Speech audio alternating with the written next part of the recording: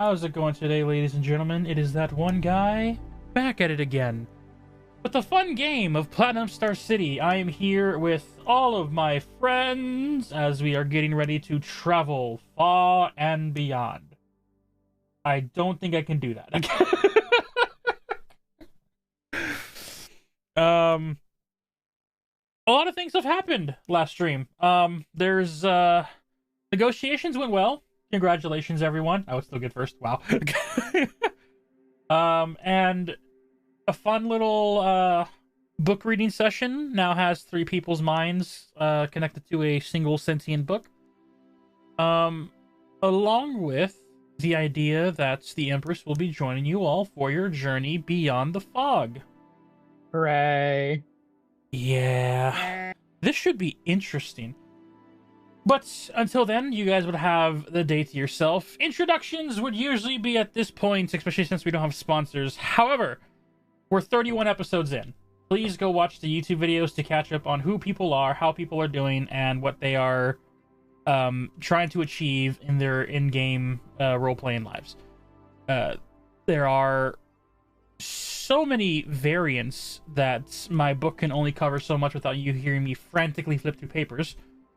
But besides that, I believe, because we have no announcements. Does anyone have announcements? Who wants to shout out their channels? I've never done that before. I don't use mine, so don't look me up. That's Immediately. And I'm not consistent, so I mean. So? I love my channel, but I'm not here consistent. like once every 5 months, maybe 3 times a month, depending on how my week is going. Wow. I was here 2 weeks ago, and then I stopped. Work was crazy. Summertime's coming up. It'll be better. I don't fucking know what I'm doing anymore. Will. Join the Say more. Discord. I like your emotes. Say more.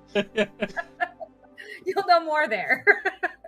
That is the important part. Just join the Discord. You'll find out notifications and how things are going, information on each of their channels as they go up.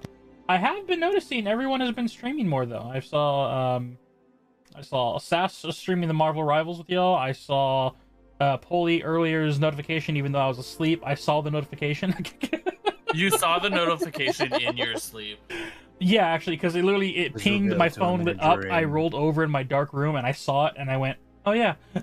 Reddit is like, And then, oh, he's live, and I rolled back to bed. Yeah, and little just let minds. out the fattest snore ever. I only snore when I am unconscious, therefore I do not snore until someone tells me I snore. You know, I say that too, but only when people tell me not to judge them. And then what was Rach? You are Leah. You also did a stream. I think it was It Takes Two, or No, we were playing from the makers of It Takes Two. They came out with a new game called Split Fiction, which is actually really fucking cool. It And looks really good. it's $50, but you get, just like It Takes Two, you get the friend pass for free. Okay. I did begin playing it on stream with Mike, but then a lot of people were coming in and they were like lurking instead of watching because they didn't want the spoilers, which I 100% got. So after 2 streams, Mike and I just decided to play off stream because I didn't want to ruin it for anybody else. And I was having such a fun time with it, I didn't want to stop. That's fair. That's 100% fair. But 10 out of 10 recommend. It was good. Polly is It still looks on the good. dinosaur games. Have you taken? No. I've been playing Minecraft. Oh, nice. It's funny that you say that because I switched over to playing dinosaur games and Pulley doesn't play it. But wait, are you playing Ark? I'm playing the Isle. Oh, I want to be an actual dinosaur, not just a man controlling dinosaurs. Oh, let's I go. have Path of Titans for that, and I like being a dinosaur, but it's really fucking boring. It's hard like to be a lizard. Tiny arms, itchy gizzard. Anyway.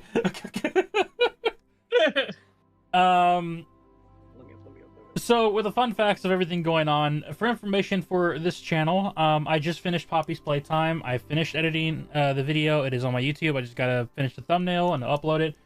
Poppy's Playtime Chapter 4 is done. I can't wait to see you guys' reactions. I had fun editing it. I'm back in the editing game now that I no longer have a migraine that wants me to put a nail gun to my head. So I'm back in, ladies and gentlemen. My YouTube channel will be uploading more of finishing, finally, episode 9 of season 1 of Arcane will finally be done, edited. Poppy's Playtime will be edited, and Platinum Star City should be uploaded more earlier than the day before stream. That'll help out. And I believe that is all. Ooh, I have food coming. That's even better. Always good to have food and snacks.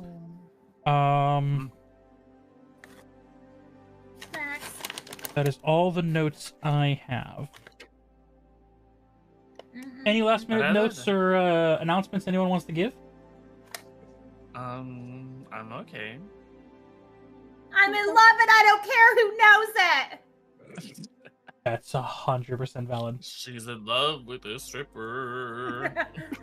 Only for me. I have my cats with me finally. And Yeah. Nimby and Corby. Hug the fluffies.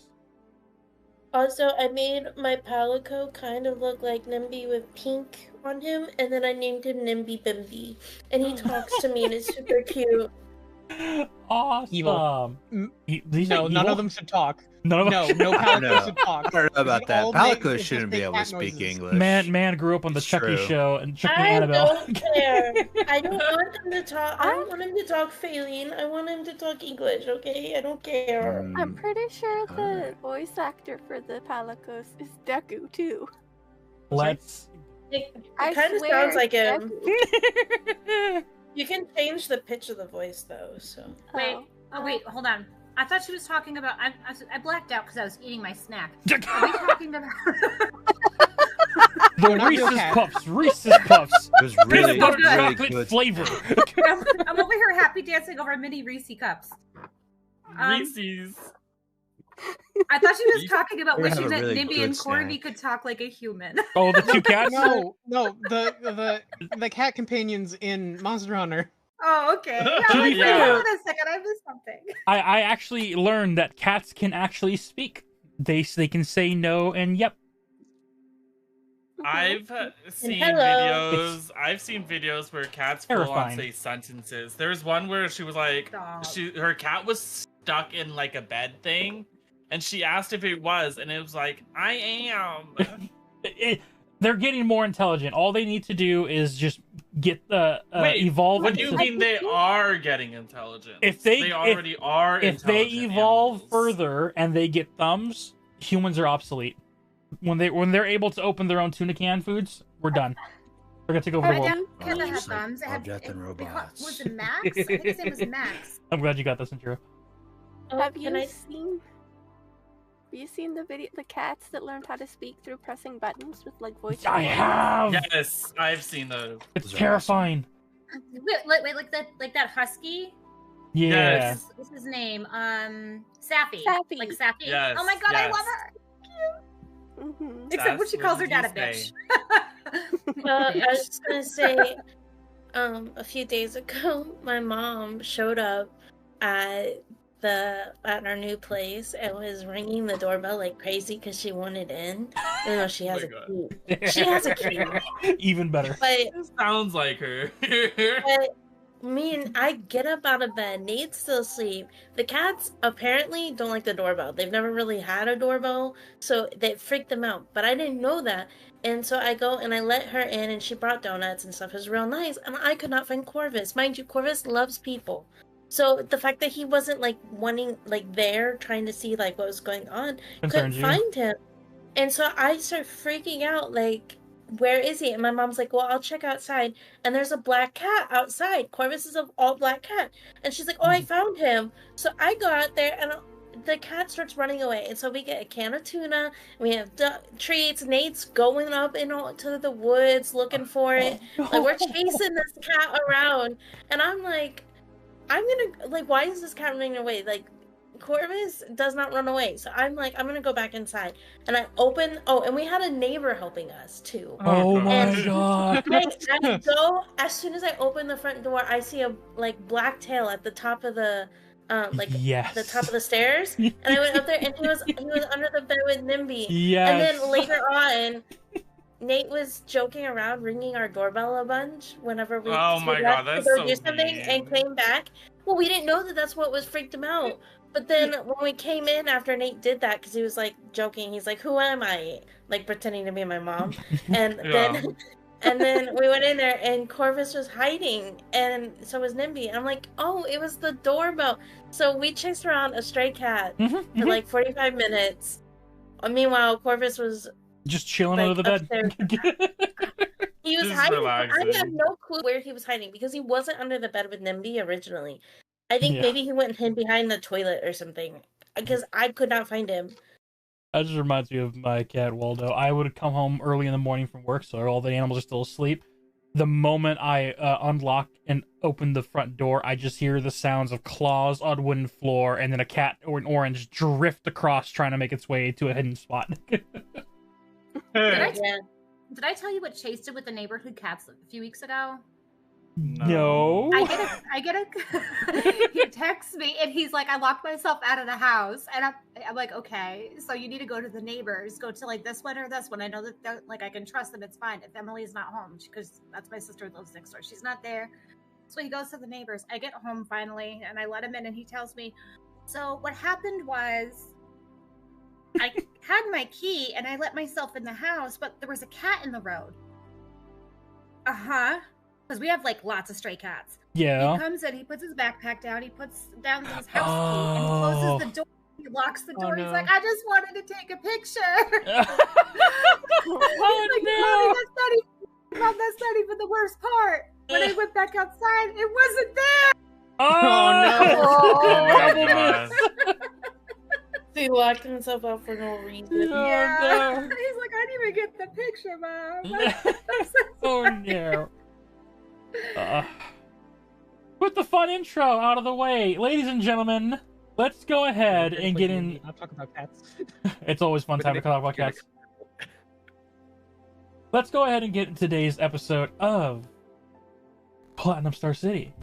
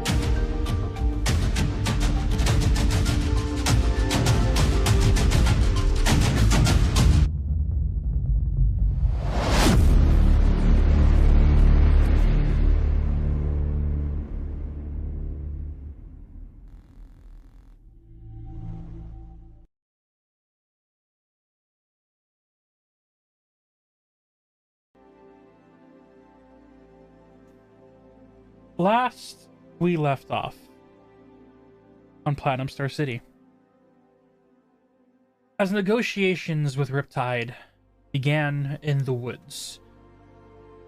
a conversation about gathering the old ones to figure out and clear up the air of what has happened, on how another member of theirs, Rhodicits, was responsible for attacking Platinum Star City first.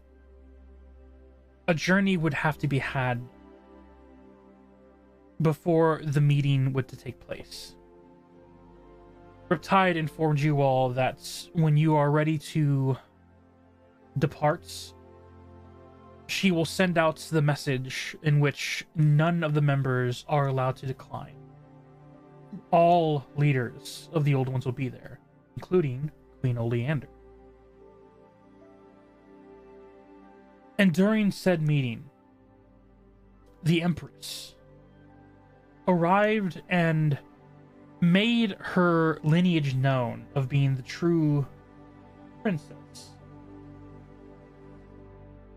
of Platinum Star City.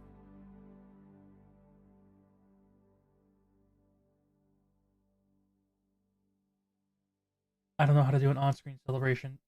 It did it already. Okay, just making sure. Yeah. Never seen that before. Threw me for a loop. My brain shut down. You'll see that process in the YouTube video. I watched it. I made my eye contact happen, and then my brain went. Watch, You're I'll like, do it wait, what again. is Watch. happening? I'll do it again. Okay, Watch. I'll watch the screen. Watch.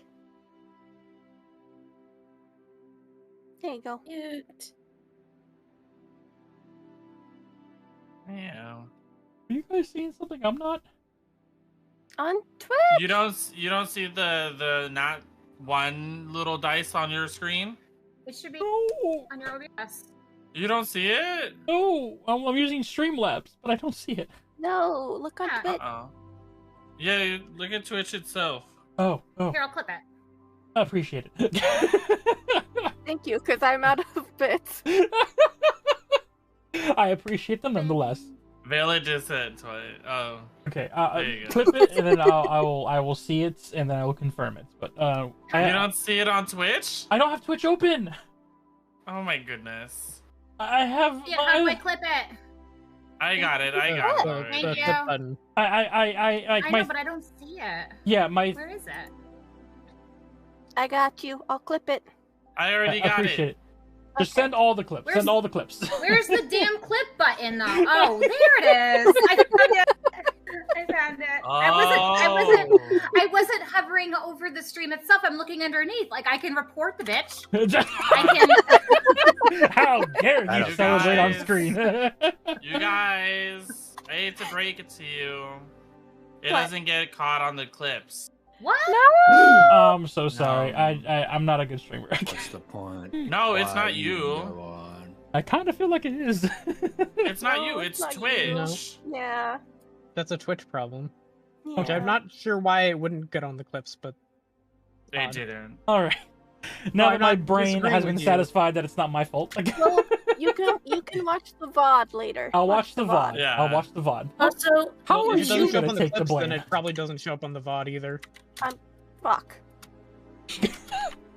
Okay. You Brie? what, Sass? you guys kept using the nat 1, but you should have did the nat 20. I did the nat 20. I did the nat one. I will Oh, look at these back in the that's VOD. I can take a video on my phone. that could also Yeah. work for the Discord. You better hurry up and do it now. Do it now, Velas right? just did it. I'm ready. It's rigged. Twitch. Are you filming it? Yeah. It's so cute. I can't wait to see that.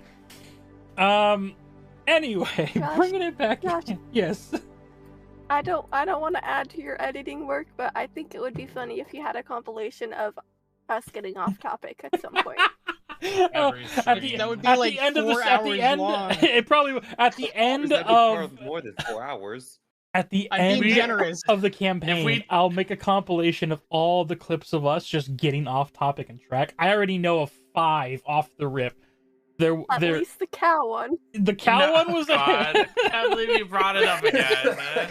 the cow one was definitely one of them. It was Oh, this is gonna be great. Yeah, that's a great Dungeons idea. and Valiancies. Yeah, No, there's stop. God. that one was edited out. I will put that in its own separate clip.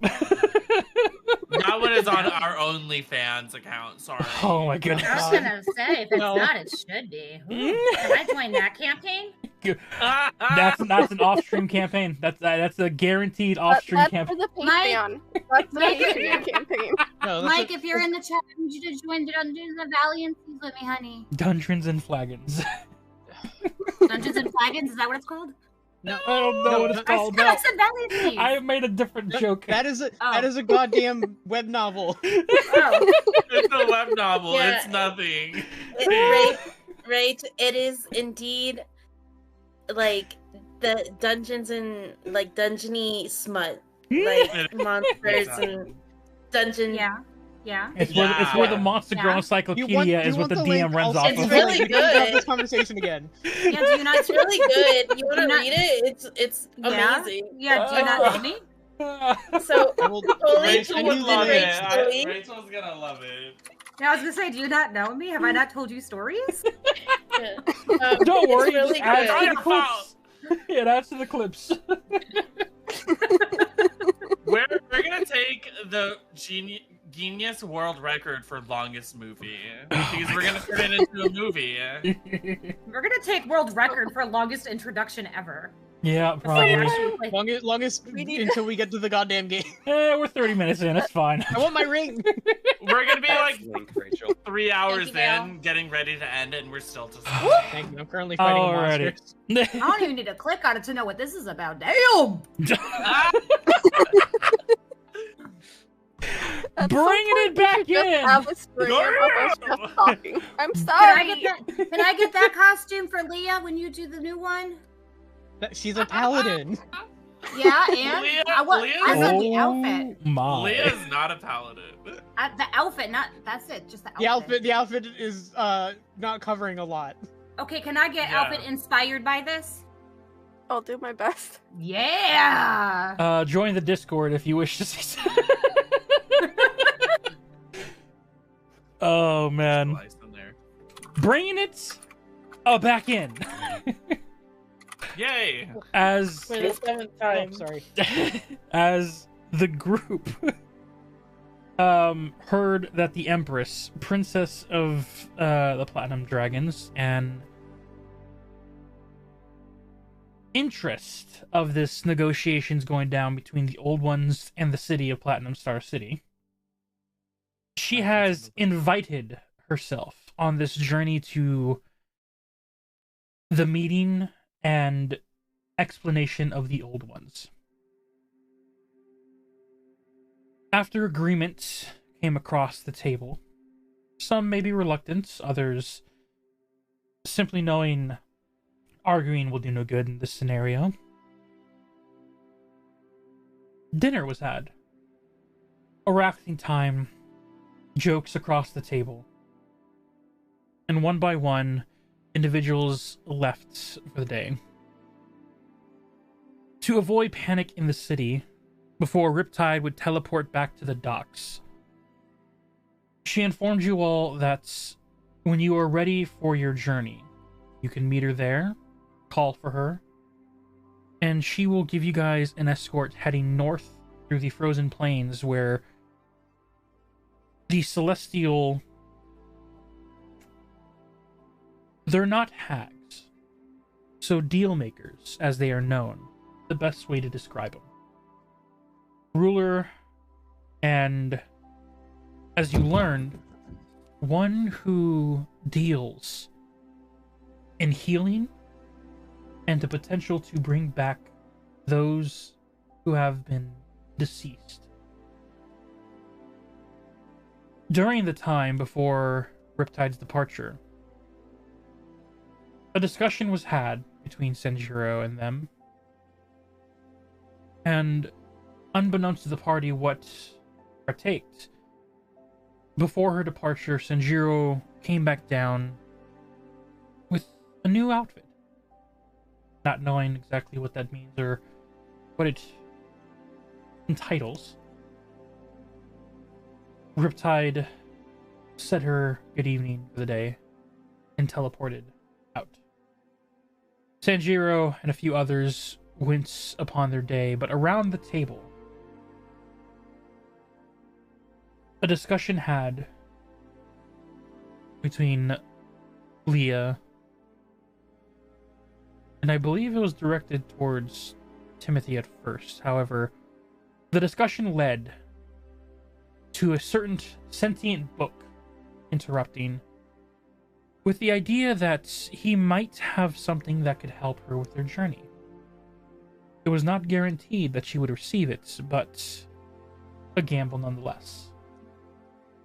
As Delphi agreed and set the book in front of Leah, she opened it and read, not getting what the book had intended, but instead receiving something else entirely. More coin in her purse, but this is no ordinary gold. Once discussions were had of a separate mission going on beyond the fog, individuals went in their different directions, some collecting items, others spending the evening with loved ones.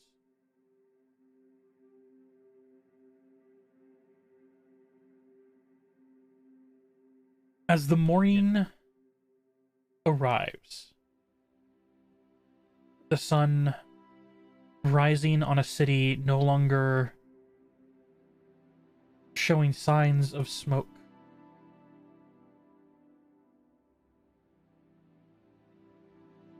Who believes they would be the first to awake in these early, we'll say roughly 7 to 6 in the morning, as the sun is barely peeking above the horizon?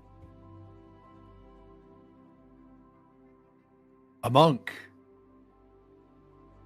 As Sanjiro, you awaken in the guild, the resting quarters, as you would notice the sounds of saws, hammers, movements, and individuals, and the hefty smell of food and breakfast being cooked. Arising from your quarters, is there anything special or maybe training or meditation you do for this morning before investigating what is going on outside? I think I would have woken up a little earlier and about meditated for maybe an hour or two. But after that, maybe seeing about something to eat. The smell of bacon, eggs, and you smell something else. The aroma is almost intoxicating, and as you go and investigate, you see there are assortments of waiters and adventurers passing out foods to not only carpenters, but you see soldiers, civilians, a type of soup kitchen breakfast for fishermen and those who would usually work on docks and coastal areas. And you can smell the intoxicating aroma as it draws you towards and down to join them to feast. The sounds of hammering of wooden nails, and then the sawing, leads you to look out towards the opening, and you see there are possibly hundreds of civilian soldiers beginning the process to gather supplies, make wooden stumps and pillars. They are beginning to rebuild. As you get in line and get breakfast, you see as most of the adventurers that are here see you, see your weapon and your outfits. They don't recognize you. is odd for them, but they don't bother you, as they themselves are getting ready to either assist or be ready to assist when needed. As food is delivered on your plates and you go take a seat, you immediately see a familiar individual, one who you helped and the one who brought you to the city, as Dagadin, a deer beast folk in fully armor, his cape adrift over his left shoulder, his hat with his antlers poking through it, is sitting there talking with his two teammates, Opal and Hogar. And as they are beginning to discuss, they see as you are having breakfast, as Dagadin gives you a good morning head nod, acknowledge that you were there. Hogar then looks to you and waves you over to join them very merrily at their table. Do you join them? Yeah, I wave back and I approach. As you pick up the food and join them at their table, you see as Hogar looks at you. So, it's been an exciting few days, but now that the threat of imminent death from the coastal region is out of the way, welcome to Platinum Star City. You don't normally stay in cities. I thought you said you were like a wanderer, right? Yeah, that's correct. I don't usually stick around too long in a single place. So I was thinking it's about time to get going here soon. But I did want to know if there's any sort of what do I see about a weapon? No, we have a couple of blacksmiths. You see he looks over to Opal, this cat-like beast folk. Blackened fur patches around the eyes with I think white tipped ears. I don't see her character on here, so let me go look for her character real quick. Give you an accurate description here. I think when you have like thousands of tokens, you have to go look back for old tokens. There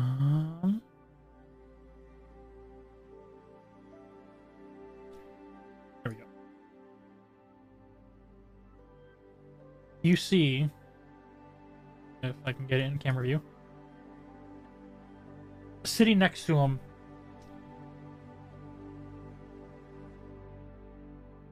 blackened fur patch skin, a white muzzle snout, hair that flows back past her white tipped ears, as she has a massive one-handed sword on her hilt. As she looks to you as you ask, and replies,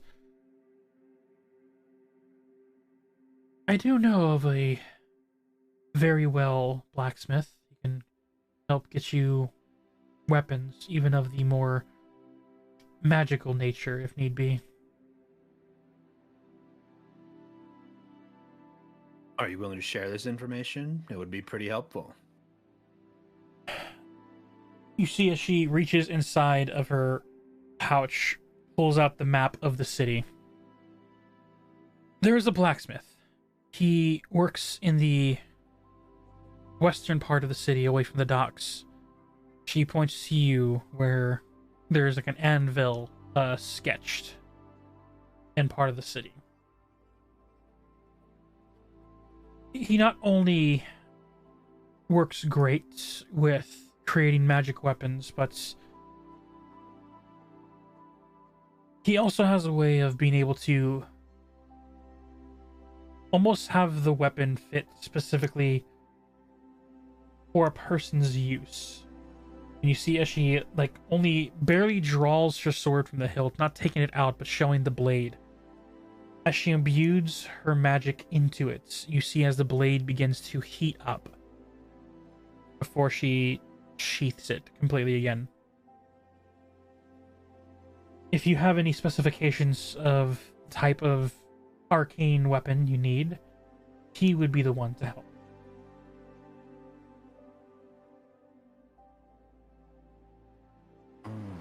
I see. Thank you. I'll keep that in mind.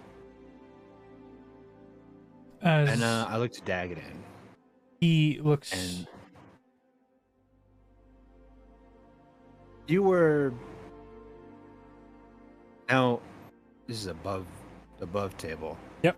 About the missing one, that was in the discussions, was it not? When we were speaking about the battle strategies. The battle strategies were above table and the background. They simply, you helped them return back, and they needed help with this new threat of the old ones. You gave them information from the outside city, as you did. And in return that you helped them, they were ready and willing to compensate you for your troubles. Okay. Have I been paid yet? Did they compensate me? As you are sitting at the table, and as Dagadin looks to you, you see as he sits up after taking a drink. I want to thank you for your assistance. Like we said, we have compensation for you here, but I also have another request. As you see him pull a bag of coin, and you hear the heavy thud and the shifting of metal inside of it as he places it in front of you.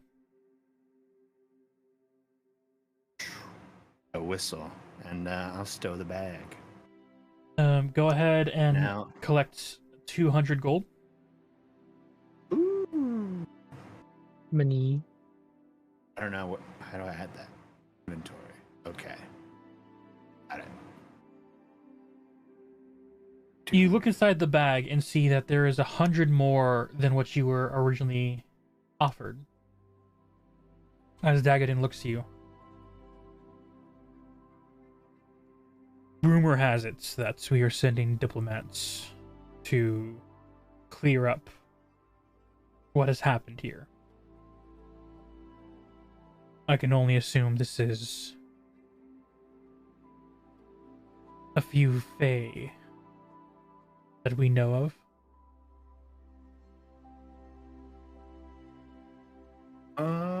Word travels fast. Yeah, I suppose that's correct. Nothing you said was wrong. What does that have to do with me? You are from the world beyond the fog. You know the environments and roads. You are a wanderer.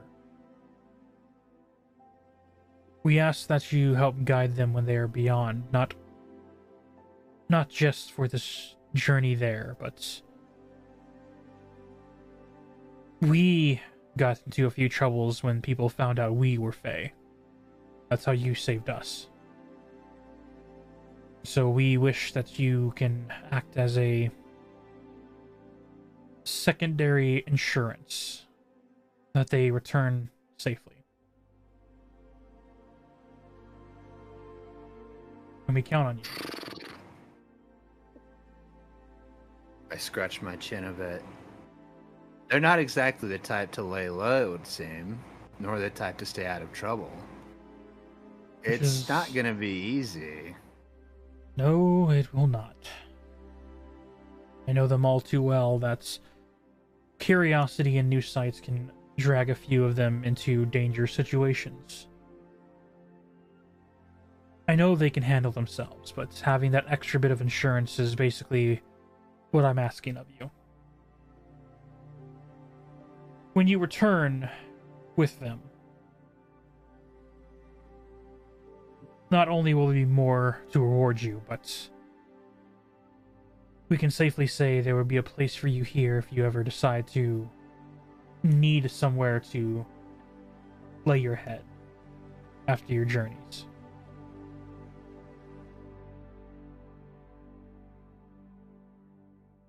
A look of contemplation's on my face, and begin to speak. I don't see why not. I'm going that way anyway. Yeah. All right, I'll help. I appreciate this. Feel free to collect whatever items you need. I don't know when you guys will be taking off, but tell them I bid them all good luck if we don't see them. I'll be sure to let them know. You see as Hogar leans in. And if you can, just a few souvenirs of the outside world. We only visited for a few days, got some information, and had to run away, as you know. So just a few like little trinkets from beyond would be nice.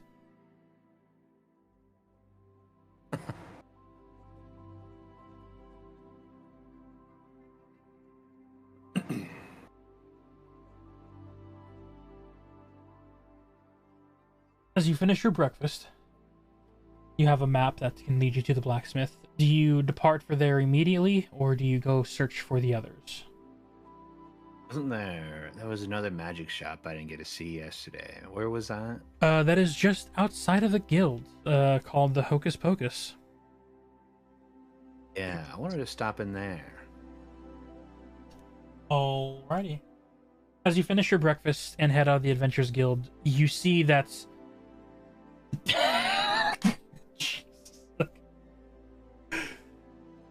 You see as the docks are bustling with soldiers on standby, carpenters and fishermen all working together to rebuild houses and buildings that were damaged or destroyed.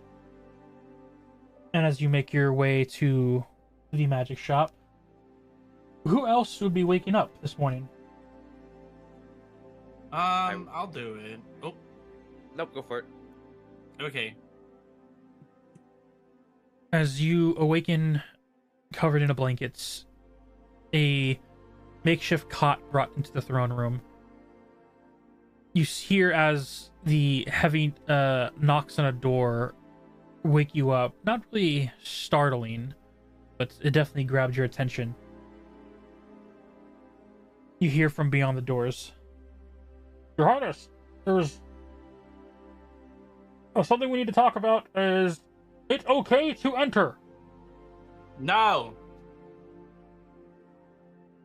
You see, I'm going to quickly use prestidigitation, and I'm going to clean the room of any smells. I did this to myself. Yeah, you did. Yep. You really did. Footage was there. You did. It was my fault. You let us all go. Yep. Rachel, You let 3 of us go. That's nice. they had their dirty do in the Okay. throne room, Rachel. Okay. So, After about 5 minutes, and a new set of clothes for both sure. of us. Yes. Theo Now looks we're ready. towards the door. Enter. As he sits back on the throne, scepter in hand. Scepter begins to glow with that radiance once again, nice and bright as he has gotten rest finally. As the doors open, you see as 2 armored individuals, along with not Lazia. This is why you have names. Gazara, the gazelle-like beast folk, heavy platinum armor and spear on her back, approaches with 2 other soldiers. As they approach and then bow before, essentially to both of you, as you are also hovering next to Theo or sitting on his shoulders, however you wish to relax. I'll just be flying, basically, but I'll bow back. As you do, Gazara looks up. My king, the repairs for the docks are in place. Progress is going smoothly as most of the fishermen have returned to help rebuild. It looks like the heavier ships will not be ready to set sail for quite some time. Carpenters are at work at finishing up the homes first, so the fishing aspects of our economy will be put on a standstill for a while. We have farmers working on crops and livestock for a good meantime, but the city has taken a decently heavy hit. It is my understanding that from Prince Draco that there's going to be an expedition beyond the fog, a diplomatic reason. Is that correct? That is on the list of things, yes. Might I suggest that during these negotiation talks, it might take a few days before we can get fully operational, so compensation, as the miscommunication was from their end, accident or not, we will need help supplies to make sure that we don't suffer for a few months. Do you think that there is room for assistance from this outside world? You see, as Theo contemplates rolling the scepter in his palm, much like a staff, he's just like rolling it in place as he looks to you for idea of what this riptide is like, as he has not seen him. He's only heard of him from you and the others.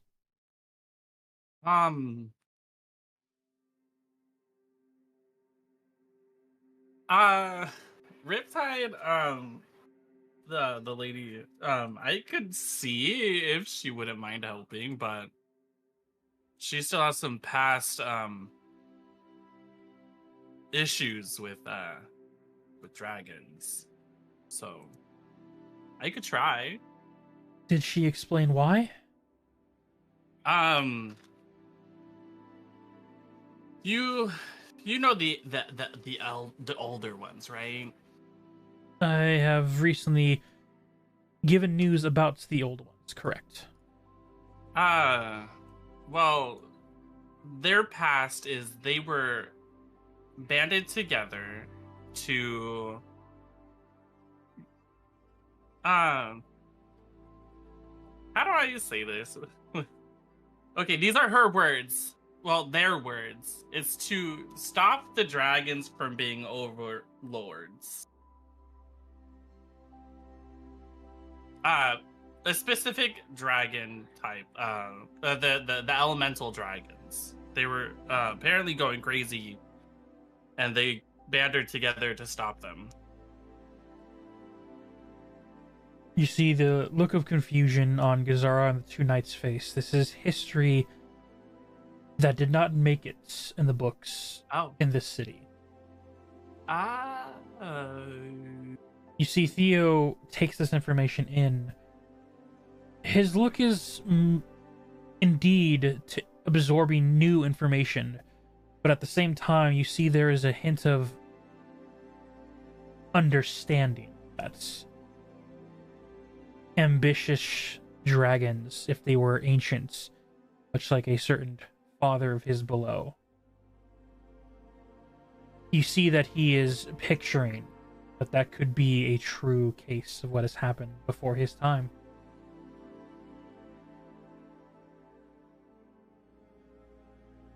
To clarify, Timothy is at the castle. Gazara, yes, the platinum champion enforcer, is the also lady who at the is castle. engaged to Dagadin. Moose Man. That is Gazara. Okay, so that is who's talking with Timothy right now? Gazara. Gazara. The Okay, never mind. She's not sleazy. I got confused. I thought it was some random ass noble. Yeah, I wish I could type and talk, but my brain does not work that way. I'm not that skilled. I can't do two things at once. Okay, thank you. No problem. Mm-hmm. As they take in this information, hearing of this possible history that is before their time, Gazara contemplates. You see that stoic, like, not scheming, but definitely strategizing. Before looking back up to you, Timothy. If this is true of the old chromatic Ancient Ones. Mm-hmm. We can, or if you can, are you going to be going with them, Sir Timothy? Yes. I will be going. You can explain that we have not been associated with the Chromatic Ancient Ones since the founding of this city. And those Chromatic Dragonborns that were with us, they, as far as my understanding, have not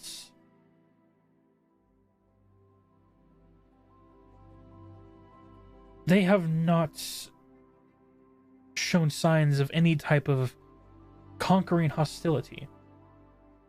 If it was the ancient chromatic ones that's caused this strife for them, that type of hostility and notions of conquest are not of this city's dragonborn.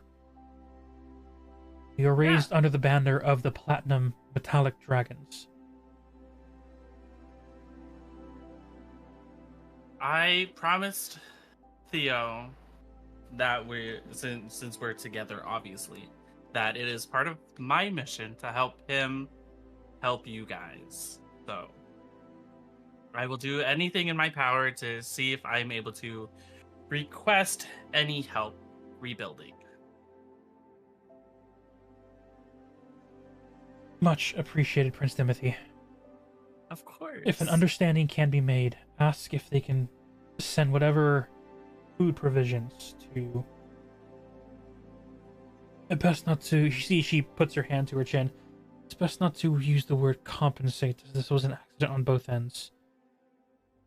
Maybe, perhaps, instead of compensate, if they would help assist in this peace offering. In which case, we should probably send something to them as well, my king. That is a good idea. Yeah. It sounds like a good idea. And hopefully they'll be able to change their thinkings about us and this place and the dragons that are no longer here, besides my wonderful dragon and his family. You see there is a current in love, but dragonborn king trying to keep a straight face in front of some citizens and employers of his. Yes. It's okay. It's okay. They gotta get used to it one way. We will work on gathering gifts.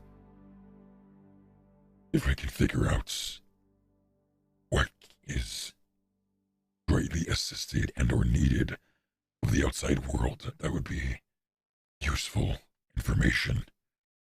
That way we can gather gifts appropriately. Yeah. And if you guys have any suggestions, that would be very helpful too. I believe the suggestions might come better from Riptide herself. I could ask if you need me to. She has a very child amusement towards us phase, so I can see if I could do something for you guys. So a fey gift for Riptide. That is good. If you can, have Princess Delphi join you and ask what the others might be interested in. That way we can make a gift accordingly to each of these old ones.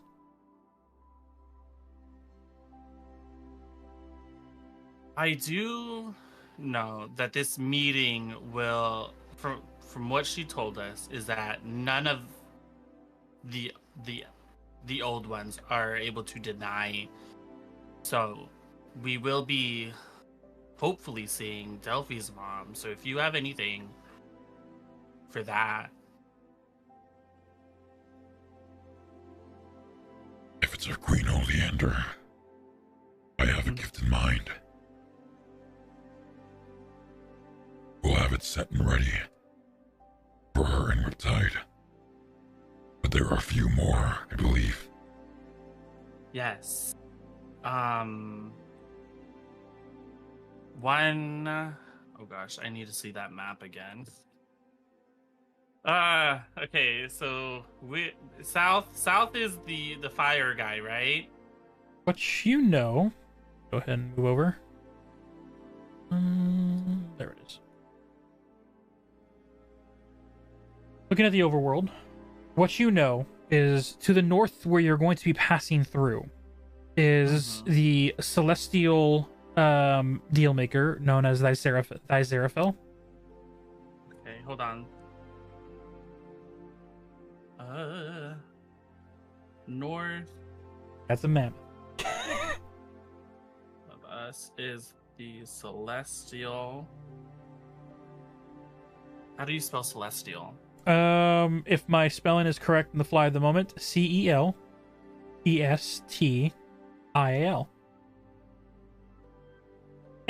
I was right. There we go. What else is she? The celestial what? She's a celestial deal maker, but essentially in charge of the northern continent.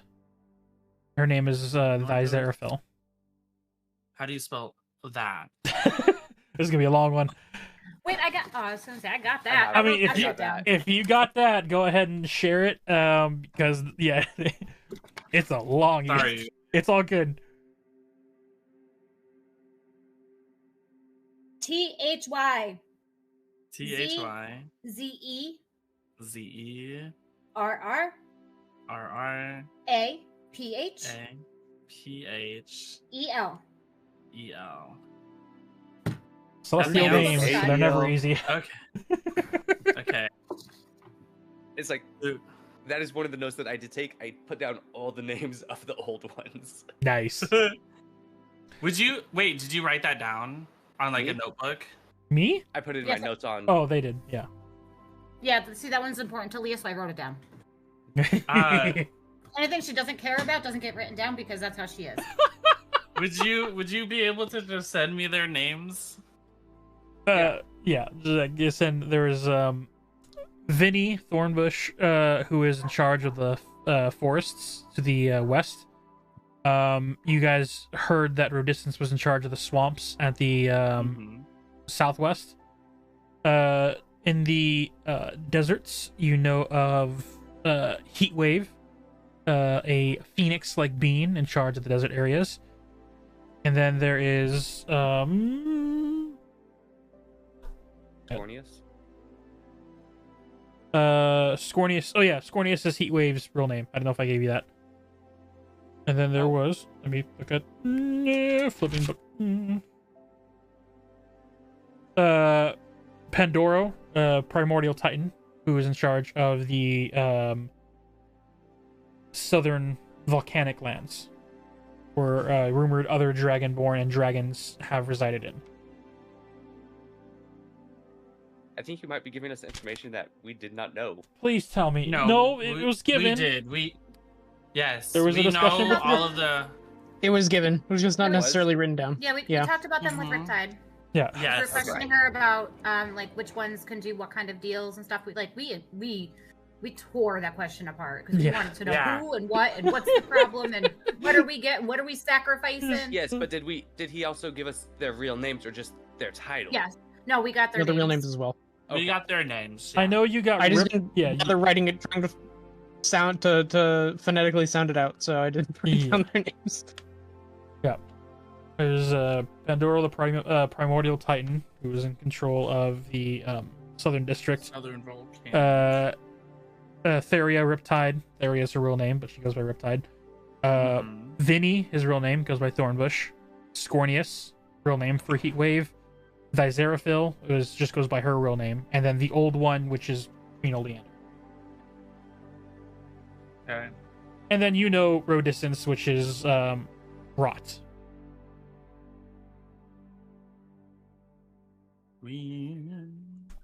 Those are the councils and the leaders of the old ones. With that in mind, move the map back. Okay. My screen changed on me, and I was like, "What the fuck is happening?" It's like, "What? I didn't do it." It's a screen change, just like in video games. Okay. And then, the north of us is a celestial. Why did you do this to me? Thy Zeraphil. Thy Zeraphil. It's cold up there, so maybe think about something like nice and warm to give her. Or him. Whatever they choose. Hmm. And then there's going to be a guy to the west of us in like a big giant wooded area. We call him Thornbush. I don't know what to get him, I'm gonna be honest. So I'm gonna leave that up to you guys and the rest of the group. If you can, it'd be best if you and Delphi could ask Riptide and then send me a message via the stones. Our sending stone. Yes. Okay, so I'll just do that. Sounds good. As you see, as Gazara then acknowledges this plan being made. Very well. Once these peace offerings are exchanged, if you can ask if they offer peace offerings as well, let them know that we need resources for more economical needs, foods, supplies, and that category. We do not require gold or compensation or gifts of monetary value. Of course. Wait, monetary? Nope, that doesn't sound right. Above table. Monetary value is money wise. It is money. Okay, yes. My brain loves to doubt itself. As Gazara then stands to her feet, clasps her hand against the armor chest. We greatly appreciate you being one of the diplomats, Prince Timothy. If it is true that they are more opening to the Fey natures than Draconic, it is very well met that you and Princess Delphi will be leading these negotiations. Of course. If you need any supplies or entourage of soldiers to go with you, let us know. But we are spread thin with this rebuilding process. I think the only thing that we need is clothing for the north. But that... well, I mean... But then I think we have food. We should be okay with food. You see as Gazara looks to the king. Would it not best... Sorry, I hit that button for the wrong person. Would it not be best, Your Highness, to get the help from the lead of the scientific division? I'm pretty sure that the head of the Ramirez family, Miss I hate when I do this to myself. Wrote it down. I've known it for a while. Sinavasan. I know I butchered that so bad. If the chief scientist of the Ramirez family can assist with maybe some arcane clothing to warm and keep them comfortable for their journeys.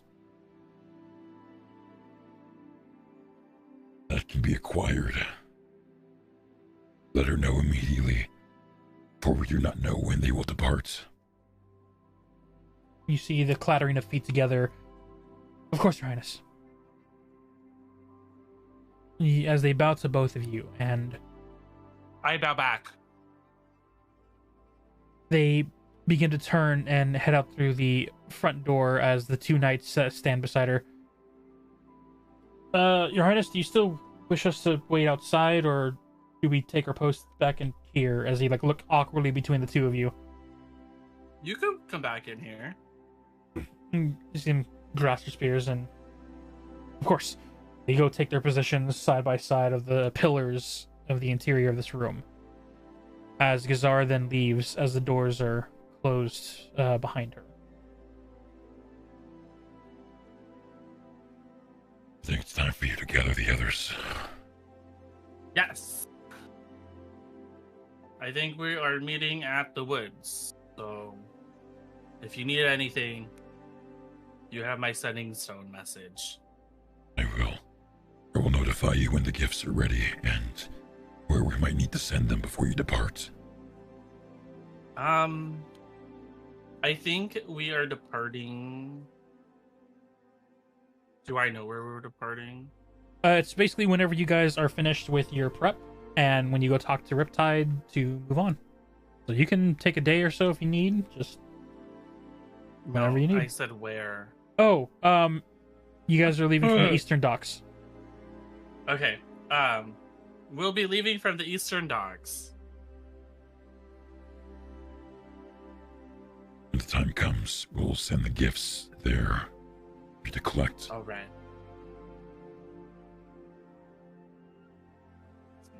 As he leans in, gives you a kiss. I kiss him back. You say your goodbyes, and you depart to head out to collect your friends for the day. Delphi, Bye. what questions do you need answered? So I remembered that I am a wizard, and so I was like, I'm gonna check my spells. You're a wizard, Delphi. Yes. You're Okay. a hairy wizard. Wow. So when I click manage spells, it says that I have prepared spells 10, but some of them are cantrips. But then whenever I click on my spell book, it says cantrips 4, prepared spells 6 out of 8. Does that mean I have 2 unused Yes, you can add 2 more cantrips to your list. or spells? Oh yeah, 2 more spells. 2 more spells. You can add 2 more spells to your list. Yes. Okay, but from the ones that I know. Correct. Currently, Right. yes. Okay. I don't know what to choose. You can have fun with that. This is a day of preparations and planning. So if you want to pre-plan something for a journey of going through winter tundras and then later for a meeting, you can go for that. Or you can go for a combative-like nature, so you can have more spells in case who knows might blow up. Oh, Yeah, you also, speaking of spells, Mm-hmm. do you know how bards are able to change out a spell? Is it every level? Only when level ups, yes. Okay, Just because I doesn't want to work. get rid of a spell. Oh, geez. When's the last time you guys leveled up? Been a while. We Is should it do it right A now. long Nope. time ago. We should level Nope. up right now. Nope, you're Yeah, not we doing should this to me. level up now. The It- minimum I We earned remember... it. We did so good. The We did so minimum I good. remember is when you just got back from the Feywild. Which is a long time ago. Come That on. was like 5 months ago. IRL. We def- It was a long time we ago. def- IRL. We diffused a whole war. Yeah. It's only That been deserves- 4 to listen. 5 days. If that was We anything else, diffused imagine a the whole XP. war. Like, listen. We would have gotten so much XP from that war. You're Yeah. already level 8, are you not? Or You're 6? level No, I'm 6. six. Level We're 6. We are not level 8. You're level I 6. think we deserve to be level Right, 8 you now. heard it. Now we get You to heard level it. up. Right. We're level 8. Let's do it. Listen.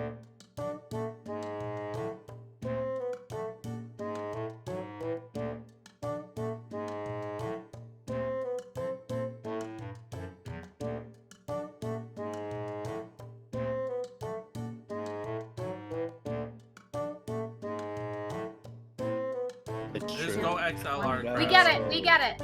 Woo! I don't know if y'all can hear me. The Go XLR crashed because I try to use it like a gavel. I'm We trying to hear get it now. on. I can hear you.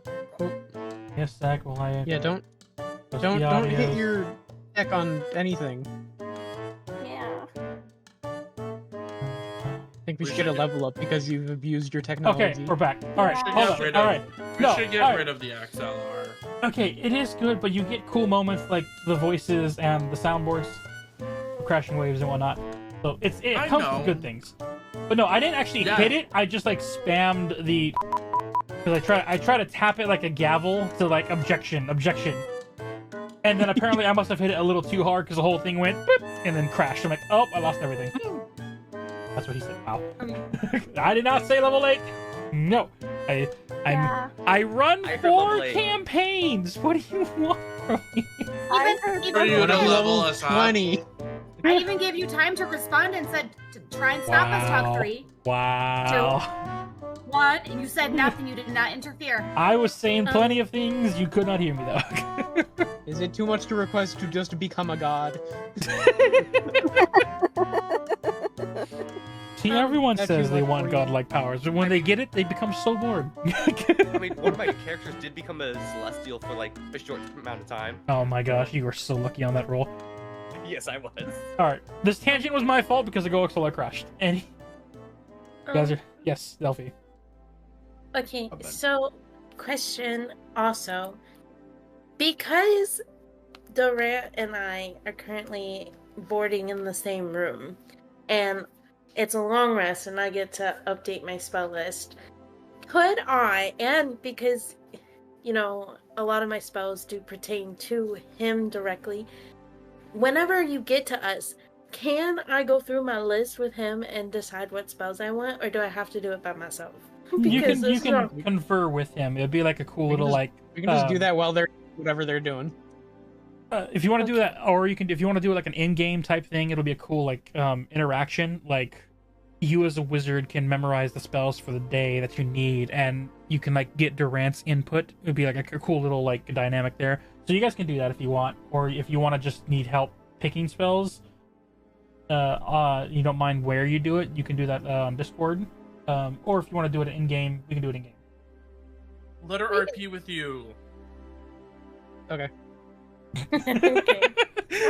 The little to no fight. All right. I don't care either way, really. All right. So I'm not gonna look at your spell list like I was going to do. Okay. So with that in mind, so bring it back in. Timothy, you depart from the throne room and begin to head out. Yes.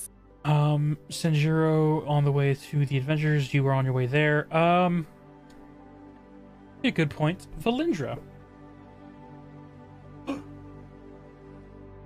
The morning greets you. Peaceful. And you see bringing in a intricate, and from the smell of it, very thoroughly home-cooked meal.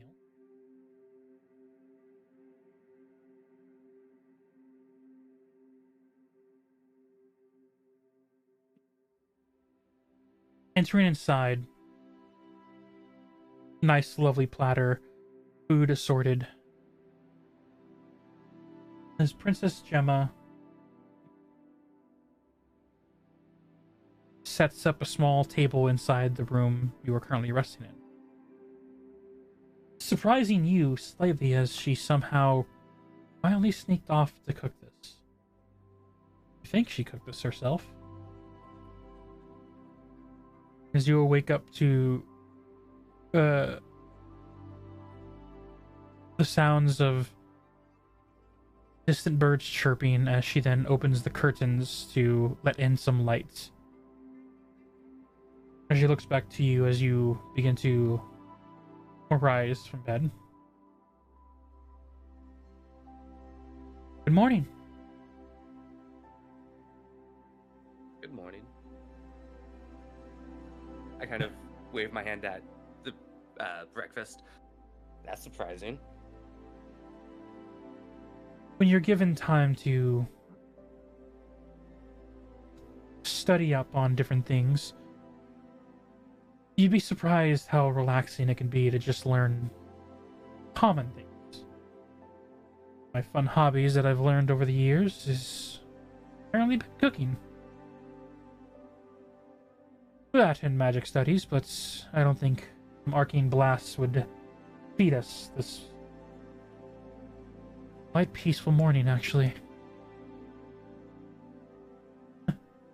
Hard to believe we were about to go to a full-scale war just a day ago.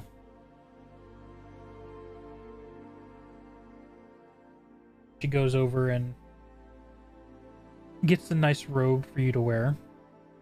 Heavily, almost more noble than what you are used to, as it is from one of her sets. You sit at the table and both of you are beginning to enjoy dinner together. Dinner? Breakfast. Rinner. Apparently, we slept in the entire day. The entire day. Slept in, quote unquote. Mm-hmm. Must have been up until 10 in the morning. 10 in the morning. Night shift life be crazy. No. As you enjoy breakfast, the sun shining through as it rises to a decent height above the horizon mountains. Looking out from this section of the building, do you have... What's your passive perception? 17. 17. You are able to hear the distant echoes of... You think those are hammers. You think those are construction noises. It's hard to truly tell what it is, but there's a commotion going on that is echoing through this quiet morning. Bird chirping. Just over the eastern walls, it sounds like.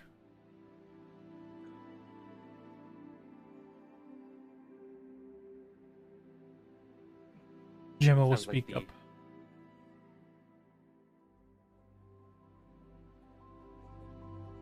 Go ahead.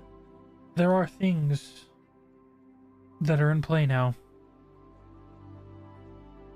From what I was able to pick up in the mornings as I was in the kitchen from the staff, is that people have begun to move back to the eastern section. Fishermen and some carpenters. They are getting ready to rebuild.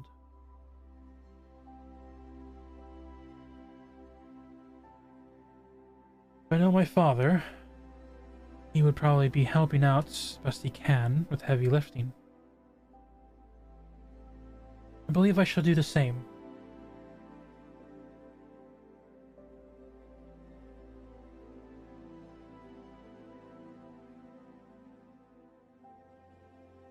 What are your plans? Prepping to get ready for the journey ahead. To meet with the Council of the Old Ones.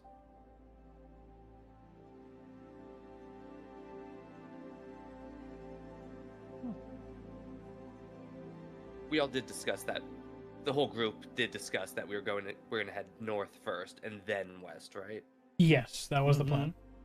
Okay. I couldn't remember if we discussed that in game or not. Yeah. Our current plan is to head north first, and then west.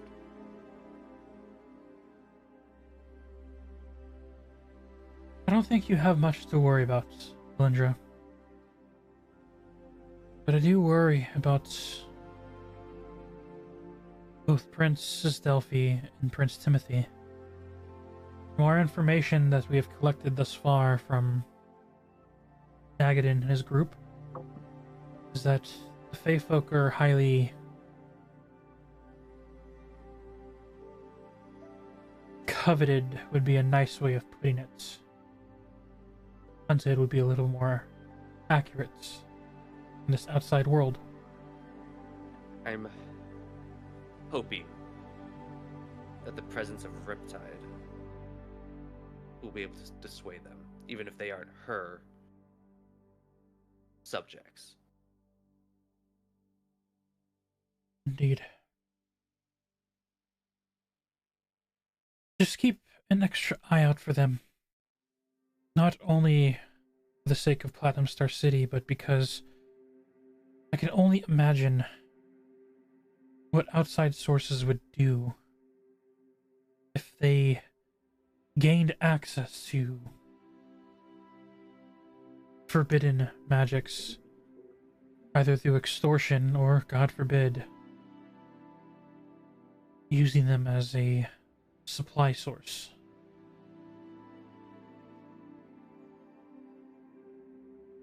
We take it for granted here in the city, but the city is built off of the powers that our great-grandfather built, along with the magic that the Fae brought from their kingdom. We are highly advanced and favored. That is something that the outside might seek after, despite who protects them.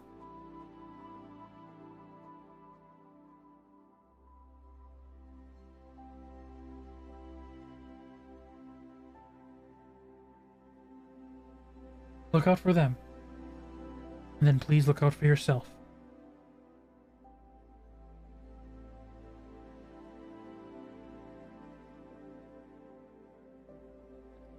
I will. Vlindra will get up and go to where she put the sending stones. You take them And from your pouch. Oh. I don't remember if these work through the fog.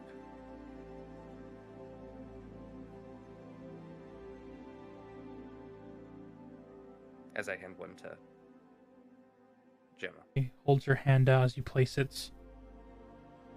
See, she fiddles with it ever so slightly.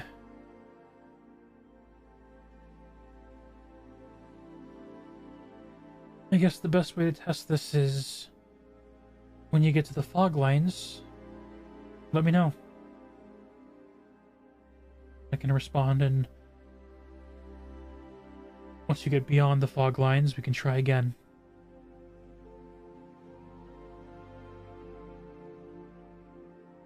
Sounds good. You need to find me or my family. We are most likely going to be help repairing more heavy lifting type stuff. And you see she, like, as she puts the stone away, her hands, like, only to show slightly grow into a more draconic like form, or reverting back to the dragonborn. It's easy to know that dragons can lift more heavier items.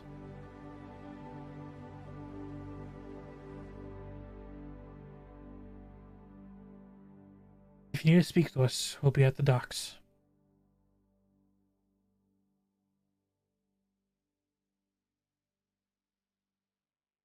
We'll likely speak to you right before we leave. See you then. She goes up and gives you a kiss on the cheek.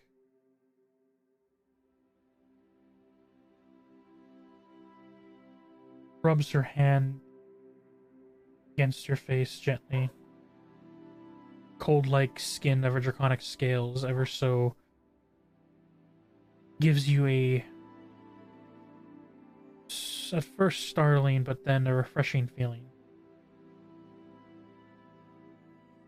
She then turns and gets dressed in her more leisurely clothing, and then prepares as you adorn your armor, collect your weapons on the side pouch. Not my not my armor, because that's with my grandmother getting upgraded. Oh, yes, that is correct. I only have my daggers with me and my longbow. All right. I was gonna make a joke when she kind of put her hand on my face, like, and she tears it down, and I get 3 new scratch marks on my face. Jeez. Hey, she's marking territory. Oh, Whoa. what are you? Never mind. I was gonna make a comment. It would have only made it worse. Timothy gets marked as Righteous. another way. Which is like also better for like Una's earlier comments. Una doesn't like being marked. Maybe that's why she wants another wife. Oh, I don't like my. being clawed. But you don't like being maimed by your SO? Dominant No. eyes narrow down. You're mine. God. Mine, bitch. Is Gemma a yandere now? Oh, she's a dragon. Okay. Yeah, they tend to. She could scar you up a little bit. are more on the good side of things, and they're less hoardy, more gentle natured. Whatever you say.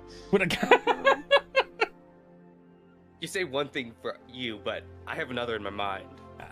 I will. Where it stays is either on Patreon or on your smut.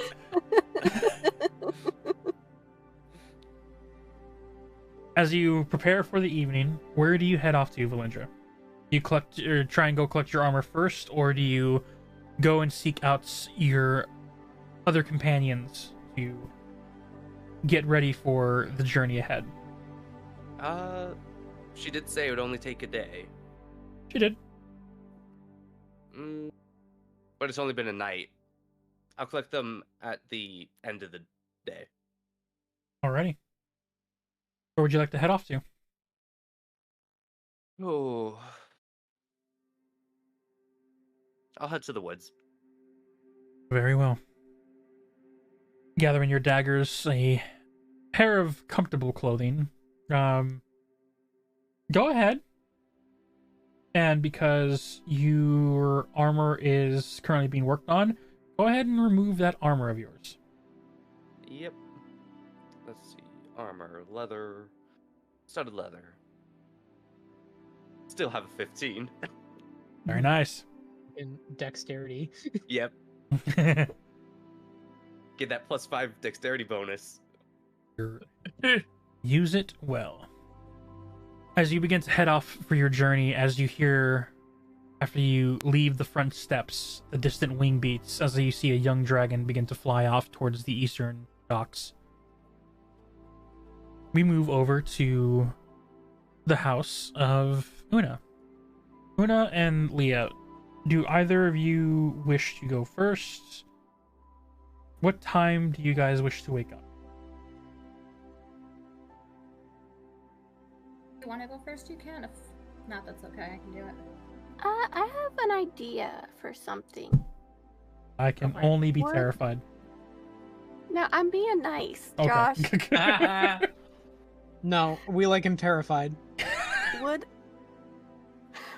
Una, like, Una's pretty, she's got an intelligence of 12. Would Una be able to realize that it would be helpful to have resources in these trying times? And if so, would my third level spell plant growth be helpful in this? It says I can choose a point within range. All normal plants in a 100-foot radius centered on that point become thick and overgrown. Theoretically, if I did this in a garden, would it make lots of food? Or if I did this near a bush, would I make lots of trees?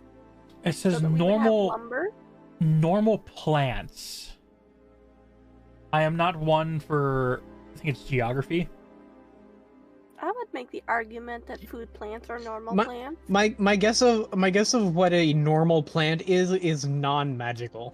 Yeah, That that's what is I'm thinking too. What So I assume. Oh, hold on, I read more. If you cast a spell over 8 hours, you enrich the land. All plants in a half-mile radius centered on a point within range become enriched for 1 year. The plants yield twice the amount of normal food when harvested. there's the key point. Yeah. So you absolutely, you've never had to use it on that scale, but you know of it. You know of what you're capable of, and you know it has been used in the past by others for such a reason when needed. So, in game, however you wish to display that power, you know that it is capable of doing so. Okay, when Elian gets up and goes to the... Where the fuck does she work? She technically works at the Adventurers Guild. Yeah. When she goes there, Una will go there too. And then have the idea along the way. And at the Adventurers Guild, ask someone where the best garden to do this would be. Or like field or wherever. Go ahead, and I would like you to make me a... I will let you choose between survival or history.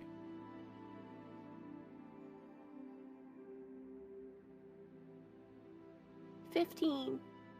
Which category? History. Since you were here towards the founding of the city, you know where the major farms and crops are. For the interior nobility, they have their own interior crop system where a bunch of more arcane and fey-based farmers are able to grow I'm an not feeding them. abundance of crops. I'm gonna feed the poor people. Fuck the nobles. Okay, well, not all nobles are bad in this city. It's not like it's not. How dare you? Yeah, you're in a party with 3 nobles. This is Oh, a you know what? I forgot about that. yeah. This You is all you're fine. combining Have the food. you're combining Thursday campaign for this one. And the Yeah, Thursday yeah, doing campaign, that. those nobles, yes, understandable. They're it's great. I understand that there. Here, the city has been a peaceful paradise for all, and for whatever reason, nobles who would stray, for whatever reason, have a sudden heart attack. Who knows? Well, okay, the line of thinking then is they probably have enough food. There are people who don't, so Una's gonna focus on feeding the people who don't. Yes, those farmlands are just beyond the walls to the west. Some farm because they needed more land and property of grass, and so they go out to crop and harvest, and then they would return back to the interior of the walls while leaving small protections from wildlife. But when it comes to monsters, for whatever reason, monsters never get past the woods. Now you kind of know why, of the arcane fog like barrier there. But more natural stuff like rabbits or animals that would impede on the crop are usually blocked by adventurers that are hired to keep the crop safe at night. Okay. So it would be beyond the walls, where a more natural farm state that is not magically enhanced, where the citizens of everyday life would have to rely on, or farmers anyway. Okay. Una will go to one of those farms. Alright. And before she leaves, she's gonna say, Leah, I'm gonna go do this. If you'd like to join, you can. I'm gonna be there like all day though, so if you don't want to, I won't be offended. Still laying down, very tired. Uh-huh. Wait, did you say Wait, are Leah you or talking to Alien? me? Oh, I thought she said Leah. I thought she said Alien. Leah. Oh, you said I Leah. said I was gonna Never mind. I did say Leah's sleeping in their bed now. Let Umber talk. Jesus Christ. I'm about to have 3 wives. 4 say at some Leah. point. No, I did say Leah because earlier I said I'm gonna go with Elian when she wakes up to the Adventurers Guild. Oh, that's right. Okay. But since I was gonna do my plan, I was gonna tell Leah. Tell if she wants Leah to the come, plan. she can. Got it. Yeah. Sense is making now. Okay, Yoda. So to clarify, you are talking to me. Yes. Yes. Okay. That's so. I would love to go with Una, but I have some things that I feel like I need to take care of before we take off too. I don't know if you've noticed, but I don't exactly have the War Mist shirt on at the moment. And Oh shit, that's right. I should probably get some winter clothes too. Yeah. So, and now that my daggers are infused with some sort of venom, I feel like I should have one that's not too, just as a backup. I don't necessarily want to kill everything that crosses me. That's fair. And Madness. if you go hunting, it would be helpful to not have poisoned meat. I was thinking the same thing. I was gonna go hunting and help these people, but I can't do it with these. Yeah. So, yeah, I'm gonna go out and get some stuff today. But if you want, I can meet you at the woods later for a bite. You see as Narca enters the kitchen. Hi. Is Narca a druid too? He actually is not a druid. Wait, look at his character sheet. Triple check. He's multi-class.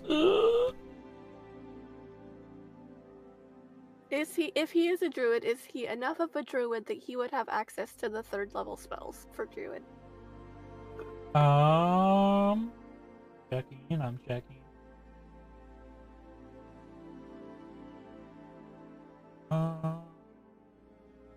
And if he's a higher level than me, I'm gonna be really offended.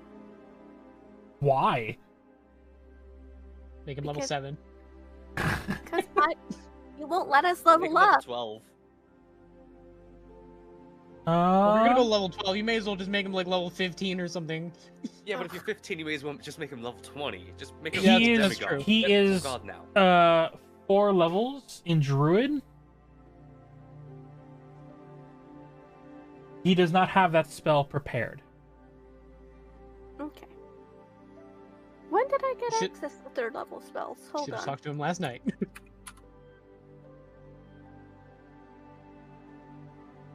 Morning. Hold on. See as Narco like slowly drags I himself. want to say we got access to 3rd levels at. At 5th level. So yeah, he wouldn't have it anyways if he's only Nope. 4th level druid. No, he does not. You see as he sluggishly moves across the kitchen, puts on a pot of coffee, getting ready to start up. Good morning. Ugh, all the potion making last night, along with the daggers, was. Reminds me of old times. You're doing a great job. Appreciate it, sis. Do I call you sis? Do I call you Una? Does it? Call me whatever you want. Actually, maybe don't use my old name. Okay, so you go just by Una here. Yeah, Last name? Vaxis. Alright. I guess You just shortened it. Narco Vaxis. Listen, mind your business. And you see him like look at the coffee barely being warmed up. Lean into Narca. It's not like anybody's questioned it so far. Yeah, I've been here since the city opened. No one's given a shit until 3 days ago. Well, I'm just saying for us that it's rare that people actually knew what our family did, even in the Feywild. They kept that pretty well hidden. So the idea of just shortening the name, I mean, it's easier to say now, so sure. Archivaxis it is. Hell yeah. Where's Elian? She is still in bed. She is sleeping in. Safe. I'll go get her and let her know my plan. She wakes up not begrudgingly, but definitely doing the small, like, it's one of those mornings where you don't want to wake up. She's been on edge ever since this whole war, and now that there is like a symbol of peace shown, you see that the exhaustion kind of like hit her all at once, and she is just resting and doesn't want to leave the bed. If she doesn't want to leave the bed, she doesn't have to, and I'm just gonna let her know where she'll be. She does the I can only picture just like the one hand going up, I love you, but just not wanting to get the head off the pillow.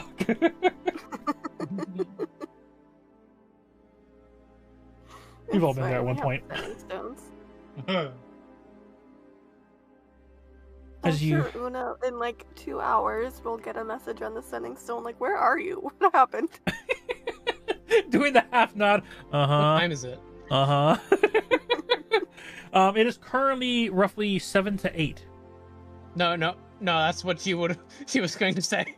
Oh, that's what she was saying. What time is it? 7 to 8. No. Okay. Get some more rest. Narca made coffee. Hopefully there'll be some left over. As I assume you still like give her a kiss goodbye, and she tries to reciprocate, very drowsy and enjoying the comfort. Vines off of the walls. Okay.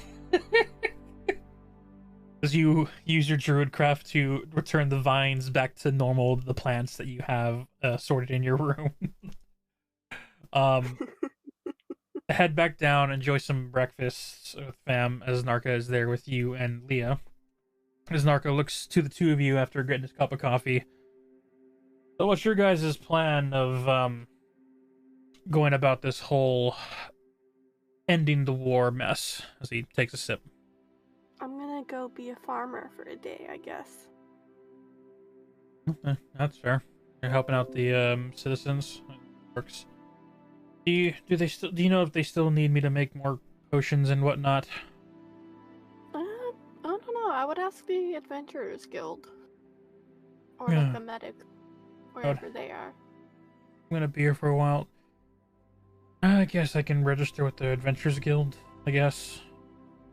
If you want, you can go with Elian when she wakes up, but it's probably gonna be a bit.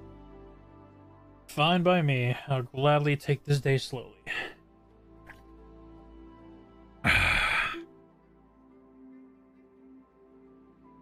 And, you're going to help be a farmer. What is your plan, Leah?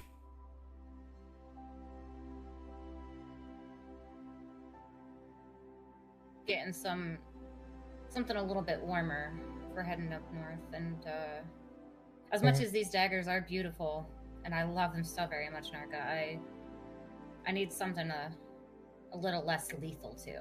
So I'm gonna go see what I can find around the city. Well, I would say I would go and help out. I have no idea where anything is in this city. I should probably get a map and familiarize myself with the place. I'll have Elian or El help me. Elian. Oh, I'm tired. You can call her El. You two, enjoy the day. Try not to start another war. I make no promises. Do my best. I have an above-table question. Yes. I also have a spell called Conjure Animals. I can conjure one beast of challenge rating 2 or lower, and one of those is like a rhinoceros, or something about that size. Can I summon one and have it be like a pack mule in the city for whoever needs it? Yes. And I don't have to be with it, or do I have to be with it? I don't think you have to be. It's just you summon a creature, you give it commands. I don't think you have to with it. Triple check. It says you summon face spirits that take the form of beasts and appear in unoccupied space that you can see within range. Summoned creatures are friendly to you and your companions. This one was. Don't issue any commands to them. They obey any verbal commands that you issue to them. No action required by you. And this If is I don't summon issue beast commands, or summon they defend. Fae? It says you summon Fae spirits that take the form of beasts and appear in unoccupied spaces. The spell is called Conjure Animals. Oh, conjure animals. Ooh. I figure. I feel like that should, conjure animals and not face spirits, but also I don't know how you would conjure an animal. Appearance of a beast. I'm just telling you what it says. Yeah, for sure. No, I'm not disagreeing with you. Yeah. One beast challenge, 2 or lower, so disappears when it hits 0 or when the spell ends. So it is a concentration, lasts only for an hour. Oh, poo. Oh, never mind. I mean, when you're out there farming, you can summon it then and use it as a pack for an hour. That's true. I mean, I wasn't planning on doing real farm. I'm just gonna grow the plants real good. Got it. Okay. Grow them plants. Hell yeah, I'm gonna spend 8 hours doing it. Environment. All right.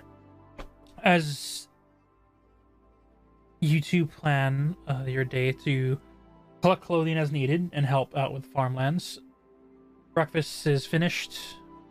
Narka simply sits there with his cup of coffee and will slowly enjoy the quiet morning before Elian is ready to get up and head to the Adventurers Guild to help him with registration. Before I forget, yes. After I spend the 8 hours growing the plants, then I'm gonna go shopping. Not at Hocus Pocus. Okay. Take some winter clothing. Okay. I'll keep that in mind. Do you do the shopping before the farming or after? After. Got it. As you prepare your mornings and set off, the last group we're going to zoom in on in this morning, these are time skips, so don't worry, we're just like going back an hour or so between everyone's wake up time. So as the sun is cresting up, Delphi and Durant, as you guys wake up this morning. Hooray, I'm alive. Hi, good morning. You say when you wake up? Yeah, say hi, good morning. Oh no, Duran. Yay, I'm alive. I was like, is that what you really say when you wake up? No, I'm just going to get out of bed. Okay. Okay. As Delphi, yeah. I'm just sitting on the chair that I like, the little sofa thing that I slept on. Just like kind of looking through my spell book. Good morning, Platinum Star City. What stories are we gonna read today? It's too early to start this. Timothy was really adamant about reading a story, so I'm actually quite interested in reading his as well. I don't think children will be able to read me anymore. oh jeez. He's gonna be one petrified book once he reads Timothy stories. He's gonna get trauma. You're not giving confidence here. Well, we have a heavy adventure for us. Not only will someone else be able to read the book and I have another friend to talk to, but you guys get to plan future endeavors, traveling across frozen tundras, open oceans, thick woods, all in order to save your city from an oncoming battle. Okay. And Delphi just kind of pats the book like gently. Calm down, please. You have to admit, it sounds like such a great story, one that many adventurers who wish to seek great heroism, stories passed down to history, things that will forever be yearned for by young adventurers. Your guys' lives are pretty exciting, I must say. Thanks. It's not at all stressful. Yeah, sometimes I'd like them to be a little less exciting. Oh, come on, you had a little less exciting before then. What were you doing? You were simply students, and you were helping orphans, I think. I was working at the church. Helping orphans, same thing. I mean, I'm more than just a student. I grew up a literal princess. My life's been fairly exciting, I think, from the start. That's true. You strangely hear like the sounds of flapping pages, but the book is not opening. It's like playing. You know how you like strum the edge of a book and the pages like flap without truly opening? You hear that noise of just before. Oh yeah, pretty interesting growing up in. Yeah, I'm pretty cool.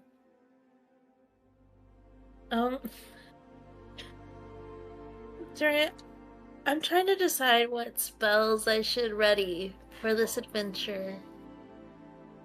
And, Okay. I was thinking that since a lot of, my spells go towards aiding you, maybe you could help me decide. Sure. Also, I'm just feeling very indecisive, so I don't know. But like, obviously I have my cantrips, those silly little guys. Do you think I should bring comprehend languages? Or... Because, okay. So, right now, I have Featherfall because you need it. Let's face it. I don't not need it. Yeah. Longstrider. Do you think that still helps you? I think it can help you. Can I roll to see if I know what Longstrider does? Because I probably wouldn't. Go ahead and make an Arcana check or History. Your call. Or you could just ask me. The wizard I who don't want studied to how look to like use a it. dummy. I want to at least try. Okay. I got a 19. Let's go. And you didn't have to use the luck necklace. No, I didn't. Longstrider, if I'm not mistaken, gives you what, 10 more feet of movement or something? Yeah. 20 feet of movement? 10. Yeah. Okay. 10. I don't think that's a bad thing to have. Movement is always useful. Yeah, and then Of course, I have magic weapons, so I can make your weapon a little stronger. Not a lot, but a little. And then, I have counterspell. Excuse me? I have counterspell. You might want to access? keep that in the bank. Is that what the book says? Okay, above table. Yeah, You have that is access to what the book says. counterspell? Yeah, I have counterspell.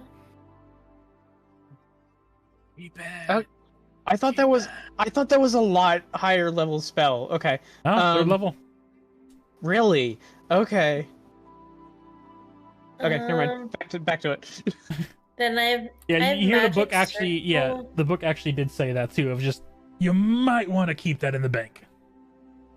Yeah, keep counterspell. It can come in real handy. Drop a fireball or something. I don't know. Hold on.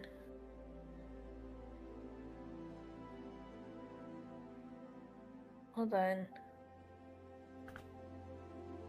You do not get. Hey, fireball's third level. Just putting it out there. I didn't ask who was in the room. I said I cast fireball. I didn't take fireball because my book lets me cast. Yeah, it. your book automatically does it, so you don't need to. Yeah. Yeah, so you don't need to worry about that. Yeah. So I have I have magic circle, and I'm confused. I know I picked it, but I'm confused on what it does. To be honest. Let me look it up to help you explain. I have no clue. My guess is it makes a circle that is magical. I think yes, it is a 10-foot radius, 20-foot tall cylinder of magic energy, so it's a specific point of 10 feet.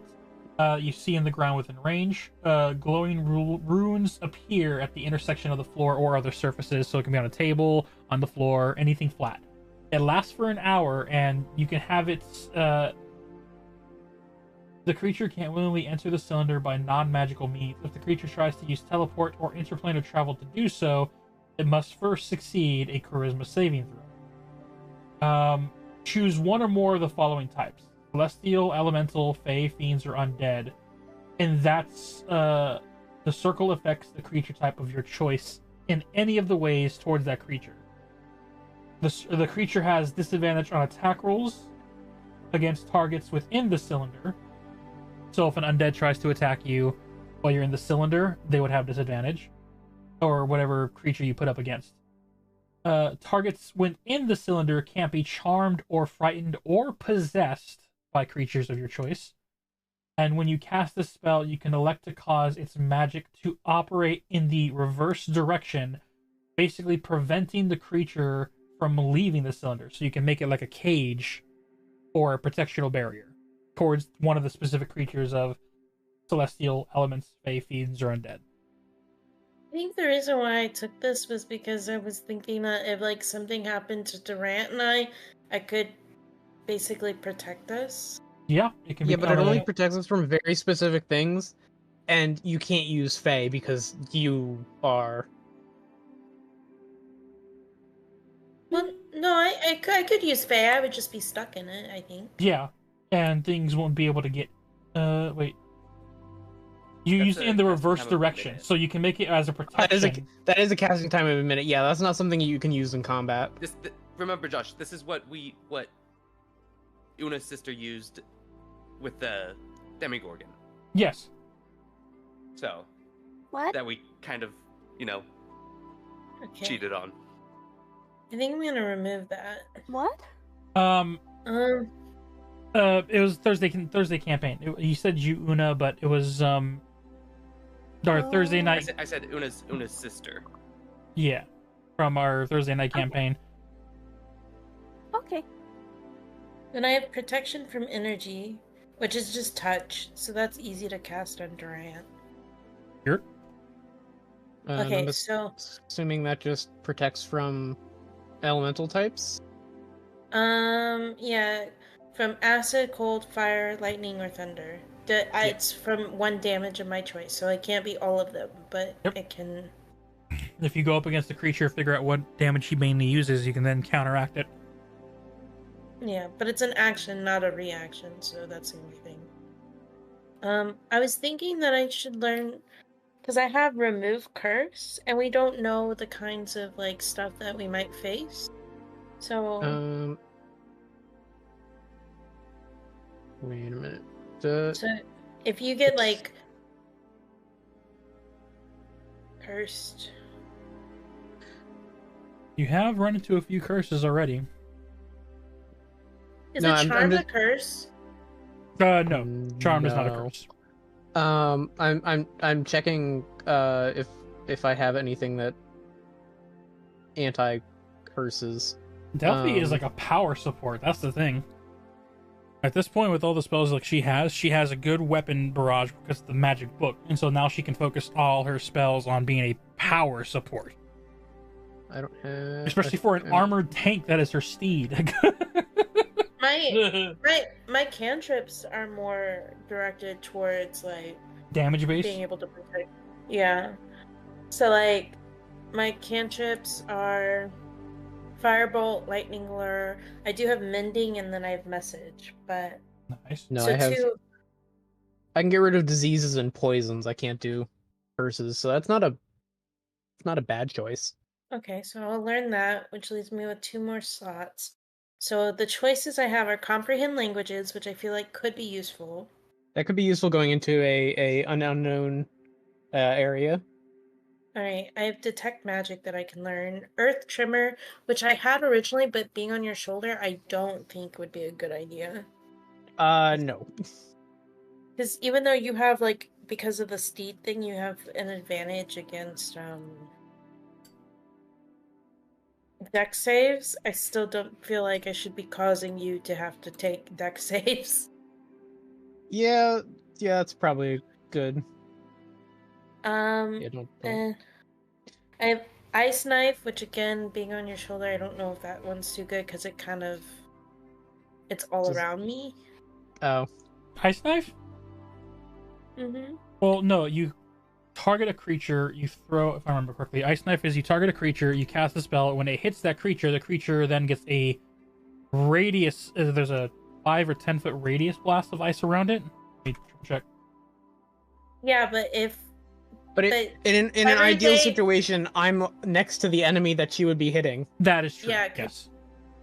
He's up close, so but it wouldn't be a bad idea for me to target something and you to target something else that's farther away. Yeah. So that's an option. I have Identify, which I don't know. Just yeeted that. I have Illusionary Script. I can learn Tasha's Caustic Brew. Which might hurt you because it's in a line 30 feet long and 5 feet wide in a direction I choose. Each creature in the line must succeed. So I guess it would depend on if we count him in the line or not. Well, what's the on a dexterity saving throw? Yeah. Then I have what's your spell DC? I don't know how to tell that. If you go to your spells, it should at the very top it says spell or save DC. What is it? 13.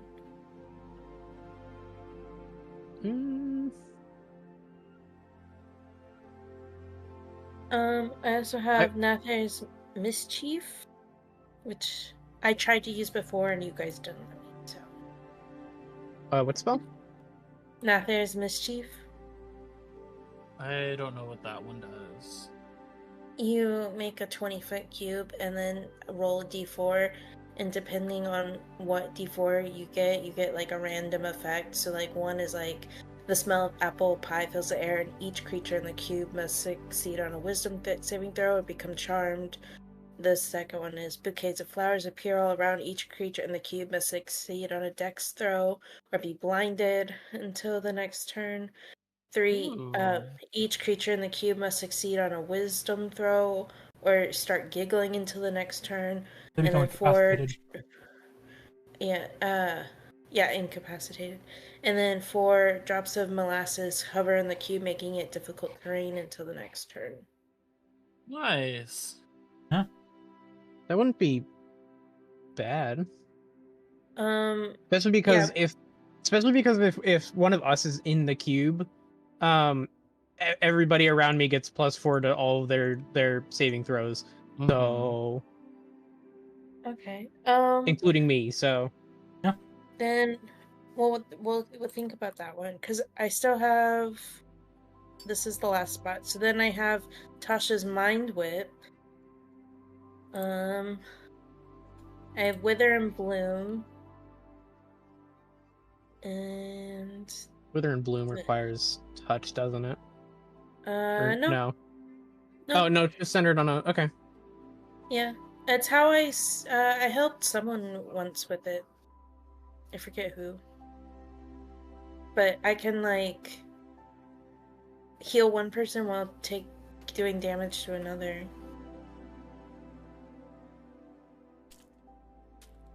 That would be bad. Yeah.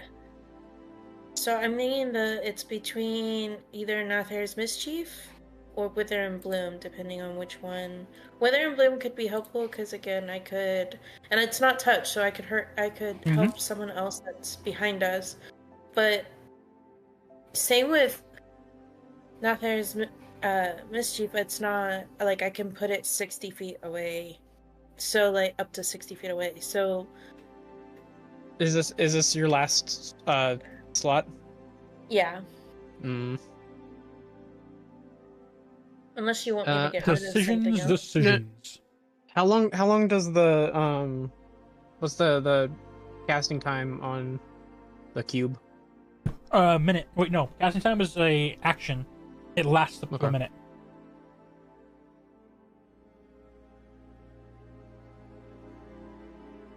Yeah. And the Wither and Bloom is instantaneous. It's an action, and then it.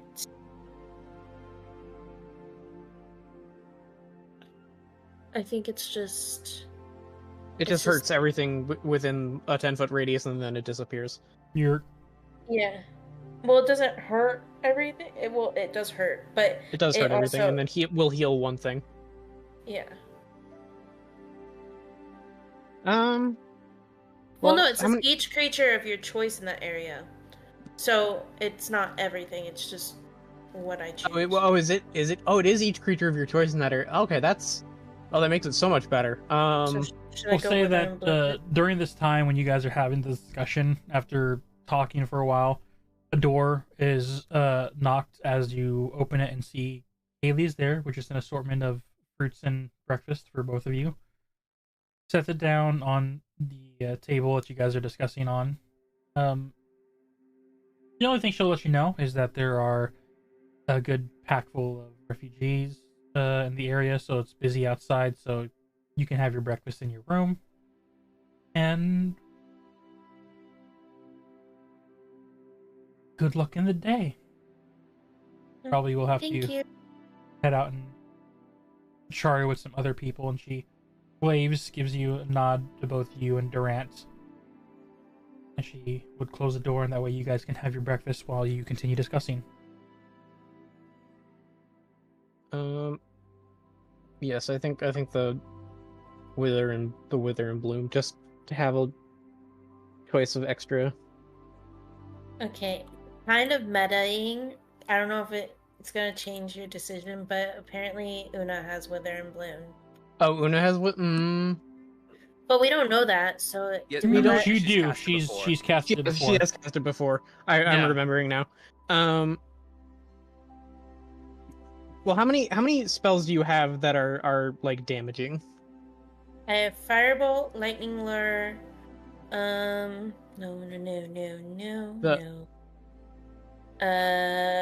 Magic weapon isn't damaging. That's it. So you only have the lightning, but I also have my book. And yeah, how much does how many?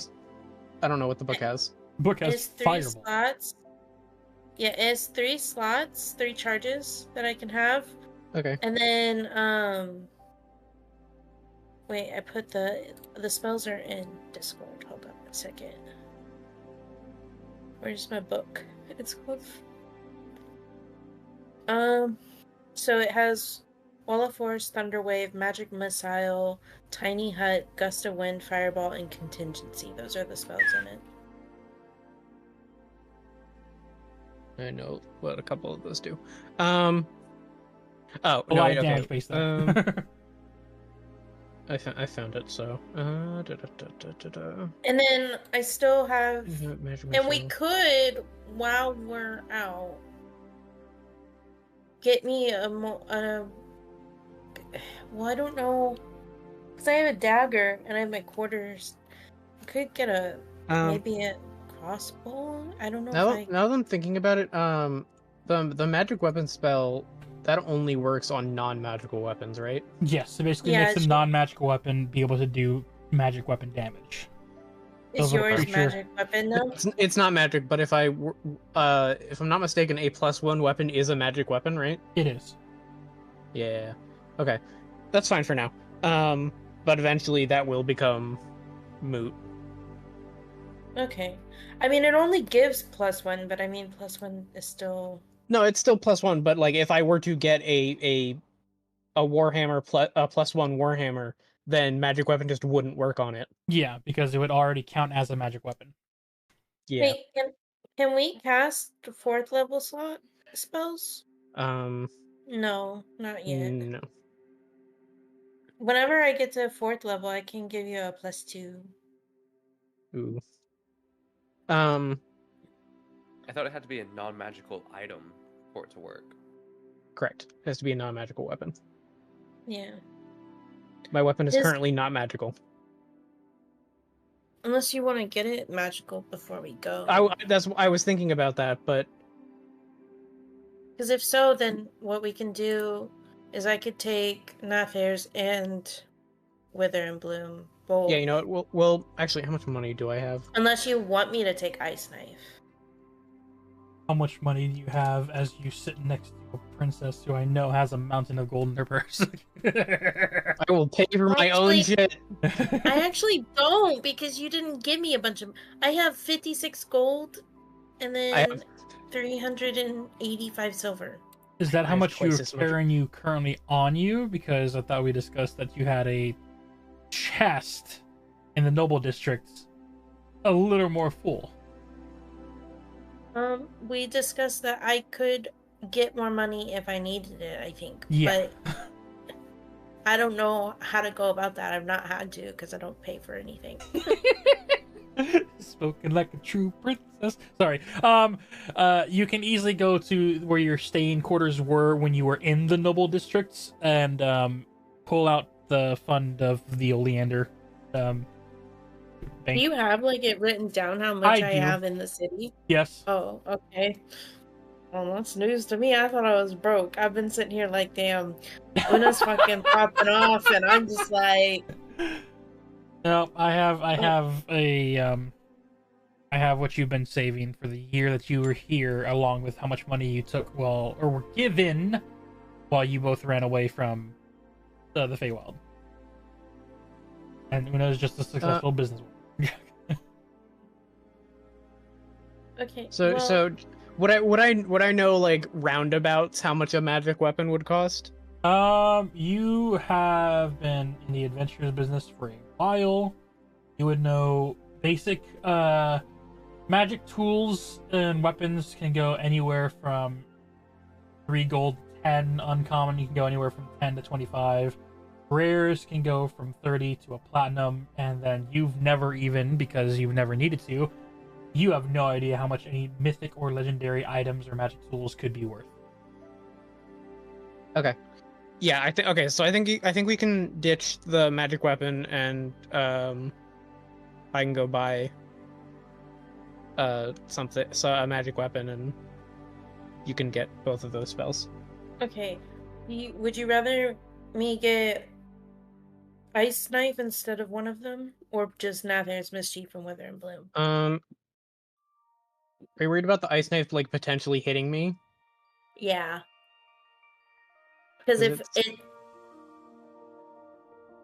everything that we end up fighting is close up to you, I'm not going to use it because it's just gonna hit us.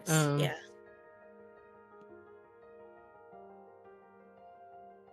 I'll just take Nathairs and Wither and Bloom. I'll Okay. just go full support. The Firebolt plus my book and Lightning Lure plus my bolt. Because Lightning Lure, not only does it do damage, but I pull them to use. Yeah, that would be sure. Okay. Get over here with lightning. Yeah. Yeah. Well, that's if they fail their save, right? Yes. Yeah. So. I have a lightning spell too. Shocking. Yes, Sorry, that was I a book. do. I have a question. This is above table. Got it. About lightning stuff. If you cast like lightning and like let's say the person is like wet, does it do more? Or no? Flavor text of stuff like that. I would love to put some spice on it. So even though there's no rules about it, I am rule of cool in you probably in the moment would be like, yeah, that would probably help deal an extra damage or spread the effect. Nice. It makes sense, you know. If you stand in a pool of water and lightning strikes, you're gonna get shot. Obviously get it. Yeah. Looks like Baldur's Gate. Essentially, yes. Well, now that we're done with my spells, sorry that took so long. I'm good. also learning, so You're as you finish the discussions, breakfast is in your bellies. You feel nice and awake. So, what is today's plan first? Should we meet up with our fairy friend to see what discovers in his chapter book, or do we catch up with the rest of the party members to figure out what type of items we want from a magic store or clothing shop, or in general, really? well, considering we're gonna have days of travel, I think you can hold off a little bit. We gotta prepare. Like Roger. you'll have your time. You'll have your time with Timothy. Don't Just- worry. Yeah, just before the third day is all I ask. I do have a question. Let's say he goes in the book. As long as we take the book with us, whenever he comes back, he'll still be with us? Because it'll be where you are? Or will it be where he was? Sorry, where do you think he's going?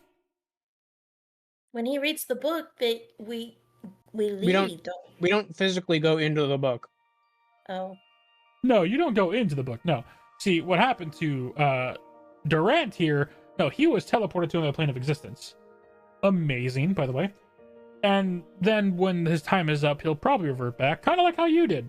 You went to go visit home for a while, and then, you know, it's not like you astral projected there. You went there, and then after a while, when time is up, whenever that is, you'll be just sent back to where you were. So if he is lucky enough, or lucky enough, to read that chapter, and he gets sent off to who knows where, he will eventually return. So like, Right. But my question is, let's say he decides to read you while we're actively traveling, but he'd still be Ooh. I suggest on a stopped motion vehicle, yes. Okay, that's just my question. I just want to make sure. It is a very valid question.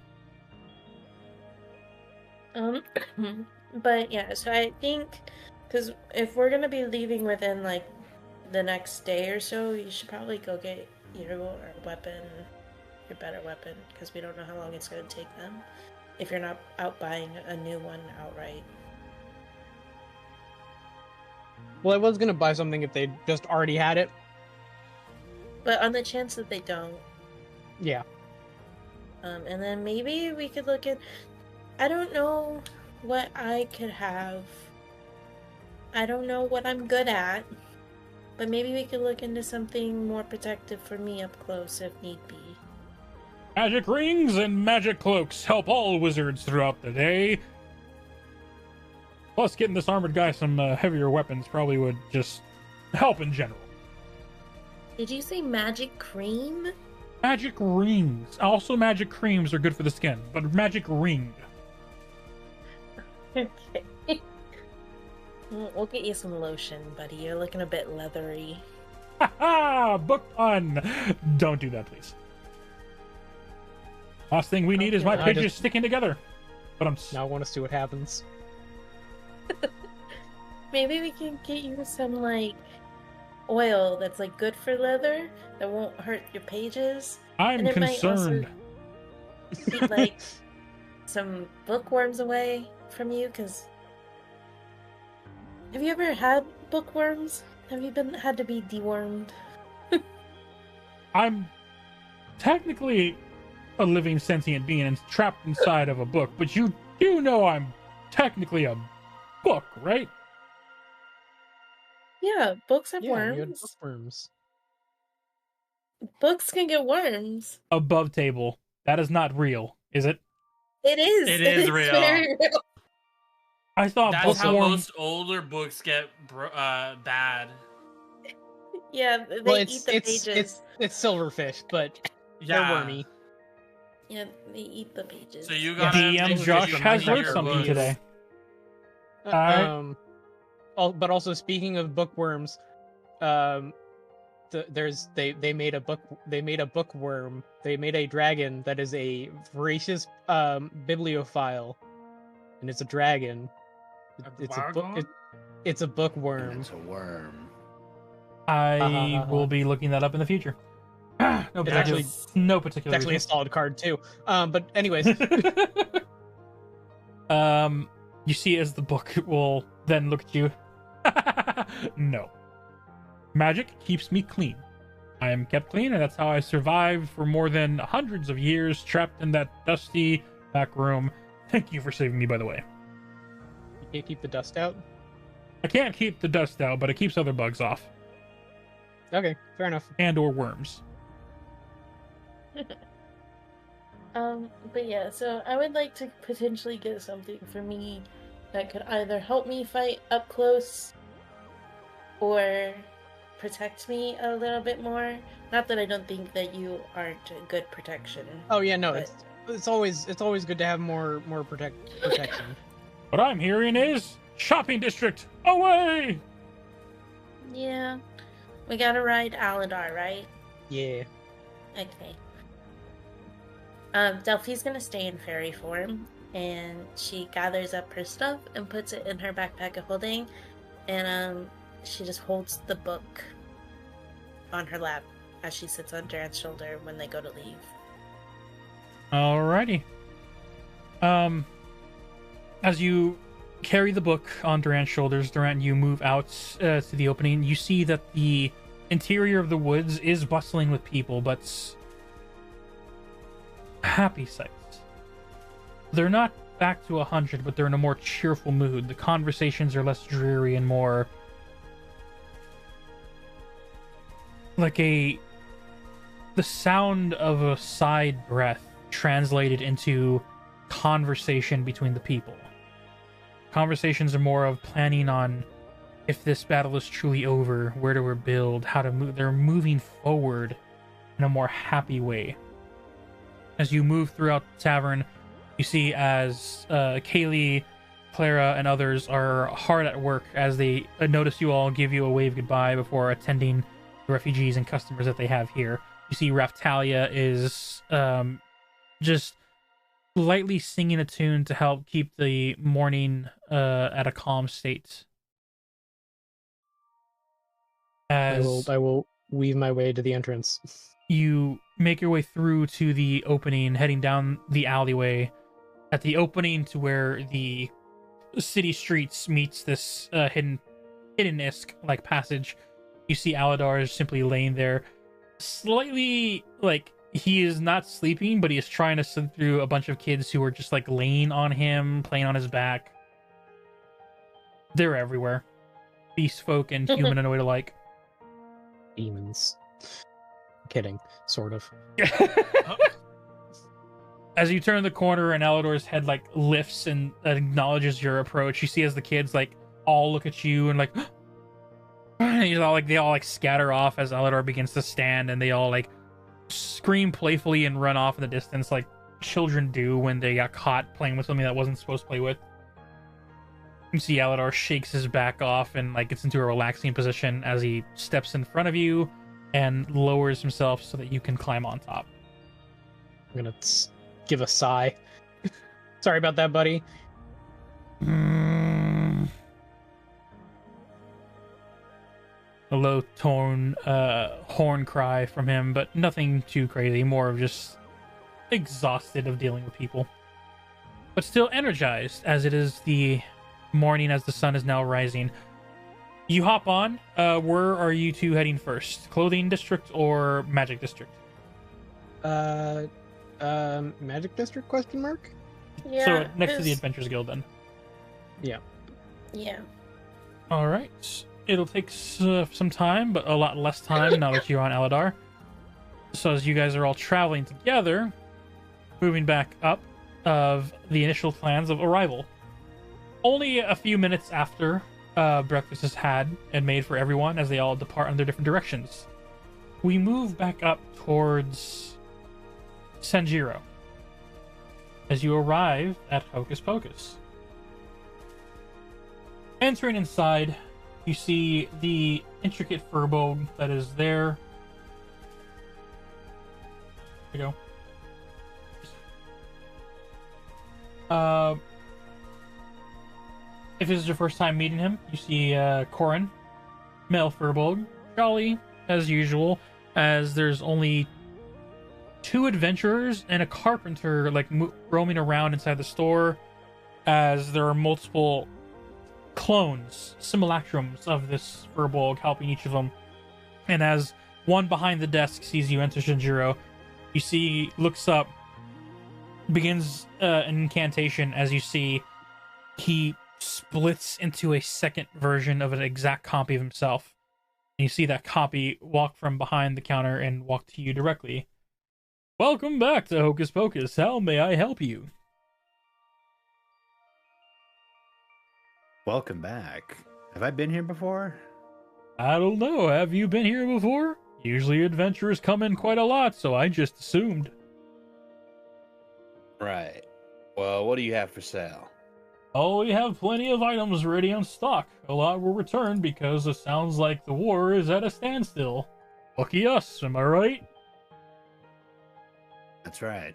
Are you looking for armor, potions, maybe a ring or magic staff perhaps? Or are you just looking for scrolls or some wondrous type things that I've created over the time? What sort of armor do you carry? We got everything from light to heavy, medium to shields, along with some possible bracers or special cloth clothing if need be. Tell me, what is preference to your wear size? Do you prefer heavy or medium armor, light or cloth? Something light, preferably cloth. I want to take a look at your bracers while I'm at it too, though. Absolutely. Bracers are on the left shelf over there. As he points off to, you see there is an assortment of like chest mannequins. Their arms are like in a standing cross position, like if they would be holding onto the hilt of the sword planted to the ground. And you see each of them have like bracers of different varieties on the forearms of the creatures. Some are wearing leather and cloth-like clothing over. Other statue-esque has more heavier armor further down the line and weapons adorned on them. And you see a few towards the front of the counter. In display in the glass cabinet, there are hands that have many rings adorned on them. All props or statues or whatever they needed. As you look over at the bracers, you see there are 4 different types of bracer-like armors. You see as each of them are have different labels scattered across them. Looking at tags and titles, you see there are bracers of defense. You see there are bracers of absorb elements.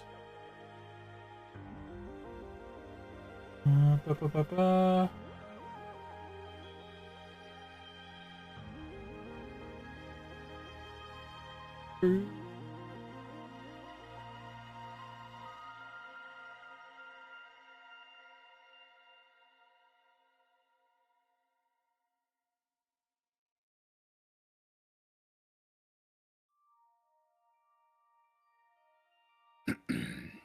braces of defense.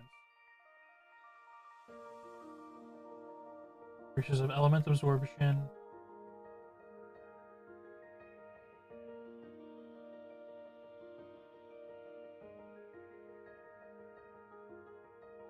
Bracers of illusion. And then... Oh no, there's 3 bracers. It's those 3. The 4th one will be a copy of bracers of defense. Alright. Those are the 4 that are lined up. Do these count as armor or no? They do count as armor, yes, but each of them has a different aspects to them. You see as the Furbolg behind you ready to answer questions if you have any for each of what the items do. Alright. What is the braces of illusion? What do these do? Bracers of illusion. These help out to make yourself more disoriented towards your enemies. Basically gives them a lot harder times of hitting you, and you want my opinion, it makes it look like one of you becomes 3 of you dancing around in a circle. It becomes a lot harder to hit.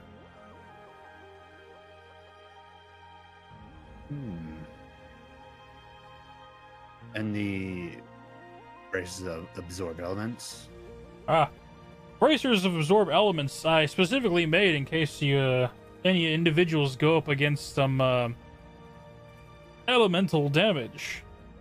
If someone decides to cast a fireball in the room at you, you'd be able to, or the bracers would be able to absorb half that damage and disperse it where you won't get hurt.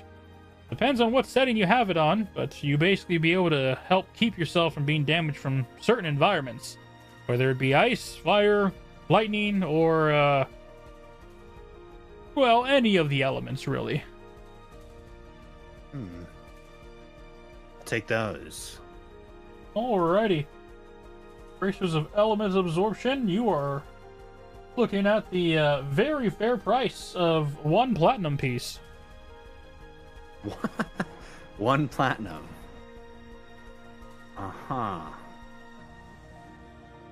It's a little too rich for my bones. What about the braces of illusion?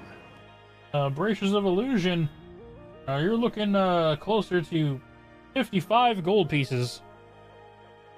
Oh, okay. I guess I'll take those then. I will reiterate in case you do, if you do choose, money system in the game, if you've forgotten, 100 gold equals 1 platinum piece. Right. Wait, huh? Yes. 100 gold equals 1 platinum piece. Oh. Okay. I have 2 platinum and 49 gold. Essentially, okay, yes. I understand. I do increments of 100, so 100 copper equals 1 silver, 100 silver equals 1 gold, 100 gold equals 1 platinum. Oh, it's just like Terraria. Okay. I only played that once with Venus. Right. Or you know, you should play it a game. You should play it again. It's really good. You should play it. I had fun. Okay. All right. I will take the braces of absorb element then. Alrighty. You see as he magically whisks his fingers, and you see as the bracer's laces unlatch from around the statue as they then fly off and head toward the front counter, with the tag glowing in a specific color that matches a small ring that is attached to the version of not Creorn, he's brain work, Corin, who is working with you. Is there anything else we can assist you with? Any rings or items you wish to look for? Anything that helps control temperature and help out on especially cold nights or hot days. Planning on journeying to some cold environments. Not many of that places around this parts. We have some rings of cold protection. I have some scrolls of tiny huts and other spells that would be able to assist in making traveling or camping out more enjoyable.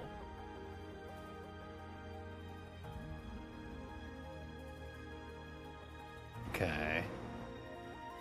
I'll take that ring of cold protection then. Keep in mind.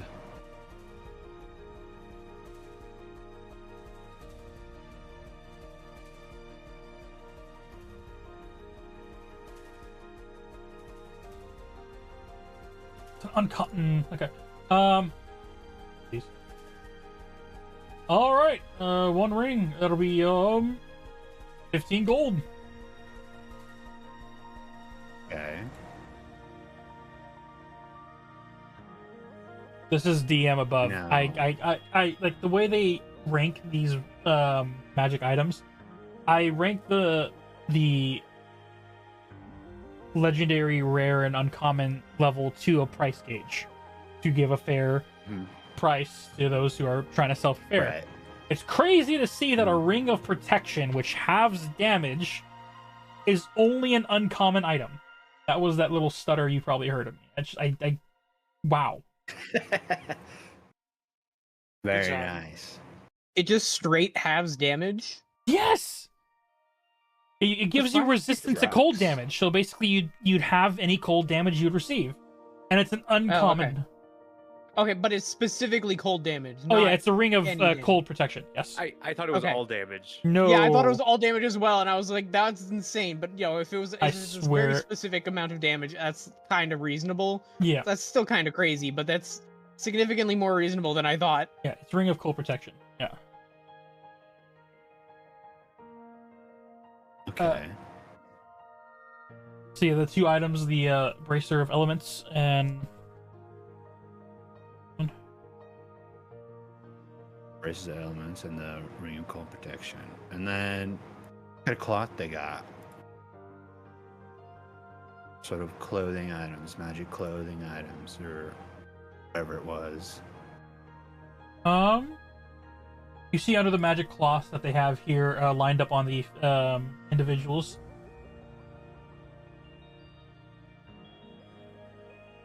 If I can not fat finger. Fat finger.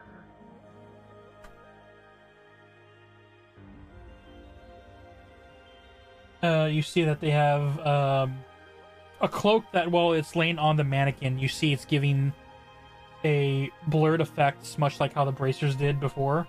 You see they have a cloak of elven kind, cloaks of protection, cloaks of some manta ray looking creature on the symbol of the shirt.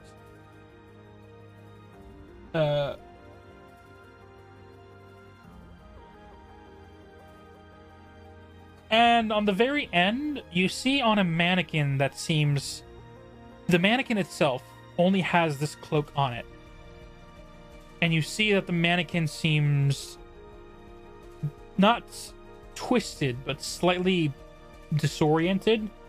Like where the facial features are flat and surfaced, you see where the eye facial structure is, there is like a swirl, but not like completely out of it. It's like slightly off. You look down to where the hands are placed, where they would cross over, and you see as the hands are somewhat twisted as this cloak is simply laying on this mannequin.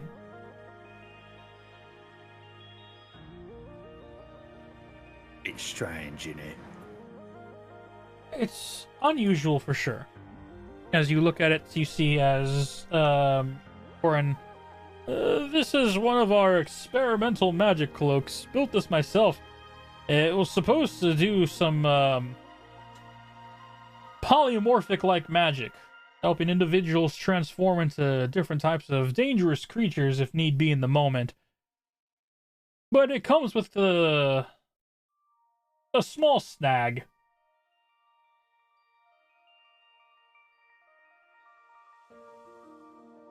So you say, small. What's this small snag? Make a persuasion check. This is to see if he can... And I'll let you choose whether to have advantage against him because of Una's last donation, or I can lower the DC. Which one do you prefer? I'll just roll with advantage. Was All this the same guy? Is this the guy? This is the guy. This is the guy. This is the guy? I'm the guy. All right, this is the guy. Yeah. 17 on my first roll. Oh, it would be 16 with my... Oh, you have a minus 1 to persuasion? Yeah, and then a 2. All right, so I'll take that 16. 16? Okay. With the 16, you see him, like, look around as the others are dealing with other customers, as he, like, leans into your ear so that not many hears. Only downside is, magic is slightly unstable, and we weren't able to control which animal we turned into. But they're all dangerous. Oh, yeah. It should help in heated situations, for sure. You just don't know what you're going to become. Can I roll inside to see if he's lying about them really being dangerous or not? Make an insight. Sometimes you turn into a fluffy bunny. 3. Yeah, that's what I'm thinking. So an 11. With an 11, Yeah. he seems genuine for sure. It's just he's looking at it like this is a failed but still technically successful item. So it'll defend you. It'll keep you safe. Don't know what that would look like, but it works. And how much for it? Well, we put a lot of ingredients into it, but because it is an incomplete magic item, nonetheless, still very well, we can't go any lower than 75 gold.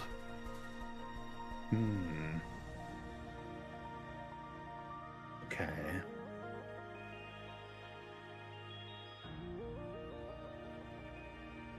I'll take it. Very well. And you see as he flicks his hand and the cloak flies off, and you see as it moves off of the statue to the front desk, folded neatly next to the front registered clerk individual, you see as the not innards, but the statue that it flies off of, the center chest piece that would have like a humanoid torso, still slightly disoriented, but nothing too chaotic or crazy. Like, it's not warped completely in a knot. It's just not back to its original shape. All right. And then have I already paid, or is it I'm paying at the front? Playing at the front. All right. Dollars comes up to what? 190? Well, you have 1 platinum piece for the bracers. You had 55 for the ring of protection, or gold. Then you had 75 gold. So mathing is. I have a calculator, but my brain refuses to do simple math. Rage said it's 2 platinum, 55 gold. 2 platinum, 30 gold.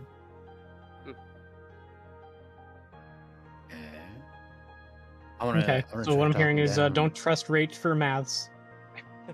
Hey, that's why I couldn't do it in my brain either, because I knew that 75 and 55 always throws me off. Already took off. I better.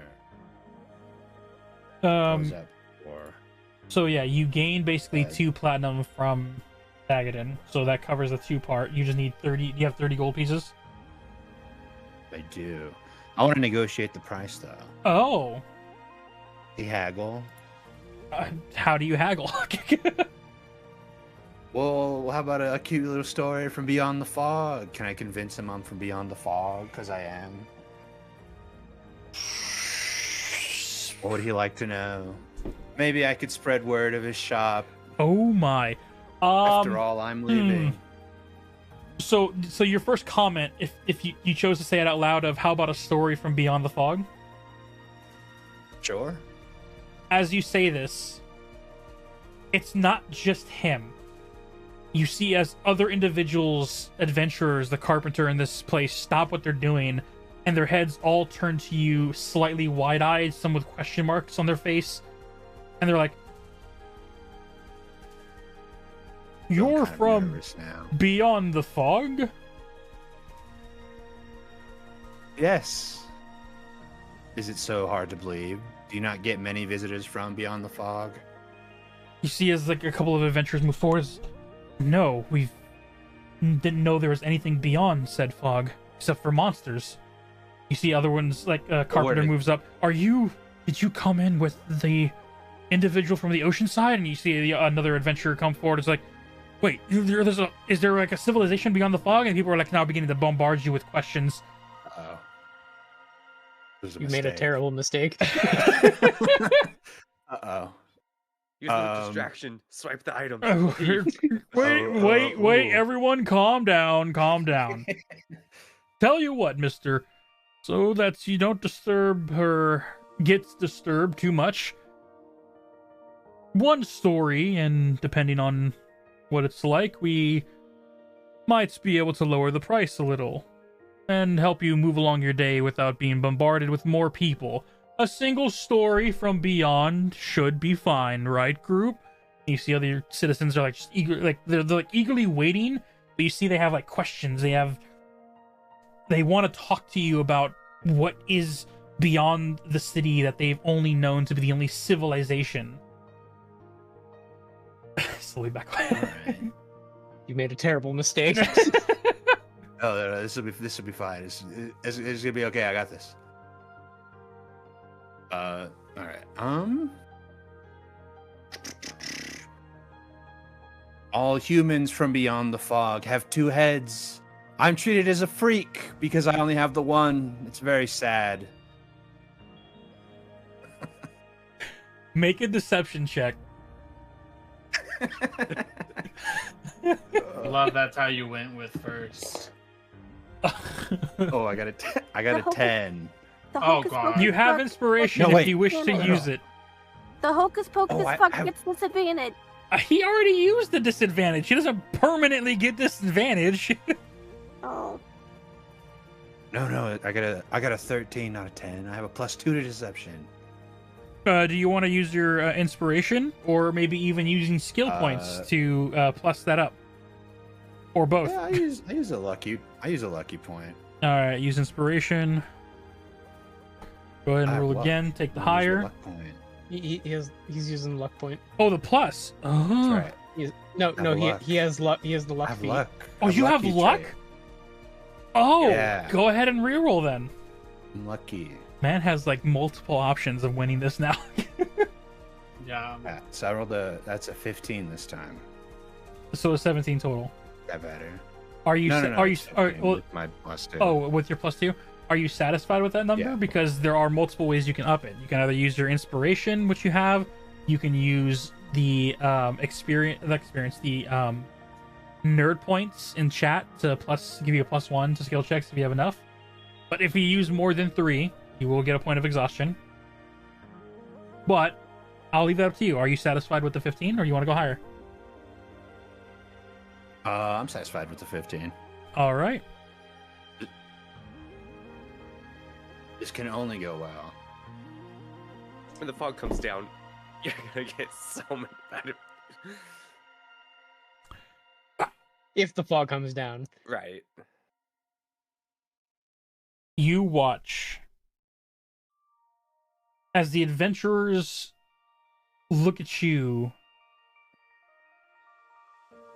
wide-eyed with contemplation of two-headed humans. You see the carpenter lost into the idea of, like, you're the oddball? And you hear verbally as the store owner, Corin, from behind the desk goes, wait, so if they have two heads, which head is in charge of the body? Or do they just, like, one controls one half as the other controls the other half? Whoa. Well, you see, it's much like your two hands. One is the dominant one, and one you're kind of awkward with. Oh. Yeah, that's good information to have. If if we ever go beyond the fog, we'll know what to expect, I guess.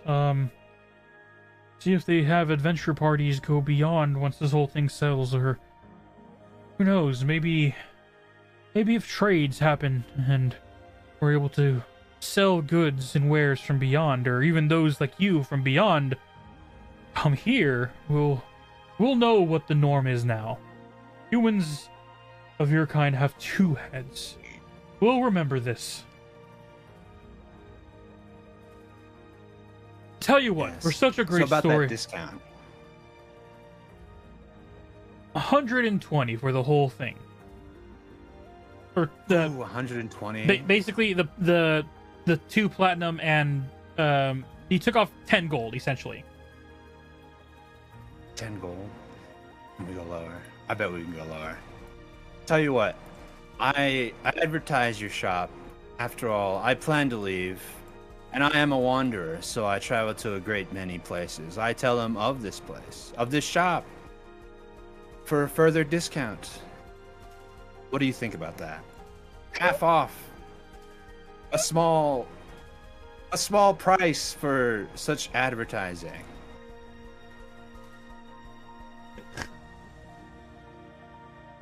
I don't think I can do half off No. for Order. telling people about my shop, especially from where you're from if you go back beyond the fog. Spreading word of Hocus Pocus, and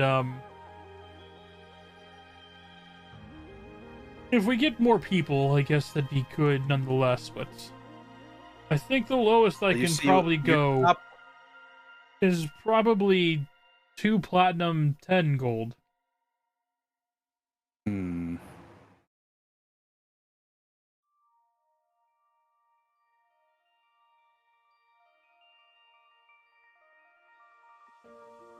And you're sure this is the lowest you're willing to go? After all, your shop would become the premier stop. It's all that they would have heard about from this place here in the fog.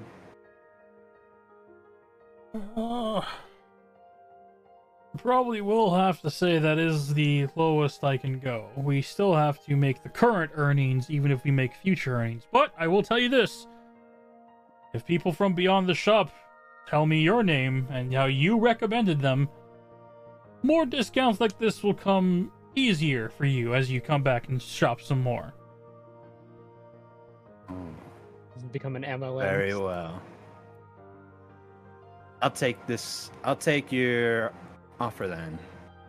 2 platinum, 10 gold. Yep.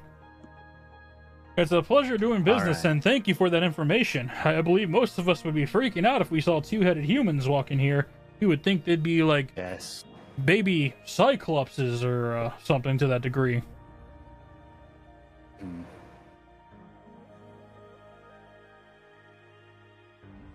Alright. I'll take 210. I have 39 pieces. Just so sad to see. And then what am I adding? You're gonna add a ring of cold protection. Ring of cold protection. I will do my best to send you the items. Cold resistance? Or are you gonna send them to me? Yeah, cold resistance would be best to find if you can find it in the item shop. A ring of cold resistance. And I will send the 2 other items of the bracers of elements resistance and cloak of protection, or not protection, sorry, cloak of polymorph, because those 2 are going to be somewhat homebrewed items. So I'll try and send you those in a later date. But essentially, while you wear the bracers, the ring, and the cloak you have to attune to. Right. So all your attune slots would be filled up when you wear these 3. Okay. But I will be sending you the other 2 items on a later date. And then from last time, the ring of swimming. That does not. That is not tuned. No. That would be a gift. That would be for reasons. Which I might keep that one and give something else. It Okay. is a Fey, because you got that from this shop, so that is a Fey item. Mhm.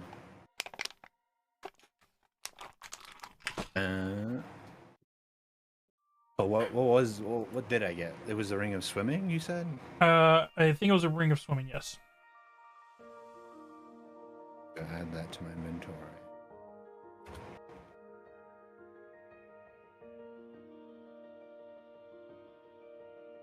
All right. And with that, I think I'll leave. I'll leave the shop now. All right, as you begin to leave, you hear as others rumor amongst themselves of people with 2 heads, people with 2 heads. We gotta let other people know that beyond the fog, there are humans with 2 heads, and that's the natural. As you leave the shop. Oh my god.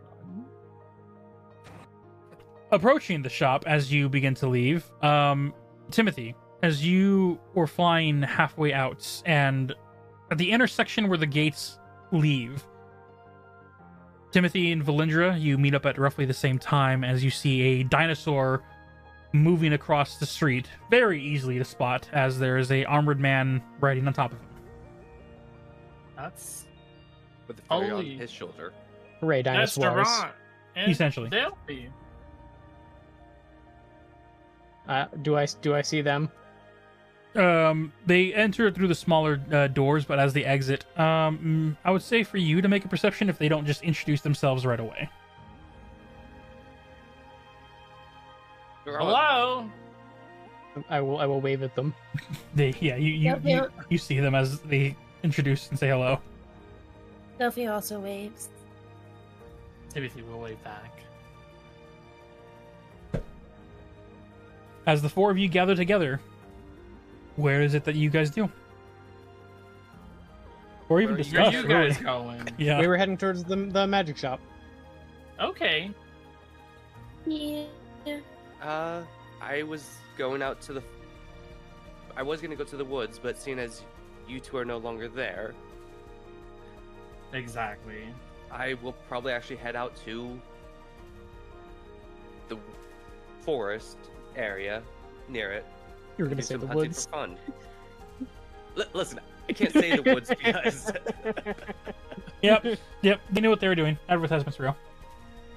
So you're heading to the forest to go hunting.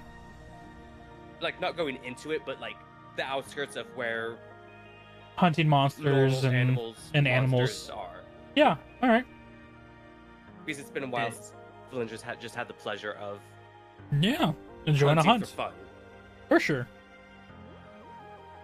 All right. Well, be safe out there. We I'll should try. all meet at the Adventures Guild later and discuss what we're gonna do. Mm-hmm. What time at the Adventures Guild? I don't know. Just Probably like whatever.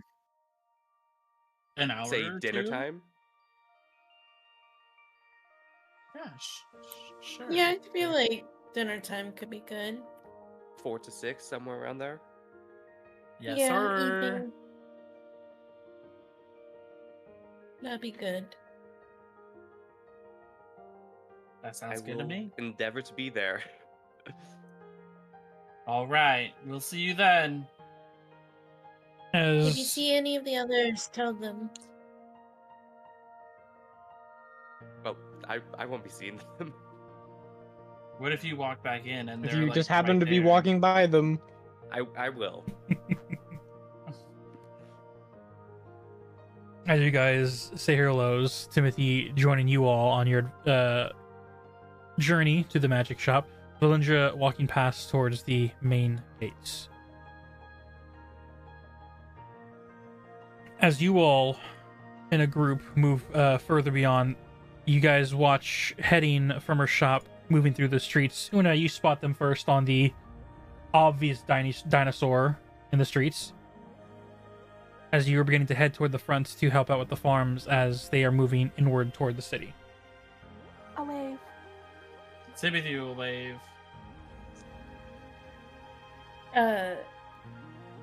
Delphi will be like, we're meeting at the Adventures Guild around dinner time. Okay. Okay, sounds good. Timothy will yell out, "Let Leah Let know!" anyone you see know. I can't let Leah know because I'm already. Wait, where am I? You're basically passing the school and getting close to the library intersection area. So I'm far from my house. Far I'm from not your gonna- house. Yep. I'm gonna be outside the city like all day. You guys should let her know. Boo! I got shit I'm gonna to look at do. Timothy. Why are you booing her? She doesn't have to go outside all day. I'm growing food. People are She's a starving, druid. Timothy. Being Ugh. a- Her whole thing is nature. I don't know where Leah is. Helping the poor. I don't know where Leah is. She is at my Ugh, house. being a druid and going outside. Is Ellie in there? She might still be asleep. Yeah, probably. Can you, like, sending stone her and let to know? She should probably know too, though. All right, I'll sending stone Ellie, and is she any more awake? Do you like to do it right now? It's been a I'll good 30 try. minutes of walking for you. How long did I stay at my house? You I ate breakfast and stuff. you had Did breakfast she- and everything, got dressed, and so it took about an hour and a half or so, and you didn't hear her stir at all, and then another 30 to 45 minutes of walking to get to here. All right, I'll let her know when she wakes up in a bit. Okay. Okay. All right. As they move on, as you make your way towards the opening of the front entrance of the outer walls to help with the farm area, Leah, you said you were waiting for Alien to wake up, correct? He'll pass by before she actually stirs up and has her breakfast. You might want to just leave. Waiting for Elian. Nar said he was. I was You wish- leaving. Oh, you were She leaving. wishes gonna be in bed all night. Okay. Where are you heading? Sorry. I need clothing and something non-magical to wield.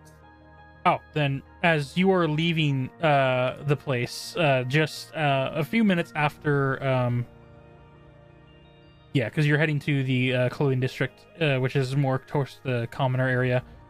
You do see the dinosaur moving across. Your friends riding upon it.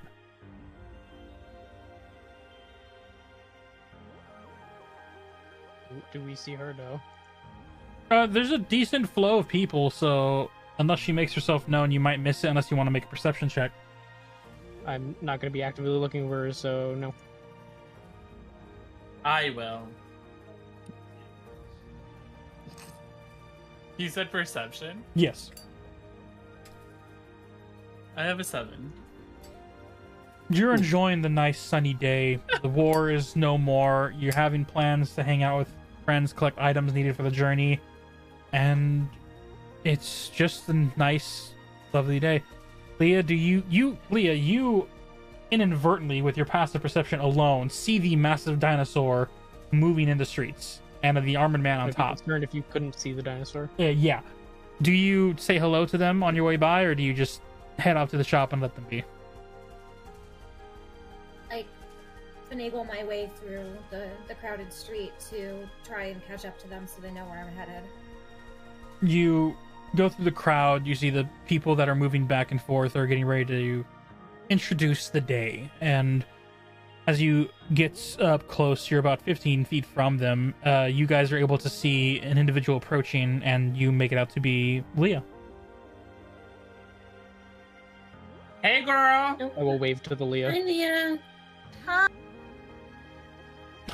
We're meeting at the Adventures Guild tonight. Dinner time.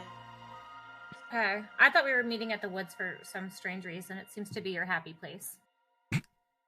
Yeah. I think it might be better at the Adventures Guild because there's a lot of people still at the woods trying to recoup and stuff. And then, yeah, I feel like it might be better suited at the Adventure Guild. No, that makes a lot more sense. What time did you say again? Dinner time! Dinner. Dinner time. Okay. I'm sorry. I just got up and I'm. Where? Can I ask you a question? Yes. Yeah. Yes. Where can I find something a little warmer than this, and possibly something like non-embedded with denim? I already have clothes coming for all of us, so you don't have to worry about that. Oh, thank you. Yes. I assume though that. Yeah. I'm getting some stuff done by Valendra's grandmother. So we're getting some good shit. Oh, well, that was nice of them. Yes. What about? See, I kind of don't have my normal daggers anymore, though.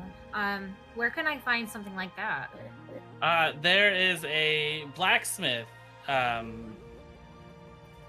my gosh, it's on our map. I can see it from here. It's behind us.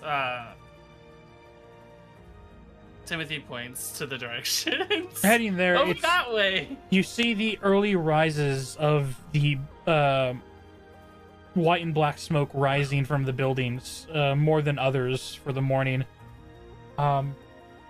Leah squints. Looking, Think I see it? looking past the crowds of vehicles, carriages, and people, you see the distant smoke. You get the idea that it's a forge type area, and you've been in here. You've been in the city long enough to know that is a.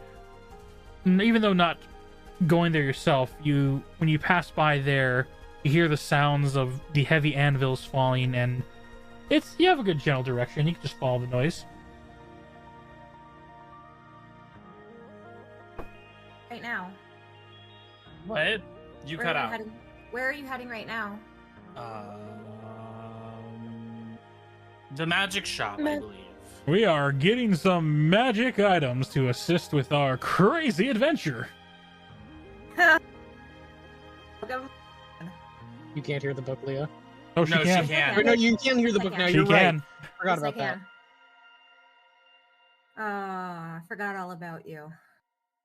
It thought that was a just dream. last that night. book again. I hate thought this that was book. a dream. This is a curse. Well, It to was be weird. fair, I am kind of dreamy, but that's beside the point. Elfie rolls her eyes. All right. Well, that's enough of that. I don't need that in my next story. They don't have anything like that up at the magic shop, do they? Or is that just like Thought I right hope to the not. blacksmith? Talking books? Oh, No, please. no. I am one of a kind. Timothy, You not definitely hearing it, are. completely ignores that man. That you definitely are, she says under her breath. I'm not sure what they have there in terms of weapons and stuff, magic or not. That's where I bought my sending stones for me and Theo, so they sell that. Those are not weapons. Well, I'm just setting magical items. That's where I got them. He's gonna be a fun one. It's a magic store. You know what, Durant? I don't need your sarcasm. Oh, he's gonna hate me. People, stop, please. I'll just be there with you guys and take a poke around. It's not too. It is kind of far, I guess, because you're going the opposite direction, right? Yeah. If they don't have any weapons or anything that I need, I'm gonna have to go to a blacksmith anyway, so... Oh. Okay. Yeah. Well, do you mind if I tag along? You're more than welcome to. Alright. You don't have to ask. I just really don't know my way around the city yet. I've been kind of following you guys, so... That's good. I don't want to get lost. Alrighty. Hi-ho, Dino! Away! I'm gonna burn this book. Giddy up. Well, As don't click, click. burn it soon. as your group moves on, heading outward. You would be moving past Senjiro's character. In the crowd, passive perception alone, Leah, you'd be able to spot him. I don't know if he's back yet, though, so he's... You can choose to engage, or... engage or let him pass. I don't know why that theme just in my head. Wait, who am I spotting? Sanjiro? Sanjiro. Yes. I'm gonna kind of. What would I use? I just want to tell it if he seems like unbothered, like if he seems like he's got some idea in his head, like where he's headed to. Make an insight check.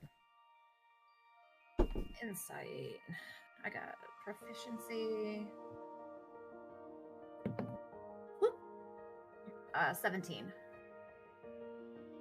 With a 17, he seems to be... Yeah, not back at the moment. Yeah, he seems to be knowing exactly where he's heading to. He is heading westward towards the entrance of the city. But he seems to have a look of knowing where he's...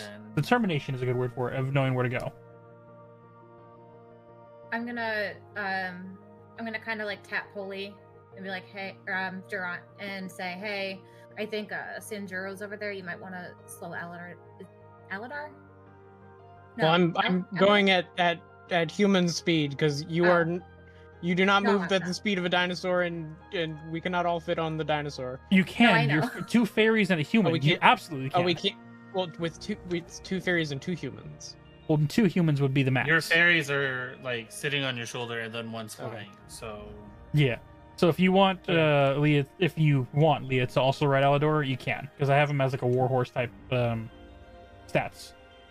Yes. I'm gonna wave at Sanjiro. He'd probably look at you, give a small head bow and wave. He also seems to be busy, but do you relay the message of you all meeting? Yeah, I will attempt to wave him down real quick. I'll say, hey, we're gonna be meeting later at the Adventurers Guild around dinner time. If you want to come. Right, the Adventurers Guild. I'll meet you there. Dinner time. Yeah. That's disturbingly close. Wow. Nailed it. Like you're not quite there, but you're close enough. oh, Jesus. Yeah. As he confirms the dinner meeting at the Adventurers Guild. 9 out of 10. 10 out of stars. Right, the Adventurers Guild. I meant more the inflection, not like how you said it. Got it. As he acknowledges and agrees to be there for dinner time, he continues to walk on to continue his journey as you guys make your way and gets to the Making our way downtown. walk-in fan. Yeah. Me will never get old. Never homebound. As you guys get to the Hocus Pocus building, for not only time but also entertainment's sake, Una, when you arrive on the farmlands, do you assist the farmers with growing the crops only, or do you help them with other projects as they request? I think I have to focus on casting the spell. It says if you cast a spell over 8 hours, you enrich the land. I think I have to focus on it. Okay. To enrich the whole land. Go ahead, and you're going to be doing that for the 8 hours as you help the farmers out. They...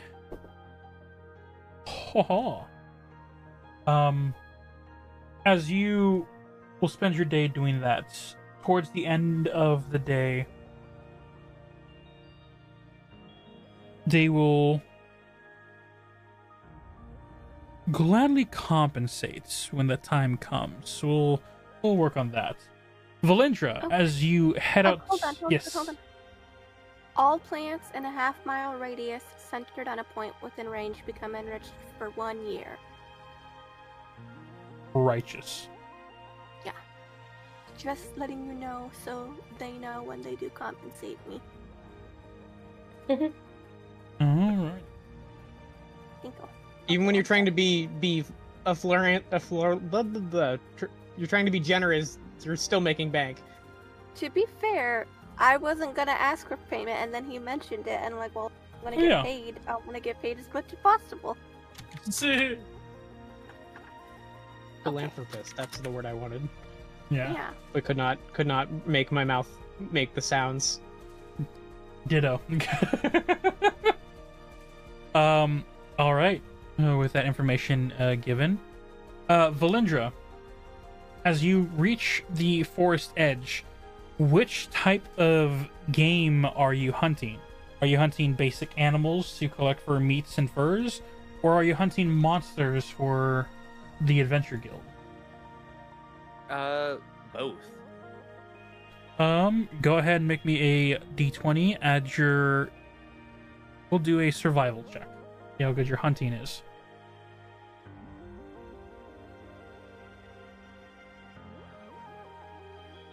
$25.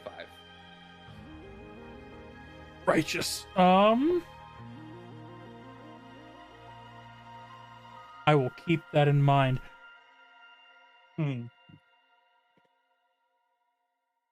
Okay. I know what we're doing. All right. As the four of you, Leah, Durant, Timothy, Delphi, arrive at the shop. Yeah, the dragon said as a kingdom, they don't need monetary compensation. They need to be able to fix their economy of being out of a food resources, which is the fishing trip, for not only the time they've lost in these past few weeks, but also from the time it's going to take to rebuild the fishing ships to go out. So they're already pre-planning for the resources they're needing, so they don't need money, they need resources. So yes, that question.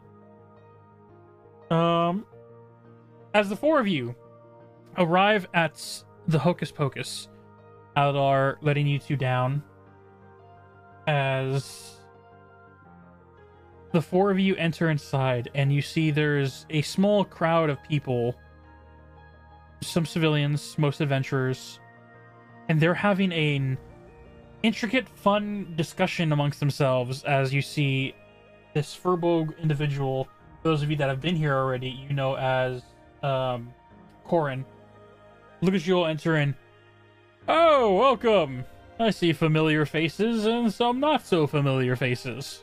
Welcome to Hocus Pocus. What information can we help you with? We're in a interesting lore talk right now. We've just received a visitor from beyond the fog. Oh, interesting. I believe I know who that was. You do? The odd human who... Well, we say odd, but it turns out he's not so odd. He's just like... Well, he's just like you.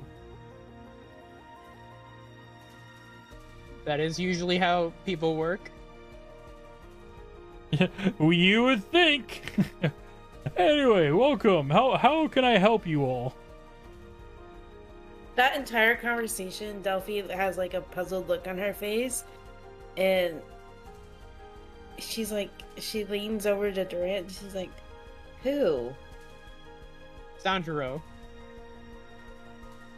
I mean, he is kind of peculiar. Yeah, but he's also a person, just like all of us. So they're not all that different. Well, we're not people, me and Timothy. Huh? Are we here? Yes! You're not. You are people. You're just not humans. I'm human? Sorry, I wasn't... We got two humans and two fairies. I was minding my own business. Alright, as guys enter. You see as he creates a simulacrum to help you explore the shop. There are assortment of items all over: cloaks, potions, rings, staffs, scrolls, weapons, and some wondrous, peculiar things as well. I would like to take a look at the rings. Looking at the rings on the fingers in the front where the cabinets are at, you see different bands with tags. You see there are they're labeled as, you see a ring of jumping. You see the ring of truth telling. There is a ring of warmth, a ring of water walking, and a ring of shared suffering. I'm gonna point at the ring of shared suffering and say, how much is this ring? Ooh. It was an interesting creation. We did it on a request of an enforcer, but he said he didn't need it anymore. The idea of taking on damage for someone else is kind of hard to do, really. Well, can I make a quick Arcana check? Make an Arcana check. What is it that you're trying to decipher from this magic ring? I'm just trying to see if it's actual magic. Yeah, go for it. I got an 18 plus 8. Looking at the ring that this Furbolg is pulling out of the cabinets and laying it in front of Durant, you can see that the inscriptions on the ring, the arcane nature, is actively thrumming in a peaceful tone. There is a slight connection between the etching in of Fey magics that you are familiar with. It is indeed a magic ring. Okay. As he looks at you, he's like, yeah, this ring can go for a good 25 gold pieces. That seems steep. And what exactly does it do? The enforcer wanted to help share the suffering of other companions. However, we've only able to attach it to one individual at a time. So the enforcer didn't get what he fully wished for, and so therefore we just have it here to sell now. It basically makes it where you are able to physically link yourself with another creature. If that creature would take damage, you can choose, which is more harder part to do, but you can choose to take on some of the damage that they would have been dealt. And in the end, long run, it could save a life, but at the same time, it does put yours in danger.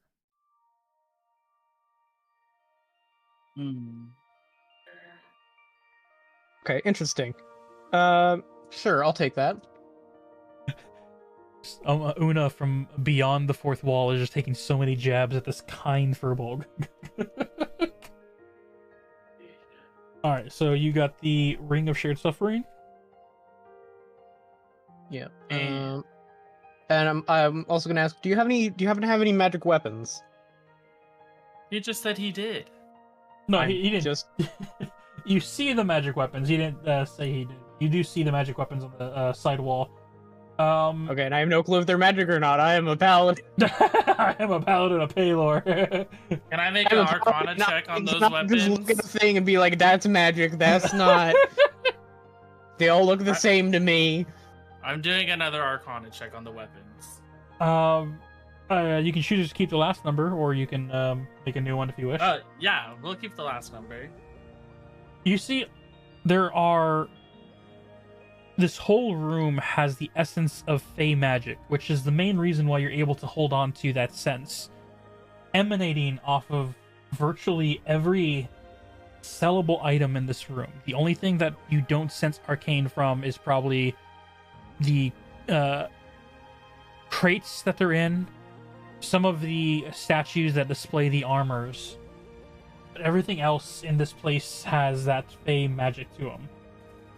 All right, so Timothy's gonna gently put his hand on the back of Duran's shoulder You're good. Everything here is magical. Okay. Everything. Oh, okay. Besides those statues, don't touch them. They're What? boring. Okay.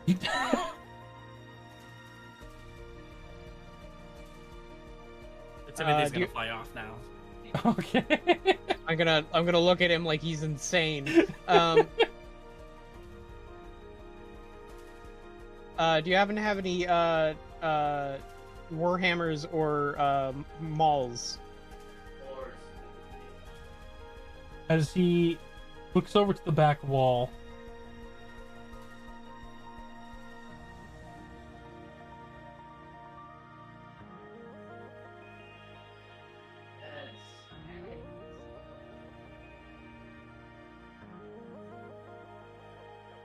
Did we lose Josh? no, I'm still here. I'm just looking at Okay. items that could be useful for the journey.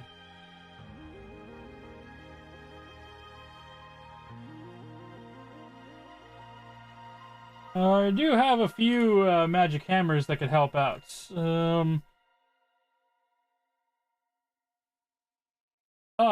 Yes. You see him pull off a heavy like hammer, warhammer in nature. But you notice that when he picks it up and shows it to you, the hammer itself looks like it's ready to fall apart. The head where you would smash against objects seems to be cracked heavily, almost to its core. Crevices that are all around, but connected to a long rod that is heavily wrapped in leather that seems to be not torn, but weathered almost.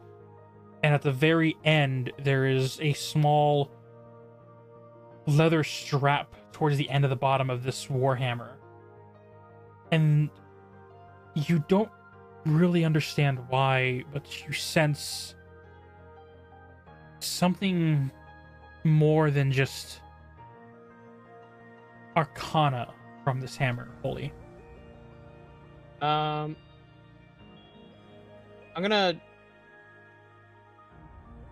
look at it skeptically and say this hammer seems damaged.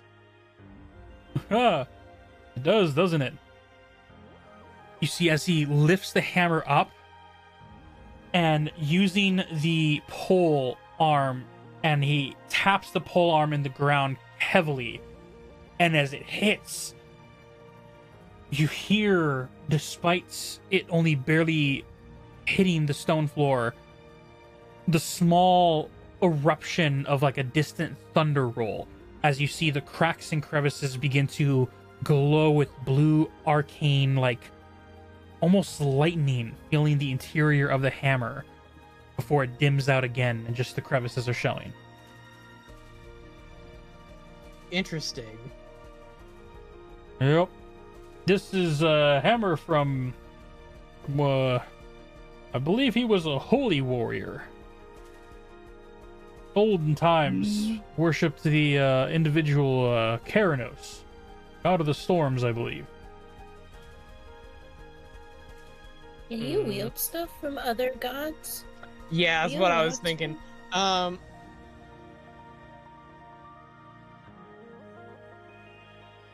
Unfortunately, above table, can I? Would that be? They're I don't know. above table.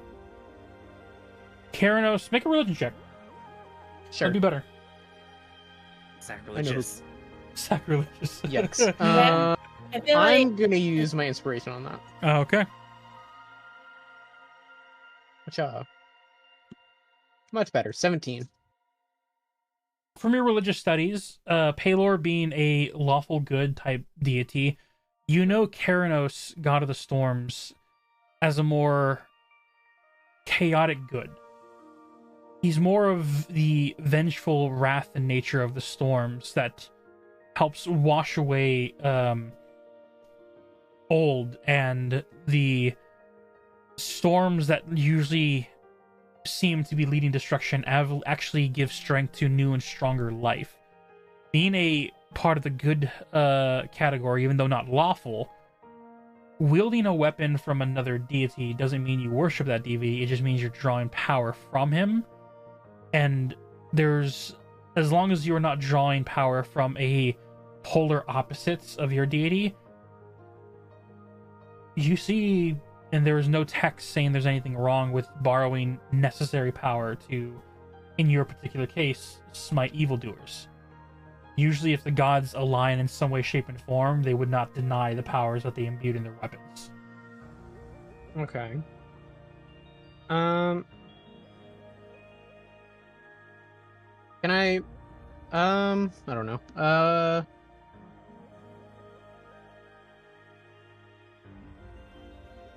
We can come back to it. You can keep looking.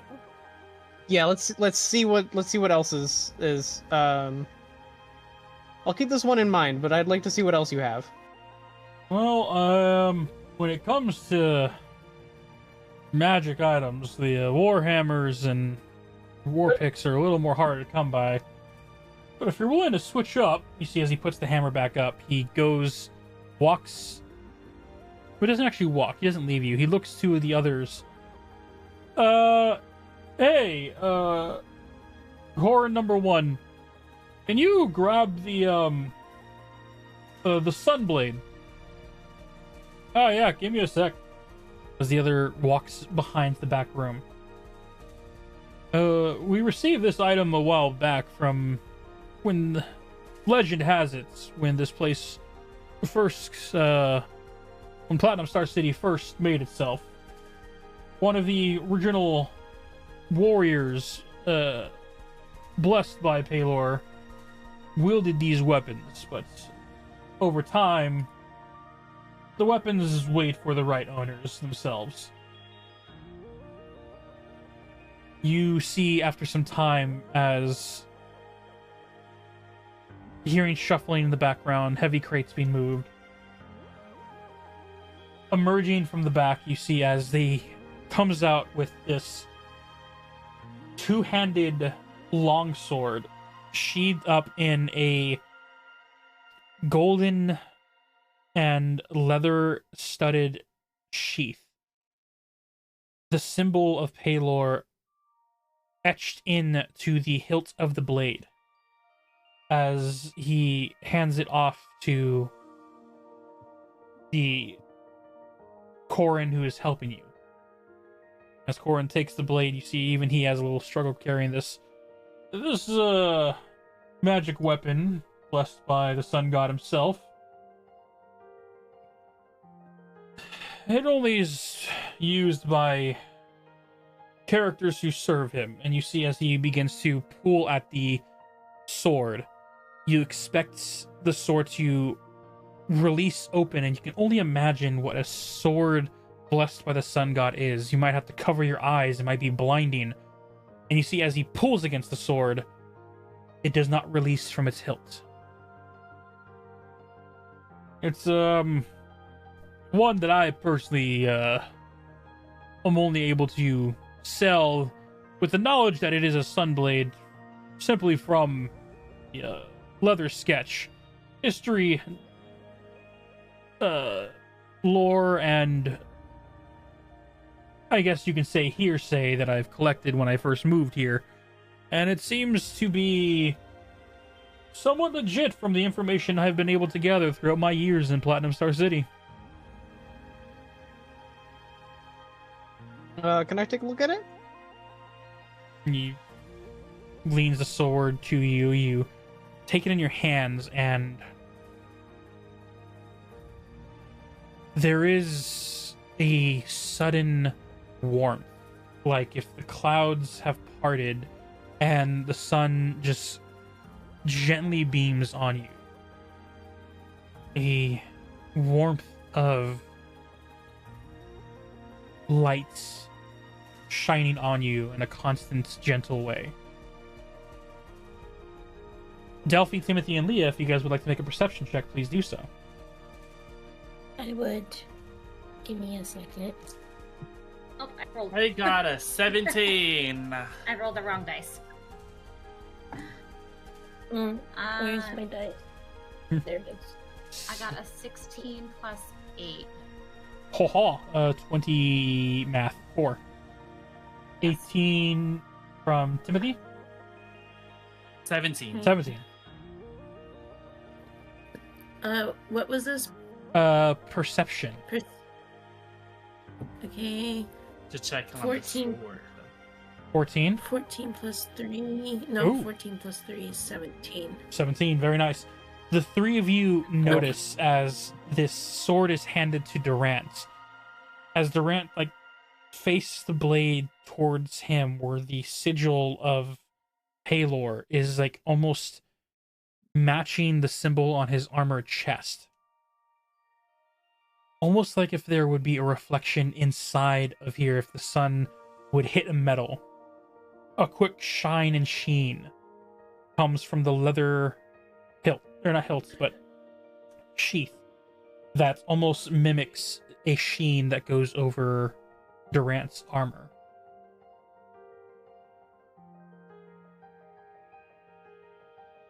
Durant, with the blade in your hands and this warmth you feel, do you try and draw the blade?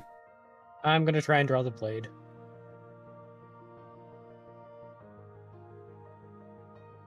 You expect there to be resistance as Corin had, until you start to pull and you see and feel no resistance. As the blade gets shown forth, you guys watch as the sword that's sheens as if there is a constant sun ray glistening off, not blinding you all, but showing essence and radiance. As it pulls outward, a two-handed sword of this size, you expect even someone like Durant to have a difficulty one hand wielding it until he fully exerts the blade from the hilts. And you guys can see a constant glimmer, even though there is no sunlight that is piercing at an angle from the windows of the shop. Almost as if the sun rays are coming from Durant, and every time he turns it from his body, that glistening light turns and twists with the blade in him.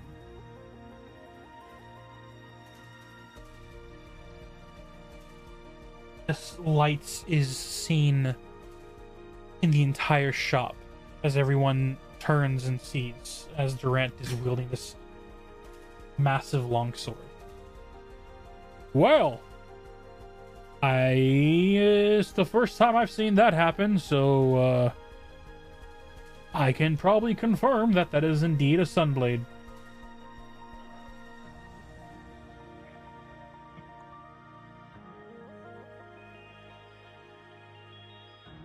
And so you said it was a two-handed. It is a two-handed weapon, but when your hand, it feels like you can even wield it with one. It does not feel heavy in your hands. Timothy flies over to Delphi. Can I see that book now? Yeah, I mean, I don't care. Delphi hands him the book. As Durant is holding the blade, I hope things happen the way I think they could. You hand the book over to Timothy. Yes. Timothy. Mm-hmm. Looking Yes. at the cover of this leather book as your friends are adorning this blade as Durant is holding it, for the first time, you get what Leah and them were talking about when you see the letters rearrange. Sylvan, Draconic, both words you understand. And then other letters of other languages you're having a hard time understanding. What languages, buddy? What languages do you speak? Celestial, Elvish, and Infernal, Sylvan, and Draconic, obviously.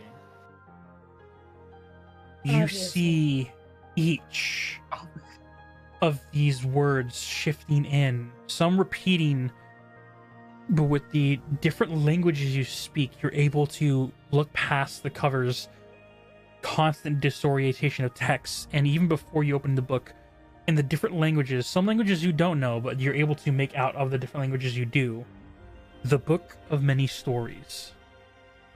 Constantly still unstably shifting between draconic, infernal, celestial. You see some other lettering you don't know before it becomes readable again of Elvish, Sylvan, and it's just constantly shifting while the book is in your hands. Timothy, you're not about to open that book here, are you? What the heck is that thing? As you see the shop owner look over with a curious look, slightly concerned, as Timothy opens the book. Timothy, would you like to roll a d12, please? I got a 7.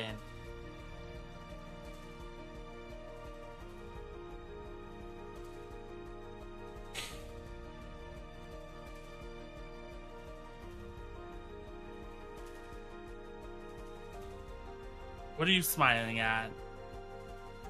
It was the eyes that told it. It gave it away. Oh god. Oh god. What did you do? What are you making me read? I love how the dice can tell a great story on its own. The dice give it and the dice take it away. Today it's a giveth day. So, as you see the shop owner, Corin looks to you, Timothy. What the heck is that thing? As you open the front cover of the book, the same flapping and turmoil of pages are cycling through. And as they do, you see as wind begins to pick up around the room, you see as other adventurers and the citizens that were in this room are covering from the heavy winds. And as the books are flapping sporadically, you see as Timothy sets his hand down to pick a page, and Timothy, Yes. what you read as the chapter title, Friend or Foe? Who's to know? Ooh. You get drawn into your own memories. The story of a time when you engaged in conversation with a random stranger. They seem nice, pleasant, and a real kinship of friends grow within. And it isn't until later than your memories that you learn that that person actually had a past that left you with a moral question of, is he truly a friend or truly a foe? And as your mind returns back to your memories, back into the present, the wind stops as the book closes in on itself. The rest of you just sees and feels the heavy winds, and the book pages stop as Timothy, his eyes are darting around like he's reading quickly before the book then closes. As he comes to, everyone's focus returns as the wind dies down. And another one is taken by the book.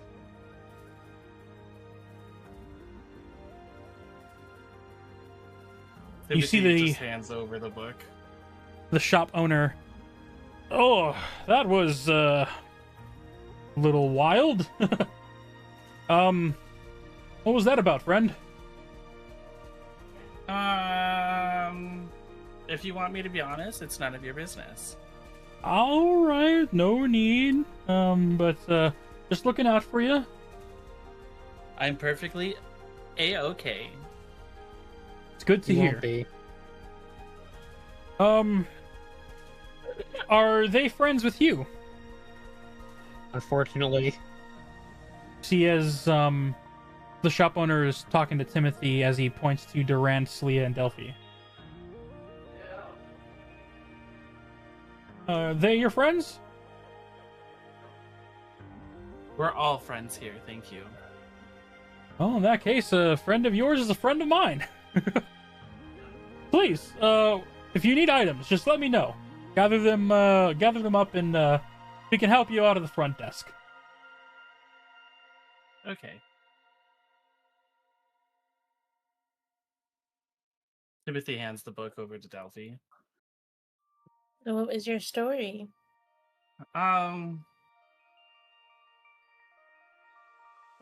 It was a memory of somebody.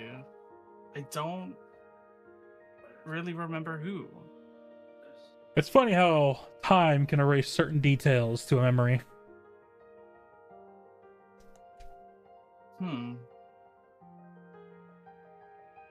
You don't have any more wisdom than that, Bickus? I kind of want to see how this plays out. Can I make a history check? You absolutely can, and for the first time, Timothy, you are hearing this new voice. Okay. But go ahead and make that history check. I got a dirty 20. Looking back on your memories, it was an older gentleman in your time. How old are you? I believe you and Delphi, you were in the hundreds, right? No, I'm in the 40s. Oh, you're in the 40s. Yes. I'm 43. Yeah. 43, perfect. I'm 42.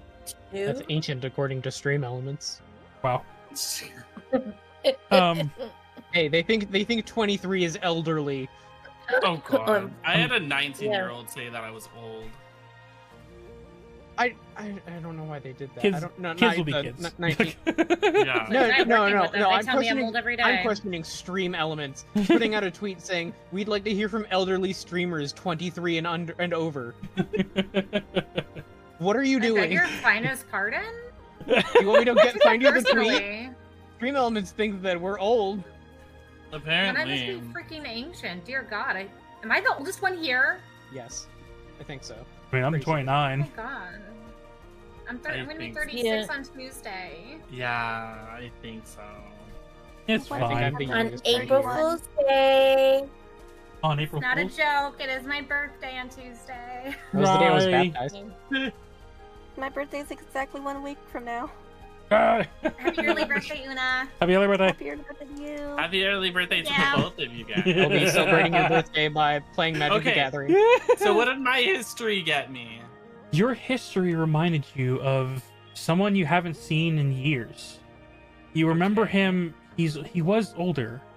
Young at his time of your memory. Young Furbolg. With aspirations of being great shopkeep owner. A great shopkeep owner? It better not be this man. I think it is this Is it man. this man? Is it? You look back to him, and though he is older, aged a lot more than fairies do, Orin. That was his name. Warren. An old, Hey, long, lost friend since he left the I Feywild. know you! Timothy shouts out. You do? Yes! From, Right. like, years ago. That's Prince Timothy. The one and only. My old friend, as he holds his hand out gently like he knows he is engaging with the fairy that he's known for a while. I'll give him a high five. He holds his, two fingers out, which is like the size of your whole palm, and little high five goes off. Welcome to Platinum Star City. Well, I didn't know you moved here finally. Yeah, I had to leave. So sorry to hear that. Hopefully it was on better terms than what most of these individuals had. I had to leave because I was put into a arranged marriage that I Oh, did no. not want. I'm sorry to hear that. I mean, me and the person are still good friends. It's Delphi's sister. We're no hate whatsoever. Perfectly love. I just It was a not see political myself. thing, wasn't it? Yes. You've always talked about how you didn't care for the political statures of things. But now You're here! I'm engaged Welcome. to the king here. And welcome to my shop. I'm glad I'm able to finally show it to you. I told you how I wanted to be able to run one of these before. Yes, and I'm very proud of you. But I'm gonna be honest. Your pricings, they're not it. You know what? For an old-time friend, why don't I give you and your companions a discount? Oh my god. Oh my god. That is so sweet of you. A Thank celebration of not only you coming to the city, but seeing what I've been able to do with myself. So true. Is he? He's yelling in chat now. Oh my god, thank you. No problem. My mom and dad would be so proud of you. You see as his face is still happy to see you, but almost like a past event recurs in his memory, which he quickly shakes off the feeling and goes back to the smile. Right, yes. I hope they're doing well. I saw that. I know. I promise you, everything is good. Okay. But please, a friend of Prince Timothy is also a friend of mine. Yes. As he looks back to Durant with the sunblade in hand. Okay, I'm just gonna ask above table. Does it have versatile? It has the sword. Magic longsword has the finesse properties. But I don't want. Actually, because the blade radiance brings the essence, makes the okay. It's just the When the sunblade, blade right? exists, the longsword has the finesse property. Yeah, it's just the sunblade. Okay. It's versatile. Okay. Yeah, you should be able to one-hand it.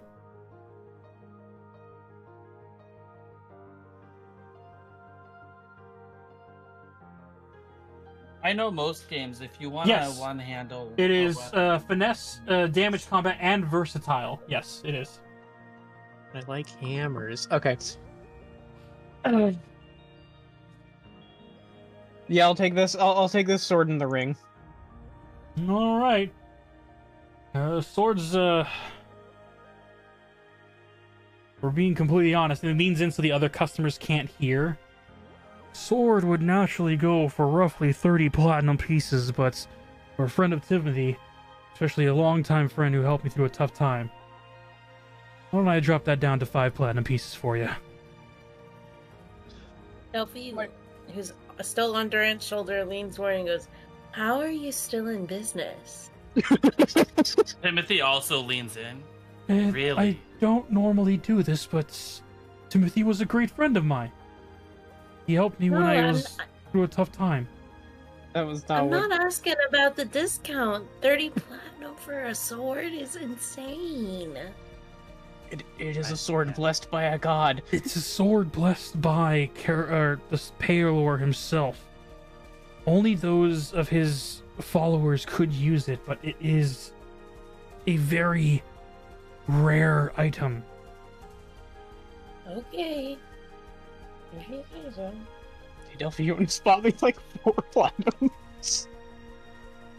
I don't have any on me. How many is a platinum? 100 gold. 100 gold. 100 gold. I do not have that much gold on Here, tell you what. me. It's back in the house. I know. If you're with Timothy, you're good people and good folk. I know you'll pay me back when you have the money. Collect what you need. I'll make a tab for you all. Let me guess, we it's can gonna be swing. in my name. It'll be all discounted, and my friend, pay me back when you get the chance. That's all I ask. I'm gonna be honest with you. Back home, the family did end up getting attacked by a group of doppelgangers.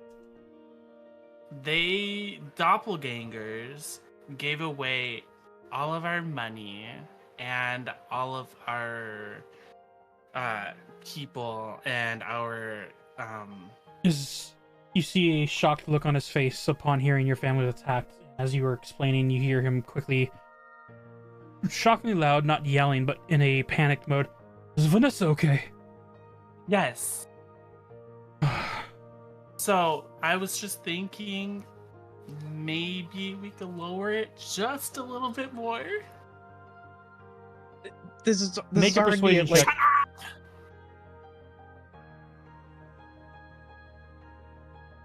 Josh, you're gonna hate me. I got a natural 20, and I have a 6 to that. No, it's fine. As with the 26, you look at him endearing, truthful to your words. You see him, eyes connected to yours, the glimmer of lights goes over his eyes to yours. Looks over to Durant with a very genuine, heartfelt smile.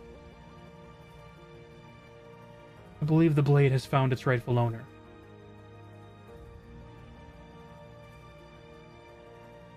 Take it. Timothy pulls him into a hug. He Thank hugs you you back. so much. You have no idea how much this means to me. we'll play the price first. As he hugs you,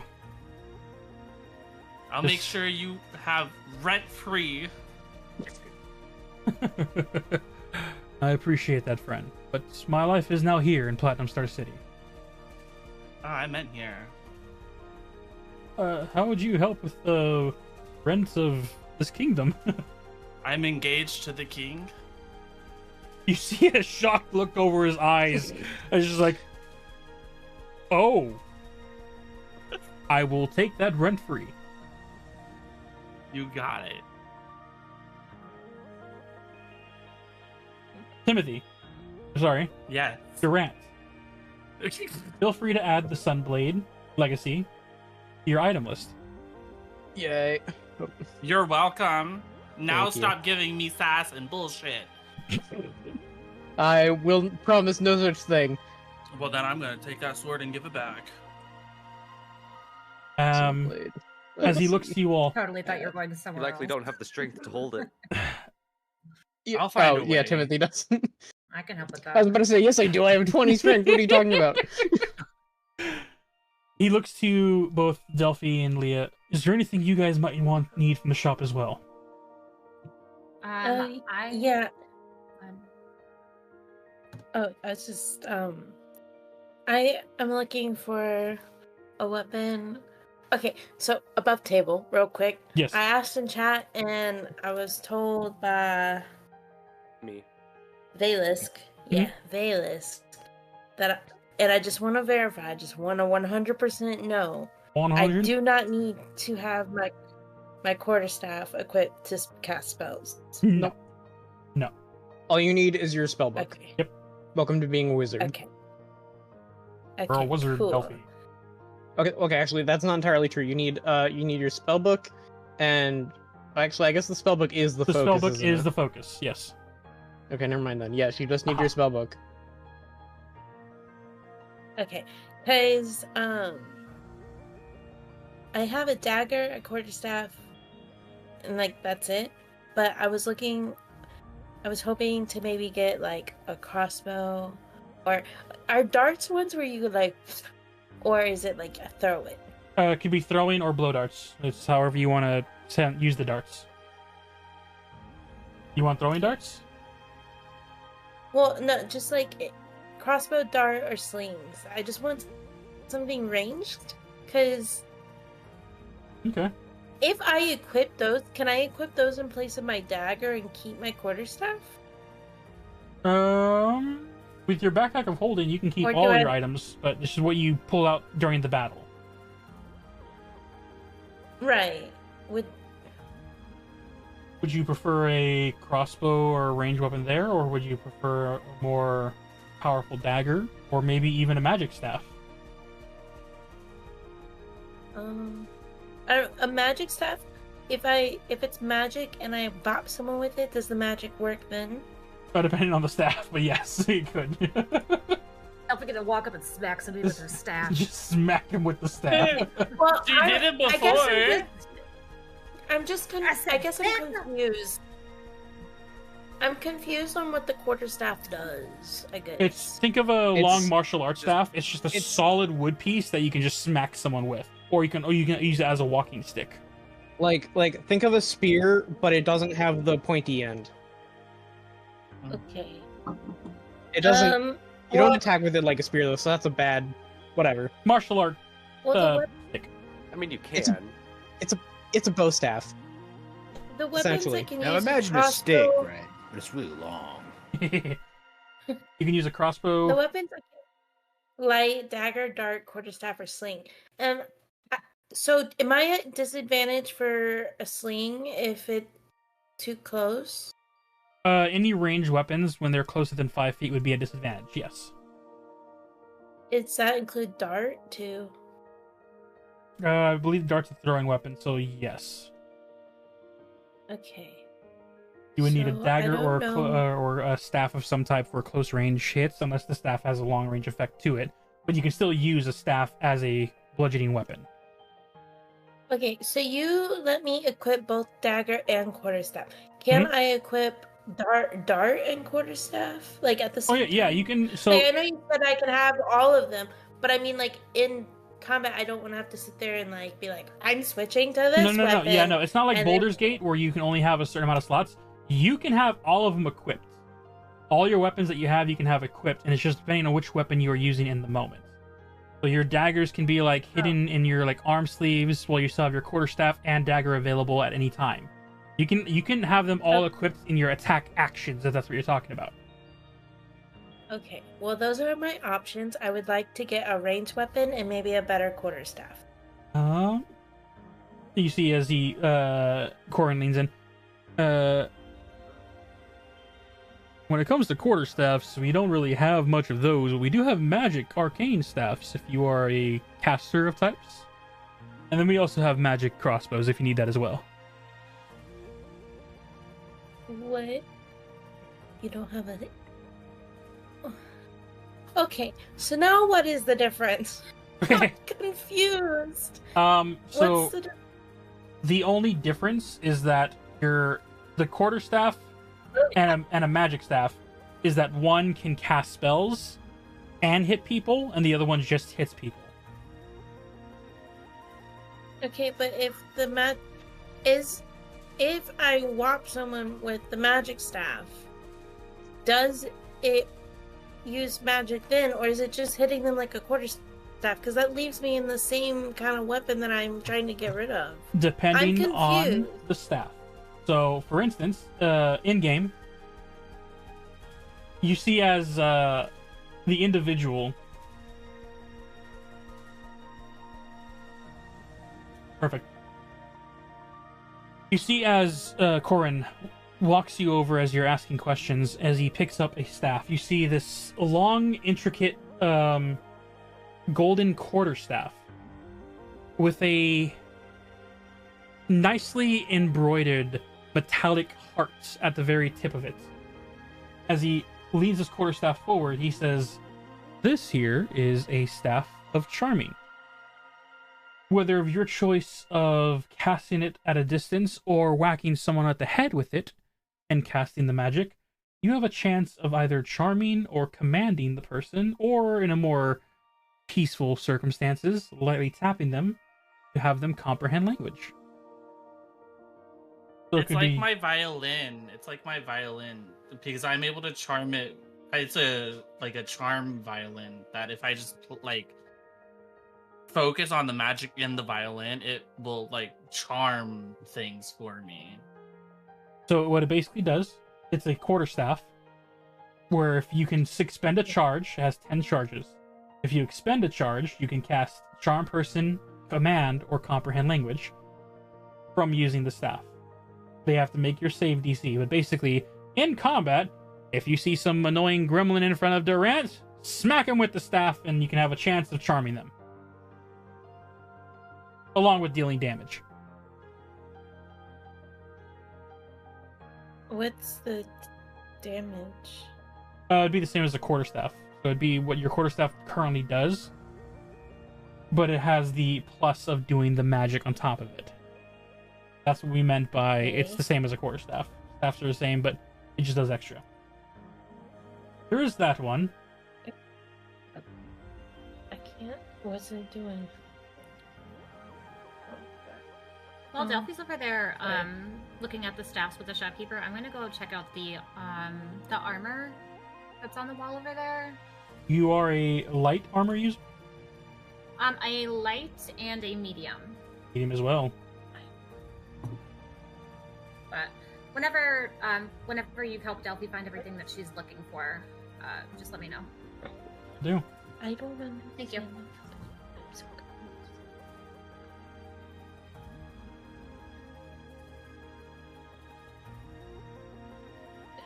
Can you give me a soda and some candy?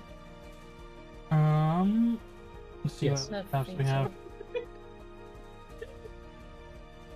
There's also. She was asking names. I know. I- Being silly. There is a staff of swarming insects. Ew. Hey, what does that do? You I'm see, assuming it makes insects swarm. yeah. The staff. As he explains it to you, basically.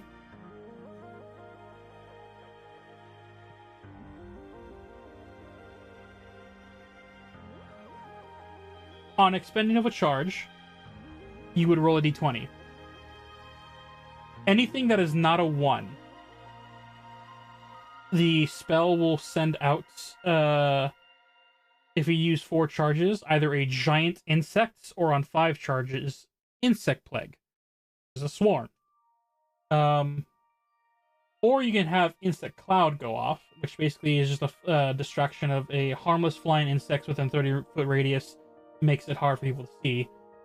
But you can basically summon insects to your need and help. The staff itself is a wooden-like staff at first, and you see there are hundreds of small little holes just going all the way up until the very top. You see there is like a locust-like purple gem just emanating and like perched up on the top of the staff.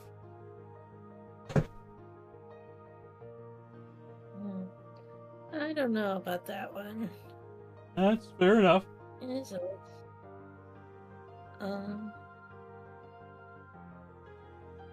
I was hoping for something that would give me. Thank you. I was sorry. I was hoping for something that would give me like a little more defense and attack, given a lot of my spells are more supportive. So I need something to defend myself in the case of like issues. Well, in that case, there's the Staff of Defense. You see as he turns over, you see a slender, hollowed What is staff that? made of glass, but is as strong as oak. It only weighs 3 pounds. While holding the staff, you get a +1 to your armor class. The staff has 10 charges, which are fueled with spells in it. With the staff in hand, you can use your action to cast either mage armor or shield. No components required.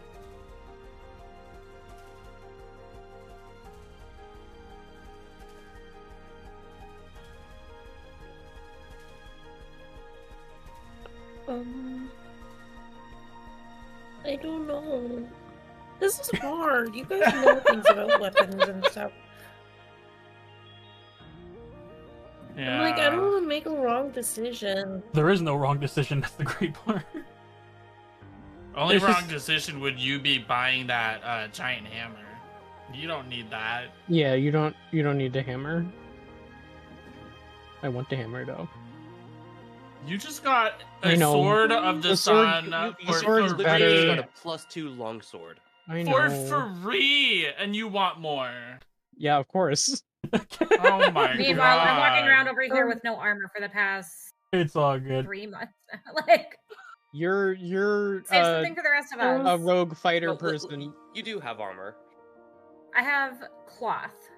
You have the serpent whatever armor. You have the whatever. Yeah, the serpent whatever The armor. serpent whatever It's a armor. dagger. Its special ability. It summons serpents or whatever. The serpent scale armor. Okay. No, that's a I don't have dagger. that. Those are my fang daggers. I literally see it in your inventory. Serpent scale armor.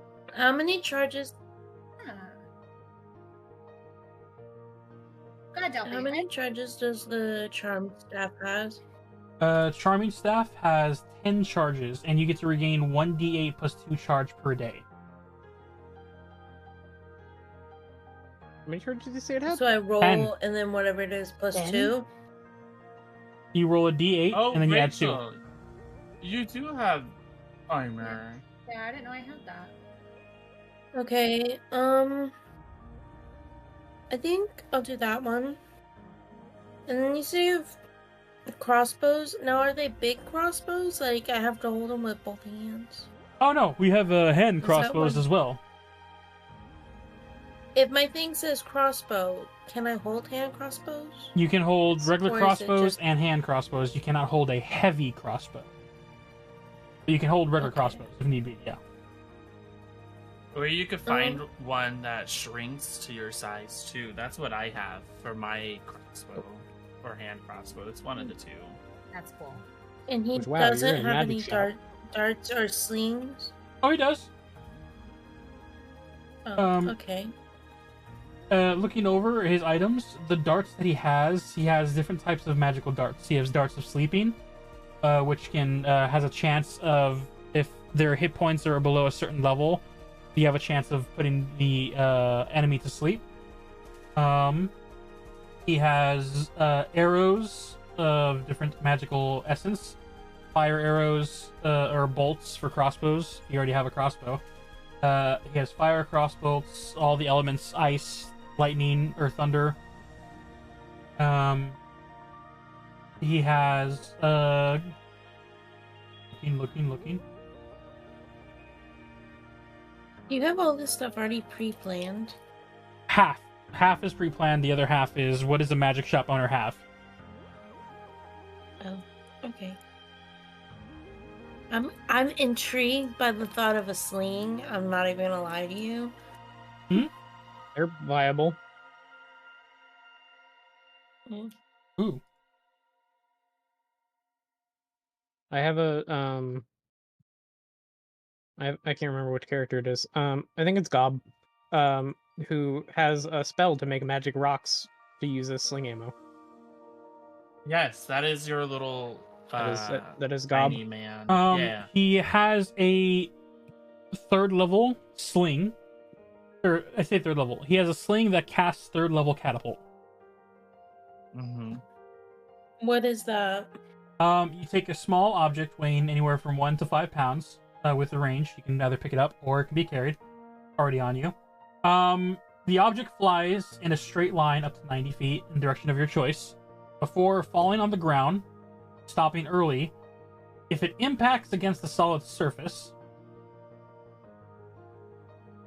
it would strike the creature. The creature must make a dexterity saving throw. On a failed, the object strikes the target and stops moving.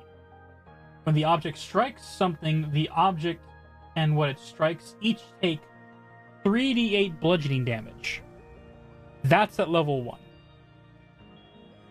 At level 3, it would do essentially 3 more d8, so you'd be doing a total of 6 d8 on a hit. Chris. And okay, sorry, confused. What? Okay, so I choose anything that's small enough to go into it. Yes, any item that weighs anywhere from 1 to 5 pounds. Okay, and I fling it, and it can go up to 90 feet one way. It goes up to 90 like, feet. in a line, directly. Yep. Mm-hmm. And then what? If it hits, If it hits Something. a non-person,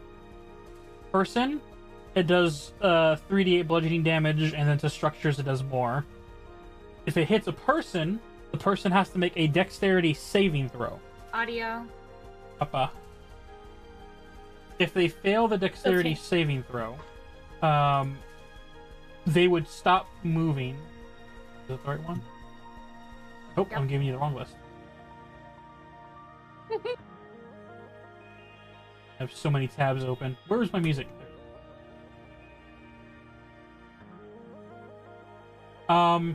If it strikes a person and they fail the saving throw, that target stops moving. So if they're in motion or trying to get away and you hit them with a sling, they drop. They stop moving, they fall prone. And that's that. However, if they hit, that's if the object strikes the target. Wait, on a failed save, the object strikes the target and stops moving. Sorry, that's just the rock. So the rock hits and stops moving where it hits. So it can't go through them into someone else, essentially. But on a hit,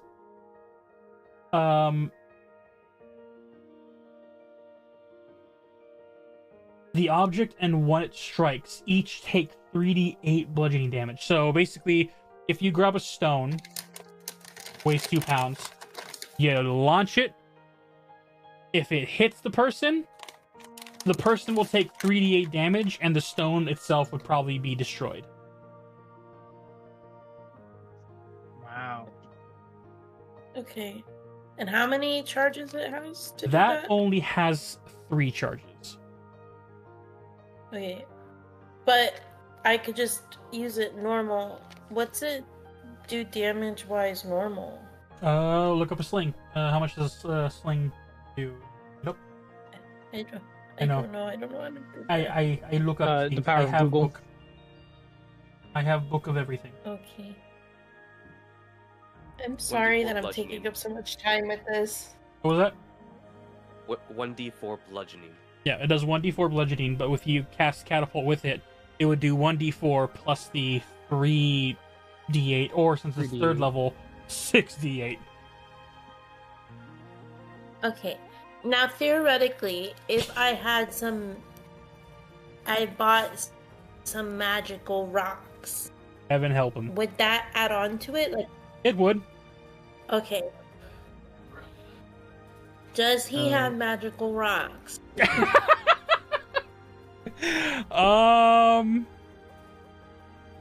He has. Oh boy. He can put in commission some magic rocks to get made, if you ask him to. Oh, his prices, jeez. You say that, but you continue. Yes. So.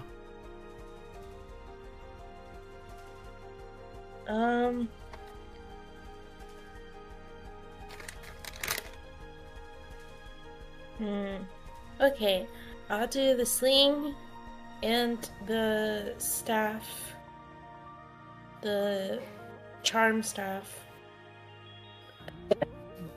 And then that'll be good, I think. And Now, as far as getting ammo for it, do I just go pick up some rocks? Pick up some rocks anywhere from 1 to 5 pounds. Okay. yay, rocks. With that in mind, as you collect the sling and collect the staff, Leah, are you still looking for armor, or are you satisfied with the armor that was in your inventory? Slowly started wandering over towards the weapons. Ah.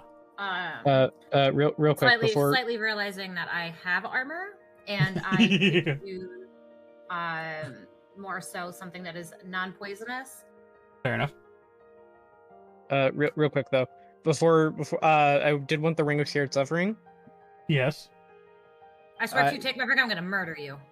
Well, I don't care about your weapon or your armor. So she said ring. She's also looking for a ring as well. You don't want this ring. So your ring of shared you don't want suffering. this ring. You take damage. You take when your damage friends take from damage. away from somebody. I'm paying the 25 for that. Oh, you are assuming I paying will for pay that. for that. Okay. That one I'll pay for. Okay. Oh, thank goodness. I had no idea what to say to this man to get more discounts for you. All right. As you purchase for the ring, you have your free sword. Leah, you look over to the Right. weapons section, and you're looking for daggers, magic daggers, or just daggers that are normal. I'm curious if he has anything along the like a rapier or like a glaive. He actually has 2 items that fit that description. He has a rapier. You see this intricate-looking blade. Almost the thin line of it makes it seem like it is fragile enough to be broken. And you see the arcane writing that is enthralled upon it.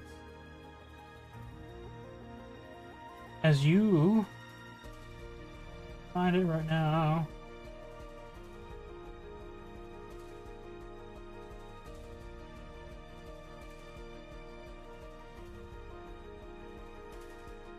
You look at a rapier of hex. As you see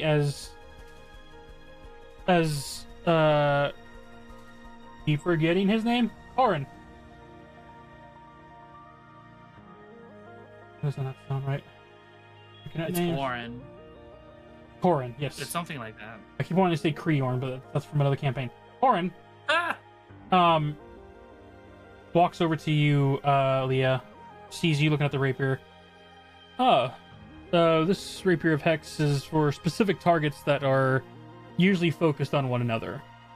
What it basically does, it helps you hex the target that you are after, and as long as you do strikes against that target, you can do a little extra oomph against them when it comes to damage. This is a magic shop and everything, but do I need to know magic in order to use this? That's the best part. The weapons and items we make here are for the common folk who can't cast magic on the daily if they wish to have a taste of said magic. You yourself do not need to understand how to use magic, just understand how to use the weapon. And or item, depending on what you get. There's plenty of household items we have that would be very useful in moments. I have plenty of household things that I can use instead of this.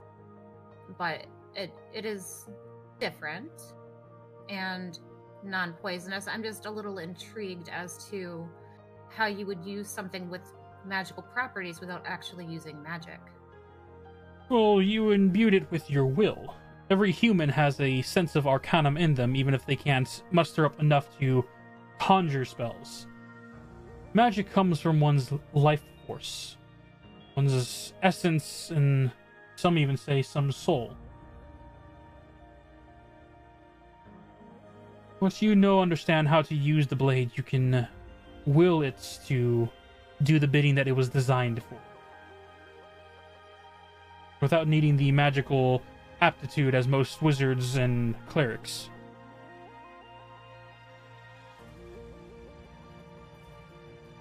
You just have to feel it. Feel what you need designated for the targets.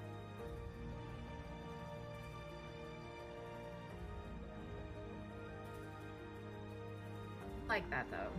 I don't always wish for somebody to get hurt just to protect those that I care about. That is the way of life, is it not? Yeah. Do you mind if I hold it? See how it feels? You see as he lifts the case open and pulls out the sword, faces the hilt towards you for you to pick it up in hand. As you lift the rapier, this feels like if you're carrying a small wooden twig stick, light enough that you are able to whip it around with great speed, and at the same time, you see the blade does not bend, it does not give to the force. It is sturdy and it is strong. And as you dance the blade around in the air, You see nonchalantly to demonstrate as the shopkeep tosses in a small parchment paper in the midst of your demonstration, as you don't even realize you have cut through the paper, as it scatters into confetti on the floor.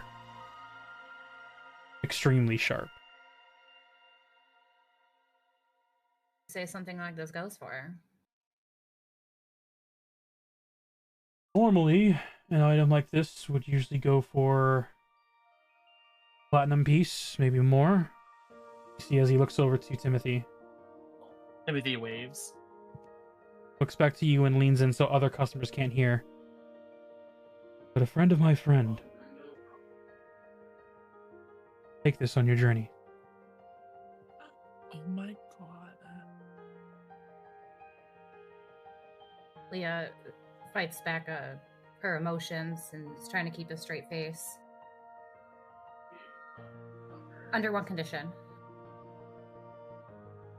There's one other piece that I have my eye on, and you must allow me to pay for that. Very well. As long as we have a good price. If it's the For thing a that friend. I'm looking at. Always. Okay. So if you say a platinum for the thing that I'm looking at, I mean, I don't know.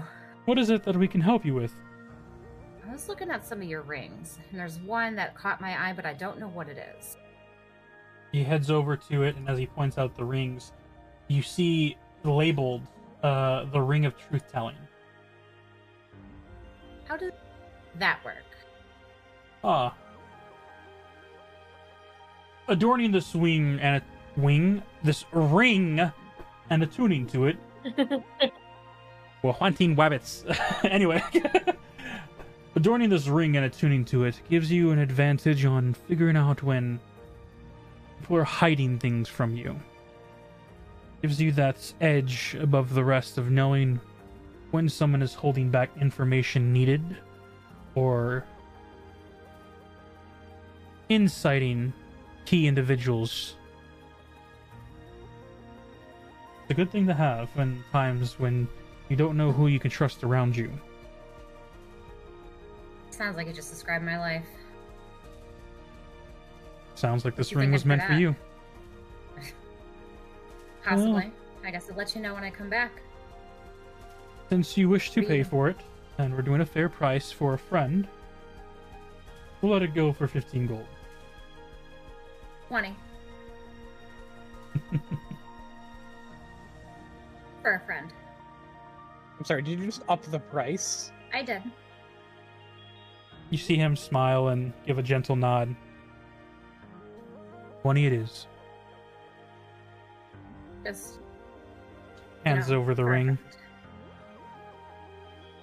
Gives you a very warm smile as he hands the ring over to you. You pay the 20 gold. As the three of you receive your items, paying for those that do pay for the ring of sharing and the ring of truth telling. The other items gifted to help protect comrades and a friend of the shopkeep's. Timothy, is there Can I- anything here you're looking for? That can ring get of the water chance. something. Water What is walking? it? Yeah. Oh, is it just lets you walk on water? It just lets you walk on water, unfortunately. For a flying okay. creature for yourself, don't really need it as much. Yeah. Anything else? Can I make like a quick look around the store? Looking around, what you do see is there's a ring of warmth. There are cloaks and bracers. What type of cloaks? You see the 3 cloaks. One seems to be missing. One cloak seems to be constantly missing off of the statue. You see a statue that's like slightly twisted in the face and chest, but the cloak that was around it is no longer on it. However, next What's to that it, cloak? oh, that cloak was already purchased by someone else. Okay. They're long gone. And then the other two? This cloak here, and you see as he points to it, the cloak itself seems like it's like slightly shifting out of place. This is a displacer cloak. makes it where individuals have a hard time hitting you in circumstances. Okay. The one next to it, you see another cloak that is just adorned with intricates of baubles, pendants. That is a cloak of assorted items. If you ever need items in particular moments, you can try and pull a pen, see what it does. Could bring out some supplies, food, distractions if need be. Okay.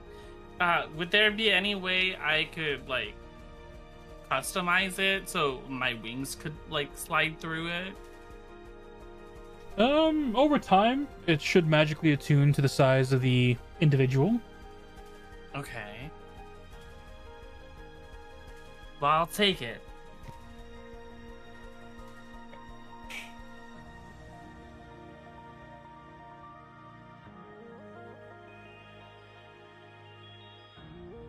Book of Pendants. I- Alright.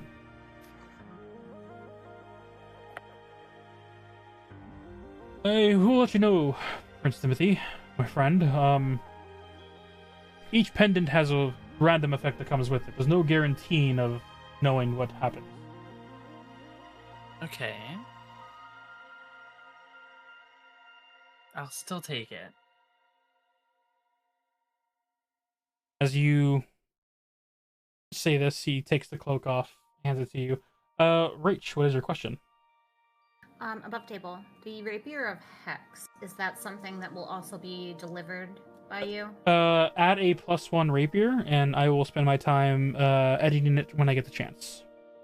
To let you know how the hex takes over. Is that the green one? Yes, should be a +1 Oh, rapier. I see it. Okay. Ah. Thank you. Can I give him Wait. 20 gold? You just hand over 20? Yes, and I tell him to take it. I appreciate that, my friend, as he accepts the gold. Of course, after all you're doing for us, I think it's only fair. If you or if any of your companions ever decide to come back or need to, the shop is always open to you all. Thank you. I do sleep upstairs, though, so if I don't answer right away, I'm probably asleep. You're fine. Alright. I have a question. Yes. Okay, so I have my backpack at holding, Yes. but if I wanted like a small like side pouch that I could put rocks in, that was maybe also a bag of holding, so I could just have as many rocks as I fucking want. Is that a thing? Does that exist? You can have a bag of holding that you can keep on the outside of your backpack of holding. Like a small little, like those like chibi plushies that Like people a- have on the side of their backpacks. But yours can be a bag of holding, and that way you can collect rocks and constantly store them in there if you need be. Well, I was thinking like one that could like clip to like my belt or like my like on a rope on my hip No. or something. Yeah, a bag of holding could do that if you're collecting a lot, or a simple Fanny pack of holding. wow. Yeah, a small bag of holding or a regular bag of holding can do that. Yes. Does he have one of those? Perchance, mayhaps. Oh yes, he does. Suppose. What is this And cloak's how much name? would that? I mean, Answer Really, the questions one at a time. You add it to your equipment. Really? What did I answer wrong? Yeah, you had to spell check me? No, I was saying equipment. Oh, I thought that was a sly comment because I missed. Oh no, I didn't. My dyslexic brain already read equipment and backpack. I didn't see the difference. I didn't even know it was missing. I just answered. Okay. You add it to your equipment. That way you can add it to your attack actions. Oh, okay. I didn't even realize you outed yourself on that one. Sorry, I took it personally. That's fair. But no, I was just like, oh, she's asking whether it goes to equipment or backpack. Equipment. For the bag of holding, we'll go for 5 gold. I thought she had one. She has a backpack of holding. She wants a I small have a one. as an ammo pouch, basically. Yeah. Okay. Okay. And by ammo pouch, I mean rock bag. I'll do that. Okay. I'll do that. You'll pay the 5 gold? Yeah. Okay. Yeah. 5 gold so I can have a small bag that I can just fill with rocks. So that way I'm not like I don't have to worry about not having rocks in times of need. Fair enough. I'm gonna lean I into can also put Timothy's my fear really chapstick quick. in there. Yeah. Timothy, what are you planning? Like, what are you getting for us as far as like clothing goes? Like, and then I point at the ring. Like, should we the ring of warmth? Like, do we need that too, or no? I think they said that they're going to be enchanted already for warmth, so we should be fine without it. Okay. Thank you. I was just curious. I didn't know if it was if I should get one or not. Yeah, no, you're good. All right. As the shopkeep looks at all of you, is that everything y'all wish to collect for now? I can't find the cloak and the weapon. The cloak of pendants is a homebrew item. I will send that to you when I can. And okay, cool. That's why I couldn't find it. Yeah, which weapon were you looking for? I didn't think you were looking for a weapon. Who, me? Yeah. Oh, no weapon for you me. Just wanted the cloak, right? Yes. Yes. Okay. Yeah, I'll be sending that cloak when I can. All right. Steve, can I just get a better am not short done bow? shopping. Delphi's done shopping. Leah, what'd you need? No, A Adolf is better not short done bow. shopping. Oh, not Mine's done looking shopping. a little funny. Yours looking a little funny? Yeah, it's looking a little beat up. Had it for a while. Also, we I don't didn't know need if we had torches anything anymore. like any better short bows or anything like that. There are. Use your sword. That's right. Mm-hmm. Looking at bows and arrows, you see there is arrows themselves that can do many different types of elemental and damage there. For bows,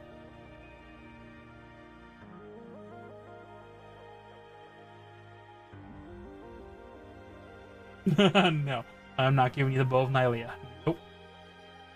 Oh, come on, what do you do? Nope. I am not giving you an artifact level item. see, the weapon I have is blessed by a god. That is the weapon of a god. Yeah. And he won't give me that. Come on. Those are two very different things. Why are you stunting my D&D growth over here? That's not stunting. Because that is the weapon of the god. That's giving you a wish. And hello, have you met me? I am a freaking god. Let me have it. Prez, you wouldn't be able to use it effectively because you're not the champion of Nylea. Also, Hey, you you couldn't know shoot what? things out of the sky because Nylea does not have reach. Wow. despite being above all of the trees and having a goddamn bow. Magic the Gathering, please, for the love of God, let your gods that have bows have reach. They're also colossal titans in of itself. They should have reach. Thank you for coming to my TED Talk. No. They can give you, there are bows that... Oh, wow.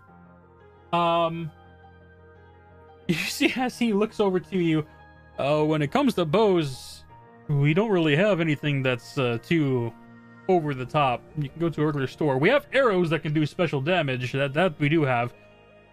Wait a minute, and you see him look back. He goes behind the counter of the shop. You see some customers leave by now. He's flipping through a book. Oh, son of a gun! And he goes to the back of the shop. You hear the sounds of moving boxes, clattering potions being shoved aside. Ah! Goes to the front, and you see he comes forward. You don't visibly see a bow at first, until your passive 18 realizes he's holding a hilt in his hand. Before he sets down in front of you on the counter, a hilt of a bow. Broken? Not a broken one. This is actually, psychic arrow. It's unstrung. you say that now, and you see him pick up the arrow, or the hilt. As he picks up the hilts, he will look towards the back end of the shop. Other me, can you open the door and set up one of the props real quick? Nah, sure. And you see him go over, and as he pushes the door open, you see he pulls out a small jar that has some type of rat-like creature inside. Small animal in nature, not sentient. Sets it about a good 60 feet beyond 60 feet from where he's standing, so about 30 feet beyond the door. As he seemingly draws back on nothing, aims it out, and you see nothing. Before his hands do a release-like motion. You see and hear nothing until you hear the shrieks of a rat squeak. Turn towards the jar and see that the rat's head pops. Ew! Can you not do that ever again in front of me? I Please had don't. to Just had describe a it. rat in a jar. Gross. He sets it down. This is a bow of, This is a psychic bow. It deals mental damage to a person if you can imagine the arrow firing out. It was an interesting Fey item that I was able to procure in my time in the Feywild, but it was deemed... leans in. Less than legal. People thought it was too dangerous considering how no one can see the weapon being fired, and they deemed it a dangerous assassination tool.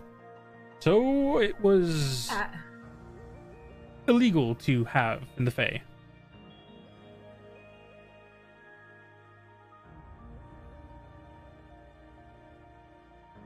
If you cut... I'm not gonna lie, I'm a little intrigued.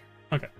When you say that, he's like, indeed, it was a very hard thing to procure, considering how most of them were either destroyed or taken in by the royal families. Understandably so. Very dangerous item. So how'd you get your hands on it? You see that look in his eyes where, like, past catching up before he looks to you as a... You mind letting this one slide type nod of his head? Timothy shakes his head no. A little heartbroken in the eyes, but Timothy pats his head back. Okay. I procured it from one of the arcane vaults before my departure from the Feywild. You didn't. It was a magic item I thought would help me take off the shop in this place, but turns out people didn't need use of a psychic bow. They didn't know what else it could be used for, so what was dangerous in the Fey realm, people deemed it's unnecessary here. So it's just been sitting in the back of my shop, and that was when I first moved here, so I kind of forgot about it until just now.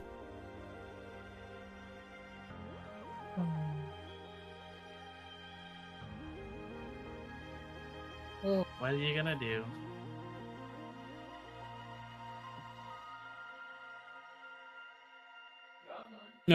Would you be interested in this type of weaponry? Timothy looks at Leah. And as enticing as it is, I would only buy it if I had Timothy's blessing, knowing that it's from the Feywild. And that it's in history illegal to have. Yeah. Timothy looks at him. In the Feywild, there's no policies of it about here because no one knows of its existence here or its implications. Just throwing that out there. only be used appropriately. Precisely. I say let her have it. If she wants it, go for it. Just, don't show it around to any... Is she ever gonna go to the Feywild? Just randomly shoot She's an arrow. actually, we've already been there. Do not show it to anyone in the Feywild. You could be brought in for questioning. Please don't. Yes. Also, when we're meeting the queen again, hide it. I feel like it won't really be a big deal then. If I'm being completely honest, it would be my mother literally snuck you out of our home. Jeez. You know she would She's still not your say typical something about Fae. you know she would still say something. Yeah, but she's not gonna do anything about it. She is not your typical Fae. All right. Timothy, if it eases your mind, what if I bought a backpack of holding 2 and I kept it stored in there? That way it's never visible unless I need it. That's fine with me. This item can actually be small enough to be stored in a bag of holding. You don't even need a full backpack. Alright. Backpacks are nice though. They are. Cute little accessory. Keep my hands free. Listen, I gotta eat. Do you Got it. take the bow? I'll take the bow. But Okay. let me get one of those backpacks too. All right. He takes the backpack and sets it in front of you. What's the damage? You gotta let her pay for this one. It's not a weapon. There's no damage. That will be 10 gold. With the backpack? With the And I give him backpack. like a little smirk. No. You've given Durant the Blade of Sun, or the Sun Blade, and you've given me mine. Let me. Okay. Doesn't it somehow? Okay. Backpack and the 10. You're looking roughly at 75 gold total.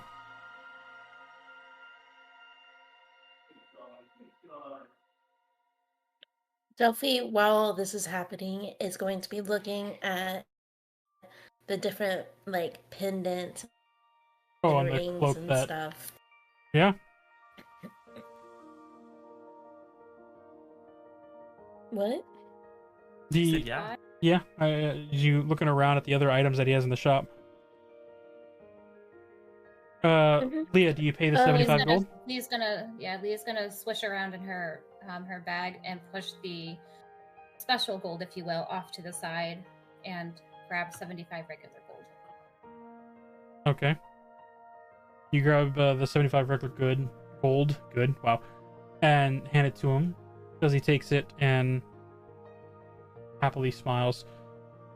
As you guys collect, is there anything else you guys wish to purchase from the shops here?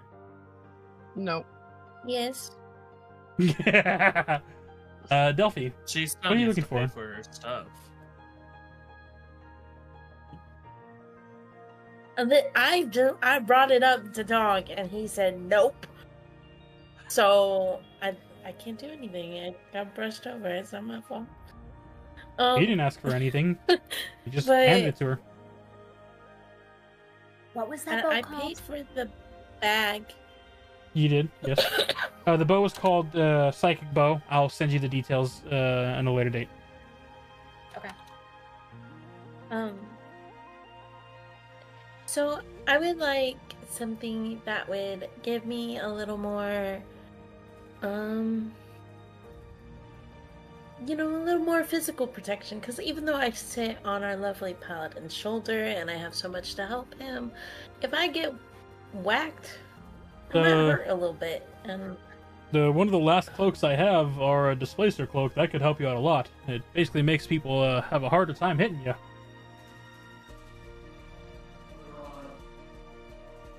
is that just passive? As he explains it to you, what a displacer cloak does. Go ahead and pull this up again. Sorry. It's all good. I just have 16 tabs. Bop. Cloak. Displacer cloak. While you're wearing this cloak, it projects an illusion that makes you appear to be standing in a place near your actual location, causing the creature to have disadvantage on attack rolls against you. If you take damage, the property will cease to function until the start of your next turn. Will that work with me being on his shoulder? Oh, it will, because it'll seem wouldn't to it? everyone else like there are two versions of you, and they don't know which one to strike against, so they would have disadvantage. Do you have any? What else you got? That's like maybe like That's actually the provides last like I a little. have for like defensive measures and armor that is good for someone who. I don't think you can carry anything heavier than that, really. You don't have like any rings or necklaces. Oh, we have Like rings just of give a little. cold protection. We have.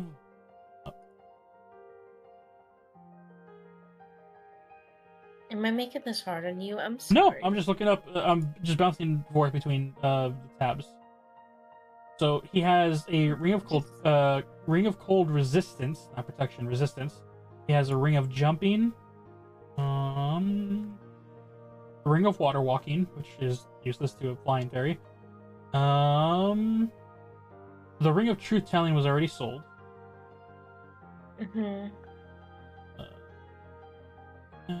Those are the rings he currently has on display. Okay. He has scrolls Does he have of any magic. pendants? He actually. The only pendants he had was the cloak of pendants that Timothy now has. He has scrolls though. No. I was just hoping for something that just would give me a little more like defense. That's like. Did you If decide I to take the actually get staff hit. of defense, or was that just the? Because you got the sling of catapult. Delphi took the I chose charm, I the- believe. The charm. Oh, the staff of charm. Yeah. Okay. Yeah. It's okay. I was just curious if there's anything that, give me a little buff if I get hit, Just, yeah. But it's okay. I believe in Durant. Hooray.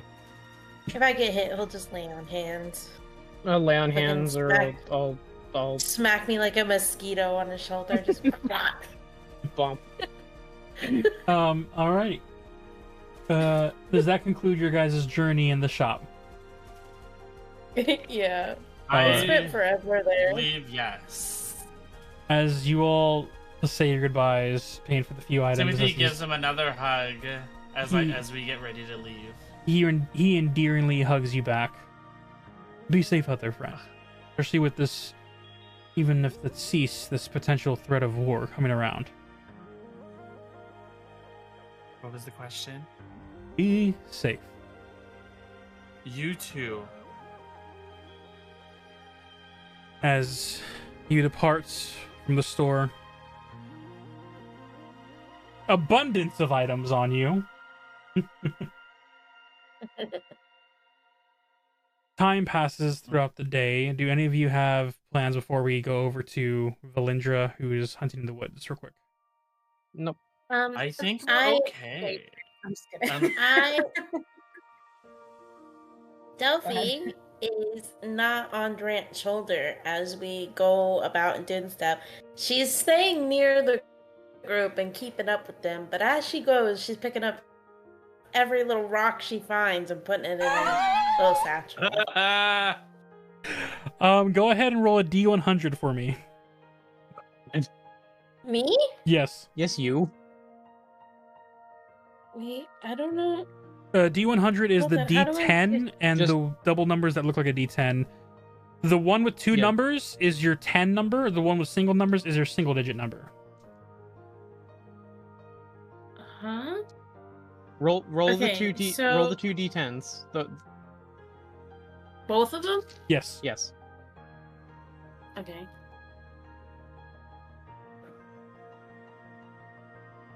Okay, so the 8 and a 0 and an 8. So is that 88? Okay, so that's 80. That is 88. You collect a total of 88 mishap stones from all over your journeys as you travel alongside Durant. Okay. Nice. As you guys do that Alright. and have that journey, Will you help? After this session, will you help me go through and I'm gonna be log helping a lot of everything? people go through a lot of logging. Yes. Okay. As you guys spend the day moving throughout the town, collecting rocks, Una, you spend your 8 hours working on the farm.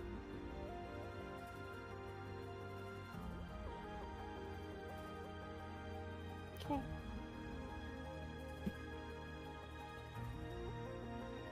Valindra,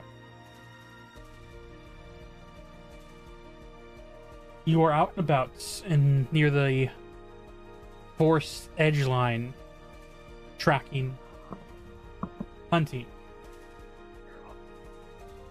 You collect a good bounty of hunting down 2 direwolves, slaying them, collecting them.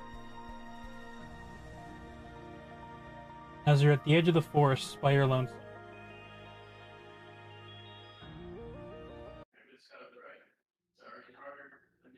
Can't help but feel like you're being watched.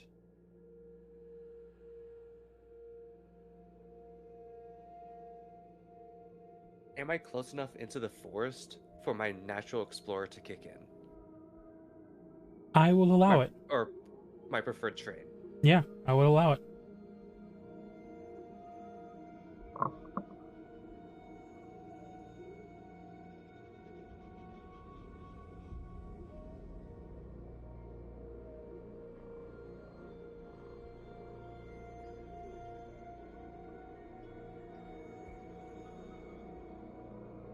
You say I'm being watched? It feels like you're being watched.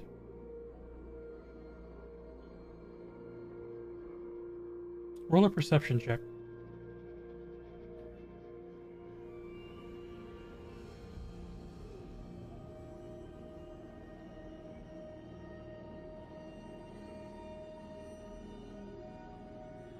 Uh, 24.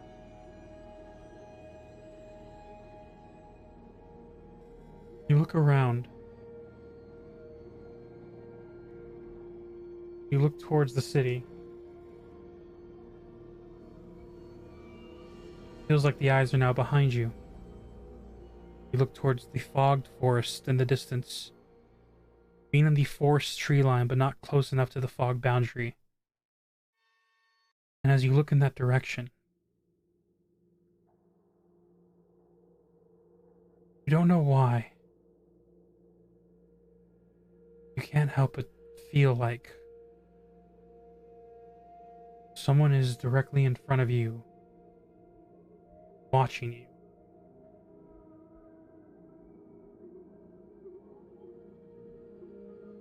And that is where we're going to end today's session.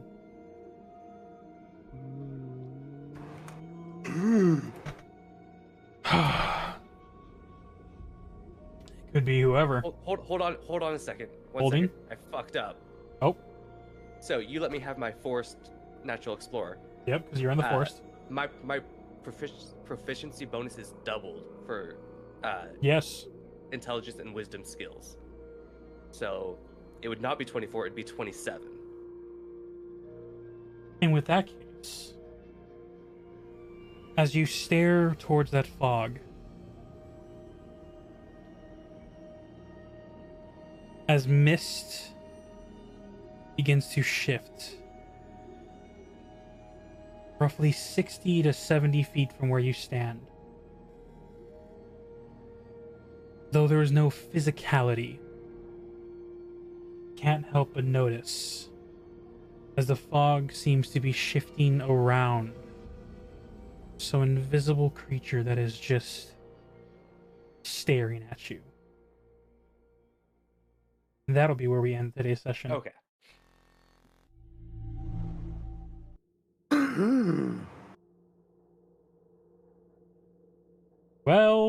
Well. Legasp. Well. Today has been a heck of a day. Welcome to the shopping episode. I already know what I'm titling this one. Yippee! I'm pretty sure we already have an episode called the shopping episode. Oh no, we do. This is a different one. No, it's Stopping it's not episode your, part 2. It's not just you. There's been a cavalcade of events that just took place. I can't wait to go over you guys after this. But until then, ladies and gentlemen watching on stream, I hope you enjoyed the story thus far of Platinum Star City episode 31. Please hit that like and subscribe button down below and the bell notifications to know whenever I upload or we go live on Twitch if you're here live on Twitch at TOG Play. Twitch.tv/TOGplay. That one. It was... You're welcome. Yeah. Jeez, it took way too long to get there. Yeah, that. And hit the bell notifications to know whenever I go live. We go live every other Saturday for D&D, but I go live every Monday for some random gameplays of whateverness. So be here for that. And if you need to catch up on the old shows, you can go to my YouTube channel, that one guy plays, where the last 30 episodes are currently on. In the meantime, I hope you all have a good night, and we will see you in the next episode. Have a good night, everyone. Good night.